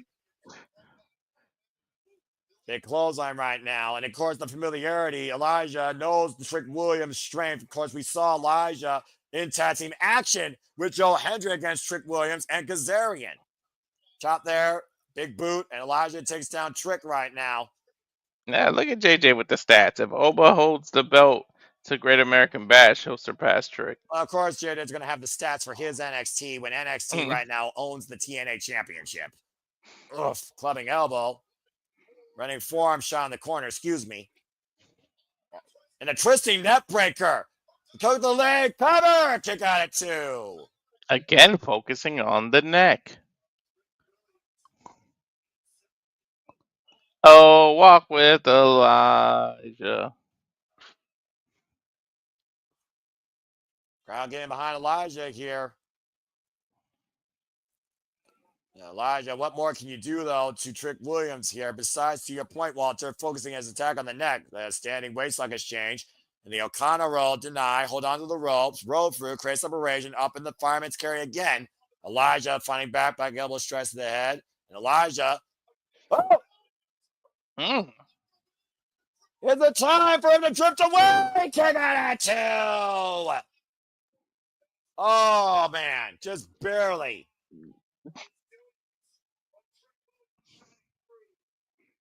Somehow I thought Elijah was going to make Trick Williams drift away back to NXT obscurity there with that move. He was about a fraction of a second away from doing it. Stat boy approved, Superman approved, JJ. I'm going to mess with you. At the end of the day, it's still TNA versus NXT. You know what I stand with. Especially after Stantino still the director of authority. Well, that just tells me that TNA can still actually be watchable for me. Even if I hate the Elegance brand. Mm-hmm. Whoa. And for a bookhand, great counter by Elijah, though. I'll go, wait a minute. Oh! You get enough of it, though. Hook the far leg. Kick out at 2 by Elijah. Ooh, Elijah barely kicked out.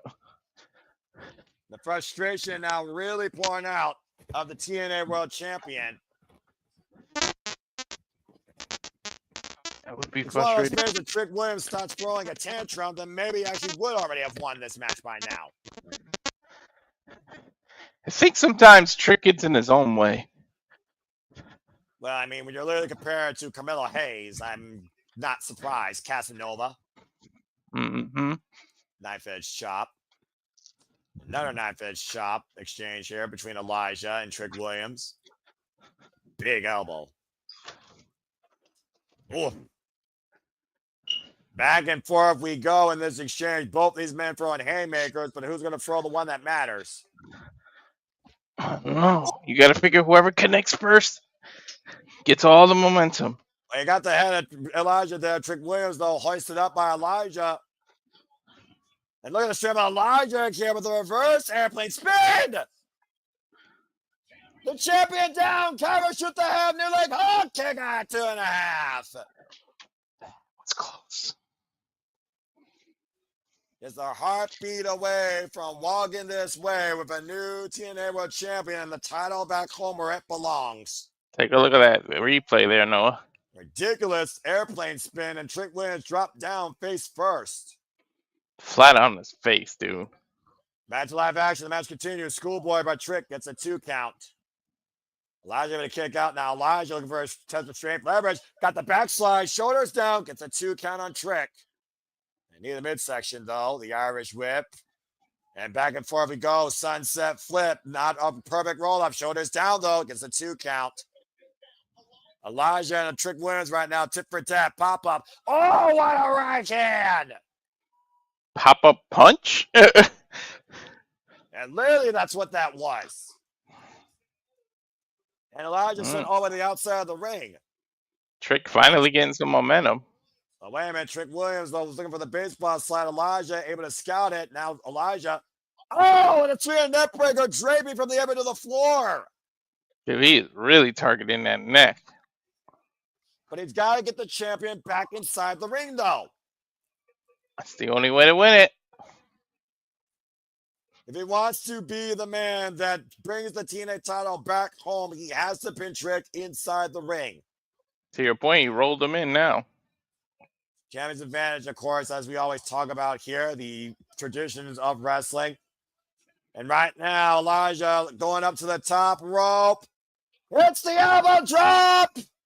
Coming to bring the title back. Kick out at 2.5 again. We've seen Elijah win some matches with that elbow, too.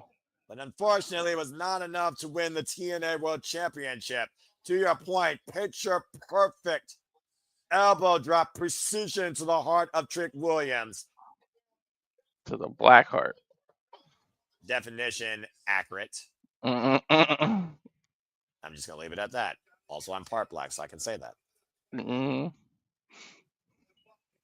Again, what you got to find inside yourself to be the TNA World Champion. Trick Williams, though, fighting off Elijah here out of the corner.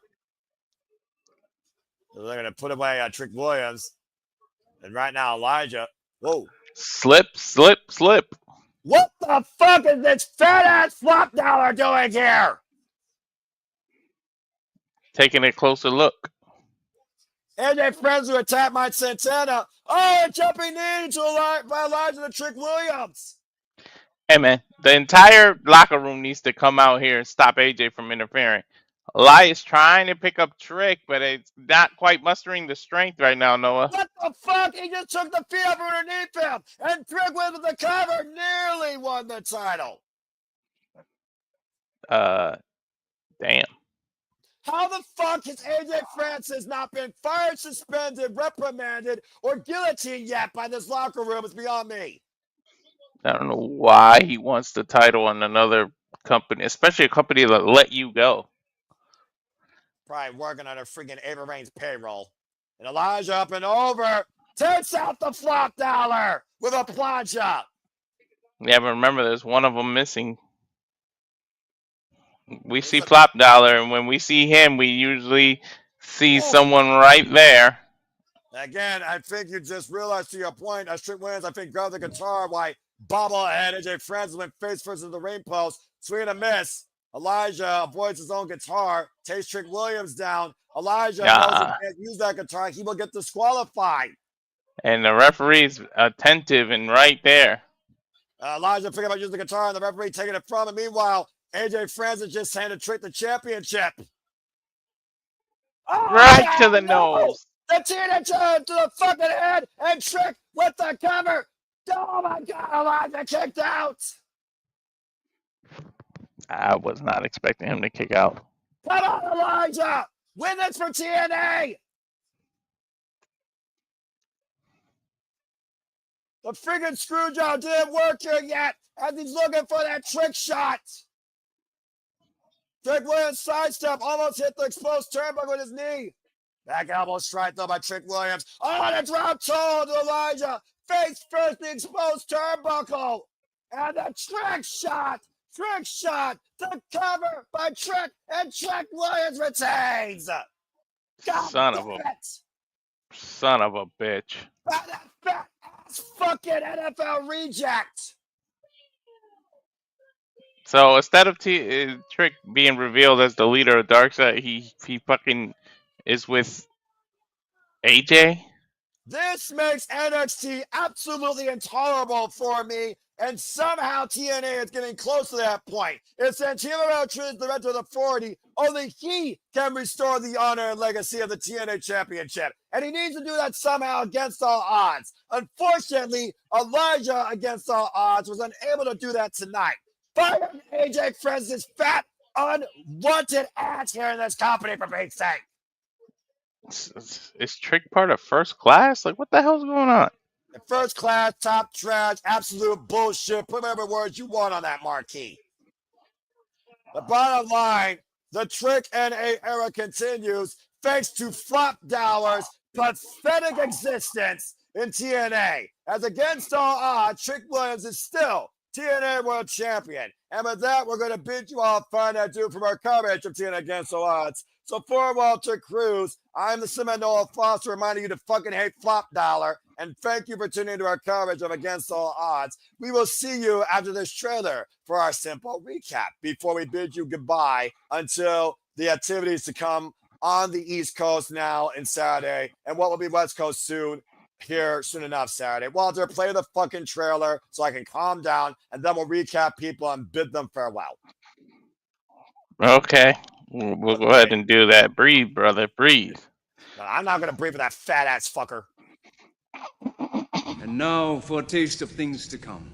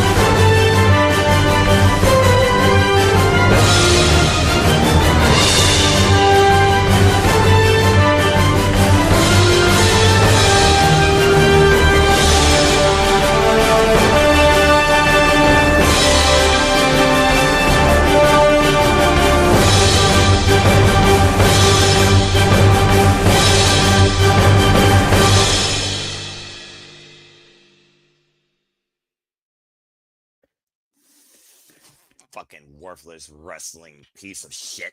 And anyway, as again, we always, that's right, the thing. As always, we encompass, celebrate, and you know the freaking stick. I'm pissed off, but anyway, the wrestling. All right, yeah. Okay, and welcome back, folks. Again, thank you for tuning in to our coverage of TNA Against All Odds. This is your TNA Against All Odds. Simple recap. Before I give it to Walter to get some thoughts regarding everything, allow me to run through everything that has happened tonight real quick with all of you. We, of course, saw, that was the first thing. We, of course, saw the Elegance brand beat Brookside, Myla and Harley Hudson as the inspiration interrupted the celebration post and are looking to once again inspire the TNA Knockouts landscape. Hopefully with the TNA Knockouts Tag Team Championships sooner rather than fucking later. We, of course, saw Steve Macklin beat Vance Warner's dangerous personality and in-ring style with the KIA and is still the TNA International Champion. In 8-man tag team action, the System lost to Leon Slater, the Hardys, and the Hometown Man, whatever that means, as Leon Slater pinned Moose, countering a spear into an inside cradle small package. That's right, Leon Slater just pinned the X Division Championship. Well done by him, if I'm being perfectly honest. In an incredible sleeping exhibition, Mustafa Ali did beat Jason Hotch with a 450 to the kidneys, but it was without a lot of punishment as well. Tasha Steelz left during the match. Skyler cheered him on towards the end, but no handshake. Skyler, Jason Hotch still reluctant. Is everything fine in the order 4? Is it the order 3? Is it the order 1? You all can tell me if you choose. I'm not really sure what to make of it right now. And we also saw in a match of lethal combat, Maja Savage Lady Lee gave us a striking affair worthy of a blood sport match, as Maja Savage did hit the Requiem to retain the TNA Knockouts World Championship, but a friend and rival of the past returned to, I think, play in red. Killer Kelly. So I think we know very soon what's next for the TNA Knockouts World Champion, and I am all freaking for it. We also saw a confrontation with Eric Young, who basically interrupted things backstage as Jody Fret was promoting TNA wrestling, but Eric Young, cooler heads prevailed with Semi Calval people telling him, yes, this punk has our TNA World Championship, but there's a way to do this, and you need to do things the right way. We need to do things the right way. What does that mean? I have no idea. You have to stay tuned for more on that. We also saw Joe Hendry lose to Frankie Kazarian via damaged left leg, leverage on the ropes, roll up. Kazarian beat Joe Hendry, add salt to the wound. I still believe in Joe Hendry, but I think Joe Hendry needs to find that belief in himself again if he's ever going to get back towards the TNA World Championship. We also saw, thank Christ Almighty, Santino Marella beat Robert Stone with a cobra provided by his daughter, Arianna Grace. Now, Santino Marella, now forevermore, is indeed the director of authority officially, and hopefully we never see Robert Stone and Victoria Crawford again. And maybe Tessa Blanchard ran back to Mexico. Who the fuck knows? We also, of course, saw the Nemeths retain against the Rascalz with a great double team combination of Into the Danger Zone and the Hollywood ending, that DDT, as Ryan Nemeth pinned, I believe that it was Trey Miguel, to retain the TNA World Tag Team Championships. And as we just saw in our main event, I'll be a little bit more civil. No, I won't. We saw Trick Williams of NXT retain the TNA World Championship against Elijah, thanks to a drop toe hold in an exposed turnbuckle and a trick shot. He's got the win in the end, thanks to the most worthless person in wrestling that is on the TNA roster and should be fired. And I don't think it needs to be endorsed by Cheez-Its, NFL, or anything that has a $ sign next to it. And that is your TNA Against All Odds simple recap. That being said, let's go to Walter Cruz to get his thoughts regarding anything that happened tonight and what could come forward on TNA Wrestling. The only thing we know following this, the next show we're covered is on the road to Summerversary. Literally, it will be Summerversary next month, July 20th. And we know this Thursday on TNA Impact, the Inspiration return to a TNA Impact ring, and they will be in action. Oh, and Indy Hartwell is on commentary during the TNA Knockouts Championship match too. So she likely will be going after Masha Slamovich as well. So, that being said, and it looks like we're not alone, let's go ahead and bring in the Renegade Wrestling JJ Williams. And get everybody's thoughts regarding Against All Odds. Walter, I will start with you. Your simple summary and closing remarks towards anything. Well, with the Elegance, who gives a shit? It was all about the aftermath of the Inspiration's return, the iconic return of the Inspiration. The only legitimate women's tag team ever in professional wrestling. Please continue. Yeah, glad to see them back. I forget which one was the one that had the kid. But They both had a kid. Oh yeah, that's true. That's true. They both had. But Steve Macklin, you kind of called it. We kind of knew that was gonna happen. But Wagner put up a fight. We'll see who's next for that title.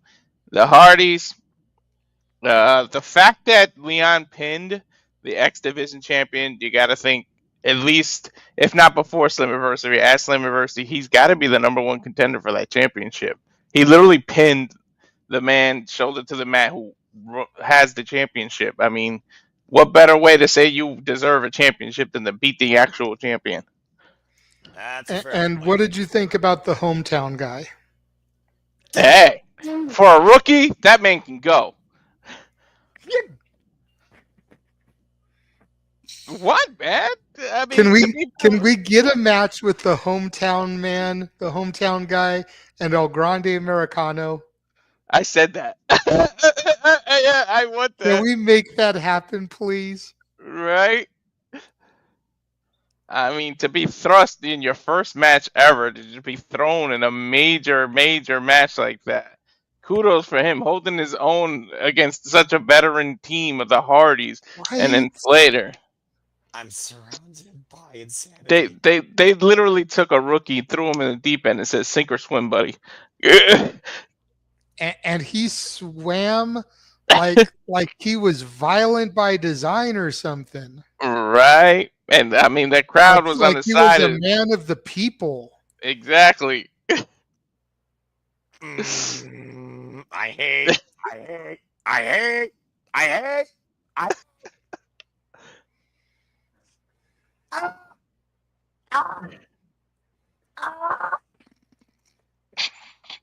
You believe in Joe Hendry? We know.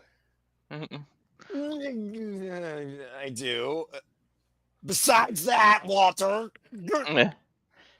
Mustafa. All right, I'll move on. Mustafa, of course, with Jake and Hotch. I don't know what's happening with him. I mean, he's gonna run his own cabinet out of order. Like he has no order there. Then again, the next Masha, of course, my freaking main event here. Masha defeated Lei Ying Li, but it's another match great match, everything, but the fact that Masha's past is coming to haunt her, and a certain killer is returning, all in red. I mean, can I get that for Slammiversary? Please save it for Slammiversary. Don't give it. I swear to God that I heard screaming from Toledo when Against All Odds became iconic and when the killer emerged. Mm-hmm. And then I heard screaming from Toledo for other reasons later, but I heard good screaming from Toledo for those things. So yeah. Then you got the Frankie finally pulling a big one. That is boosting his control. Hey, no, I keep telling you, the records don't show how you won, just that you won. It doesn't matter how you win. What matters in the end is you got a W you got a 1 in the W column. Oh, give me a freaking break. Look, I think Noah's just mad that I only got one wrong out of all the predictions. And that's only because I went with fucking Jason Hotch. Oh, wow. Everything else I got right. This probably was your best TNA score this year. Well, I don't know what's next for Joe Hendry, but he's got to get it together, man. He seems like it's only 2 matches, but he looks like he's about to be on a skid, man.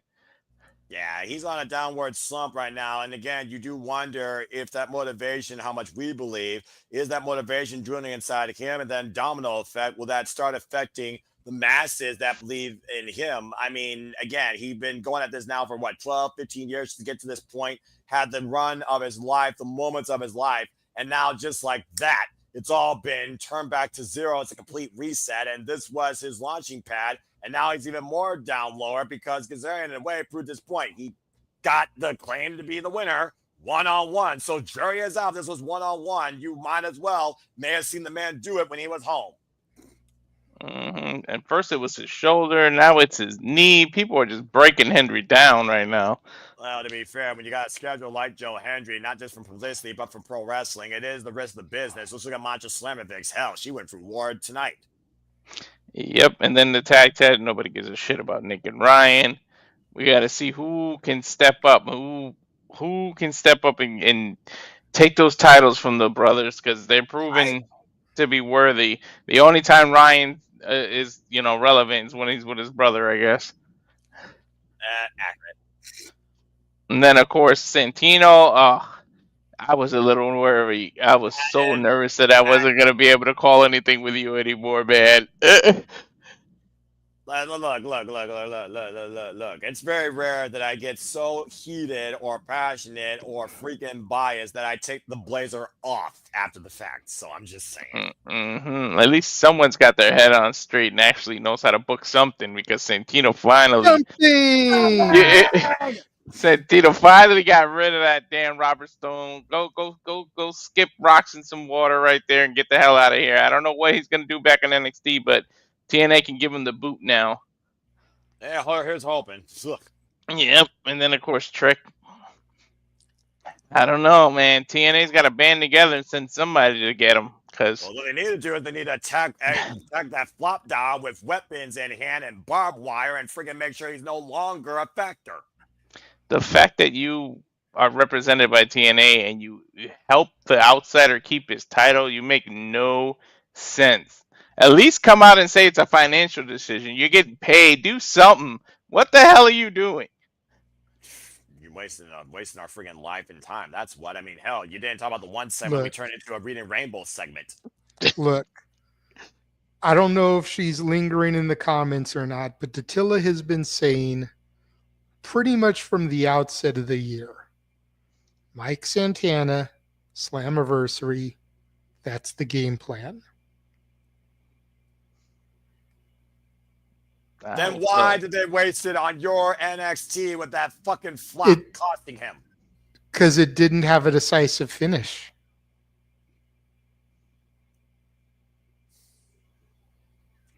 That's true. Bottom line, Mike Santana needs to break. I don't mean beat. Break. Hurt. And injure. Make sure he's a non-factor. Flop dollar if he's going to win that championship. And like I pointed out in the chat when you were talking about how Trick hadn't been there, in all fairness, they filmed the last 2 weeks of TV before he won the title. If he had been at the tapings with the belt, it would have spoiled the results of Battleground. Like WWE spoiled the AAA. Now, tomorrow, they're doing tapings in Tempe for the next couple weeks. Then there's another round of tapings later in the month to get us through Slammiversary. I'm sure he'll be at those. But if he had been at the tapings after the last pay-per-view, it would have given away the results of Battleground. So he couldn't be there.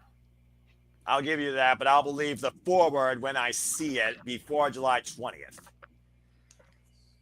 Fair enough. But don't be surprised if it ends up being Mike Santana in New York. You all keep calling it. You all think it's that obvious. I would not be surprised. The Boricua Badass should do it. Look. We have seen some shit in the last year and a half that we never thought we would see before in our lives. I'll give you that. Okay? Tomorrow,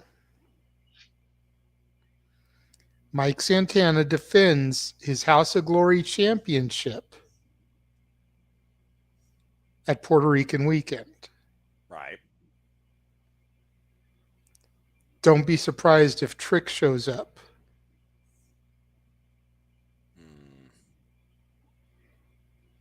Or that fucking flop. I'll give you that. Bottom line, though, he's not winning the town until he eliminates flop dollar from the picture, I fear. And that needs to happen sooner rather than later. Go on site. Go back to your street days. Don't pull a revolver, but do something where he's not freaking standing on his own 2 feet. Anyway. Especially after he was attacked today during that stupid-ass segment. Don't get me started on that shit. You want to get me ranting again? I still have a voice. Don't think I won't. I'm just saying, damn it. Tranquilo. And I'm a little bit tranquilo because there was at least some good Breathe, stuff that happened breathe. tonight. That some stuff made sense that went right. And again, I do give the Knockouts World Championship probably my match of the night. That was incredible. Macho Slammers again. Lately, though, she proved her mental. That was really good stuff too. And again, great returns tonight in this ever flourishing Knockouts division with the Inspiration and Killer Kelly. Been long we're freaking due for Killer Kelly and Macho Slammers. I'm just saying, man. So I'm definitely looking forward to that in red. And we'll see when that's made official. And we'll see if they play nice. Those two don't play nice with each other, not anymore. And again, Day and Luna looking to be the knockout. Indy Hartwell now looking to be the knockout. Of course, newest signing. The tag team scene seems to be developing now. Myla Graves, Harley, Hudson, the Inspiration. Zaya Brookside free from the darkness. That's Rosemary. There's a lot of good right now developing this TNA Knockouts division, despite the fact you got a trio trying to be beautiful people in 2025 and doing a piss poor job of it. That's your opinion. I don't think they're doing a horrible job. Are they my favorite thing to watch on TNA television? No. But all things considered, I think they're doing pretty good with what they're given. And unfortunately, I can't argue that considering the results, because thanks to M by Elegance, they have more of a stranglehold in the TNA Knockouts Tag Championships more than ever. I mean, think about it this way. Over in WWE land, wasn't Dana Brooke like R-Truth's sidekick? Or cup of coffee, yes. And what is she doing now? She's a TNA Knockouts Tag Team Champion leading a faction. Pretty damn well, right? Like that's a bit of an upgrade, wouldn't you say?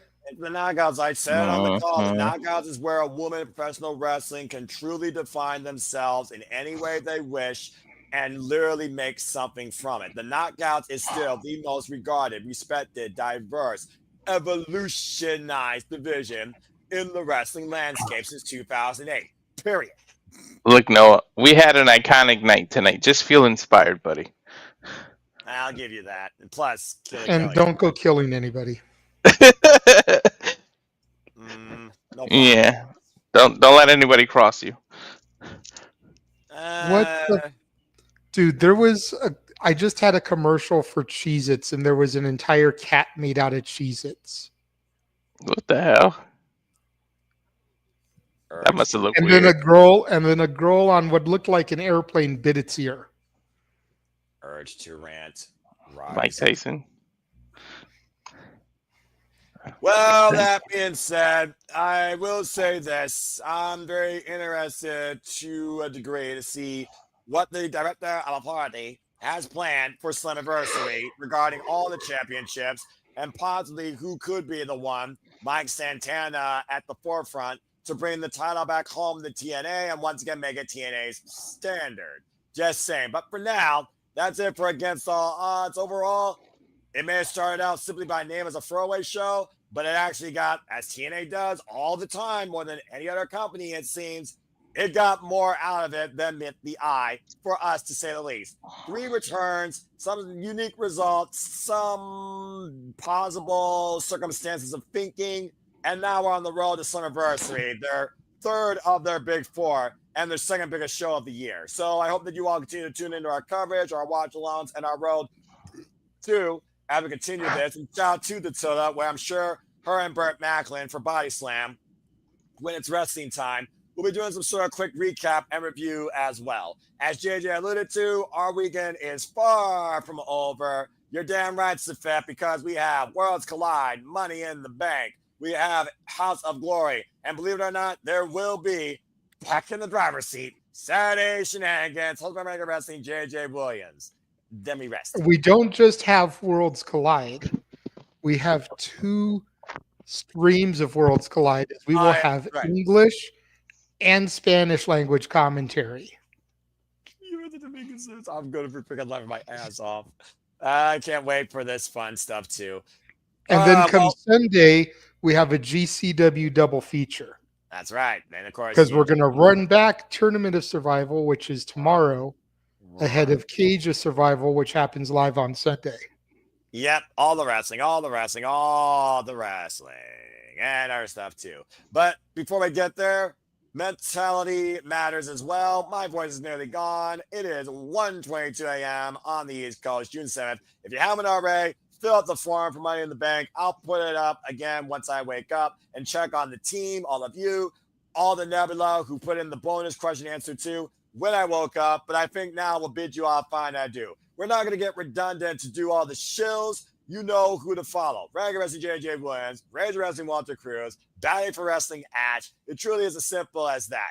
But subscribe to Walter. Get him to 200. Get him to Mania. Subscribe back. Just stop that. And I don't want no one to live in a bad note. So yes. And all in July. And again, with that being said, my voice is nearly gone, and now I'm going to officially tell you all again, as he said, subscribe. And if you haven't already, again, subscribe. And with that final note, I bid you all fine adieu. Thank you for tuning our coverage of TNA Against All Odds for the Rage of Wrestling, Walter Cruz, for Mr. Reliable and the Renegade of Wrestling. They're both reliable. We're simply reliable. We are Super Reliable Studios. He's JJ Williams. He's Walter Cruz. I'm Noah Foster. I endure this shit 24/7, 365 too, with all of you, happily and sometimes begrudgingly. The things I do for friends and for my family. It's always something. Damn it! Yeah, follow me if you want as well. Something! It's always against me where I'm like, I should stop this, but then everyone else does, and I just feed the gimmick. So I guess I never will die. But I am going to now go to sleep. I am going to GTS.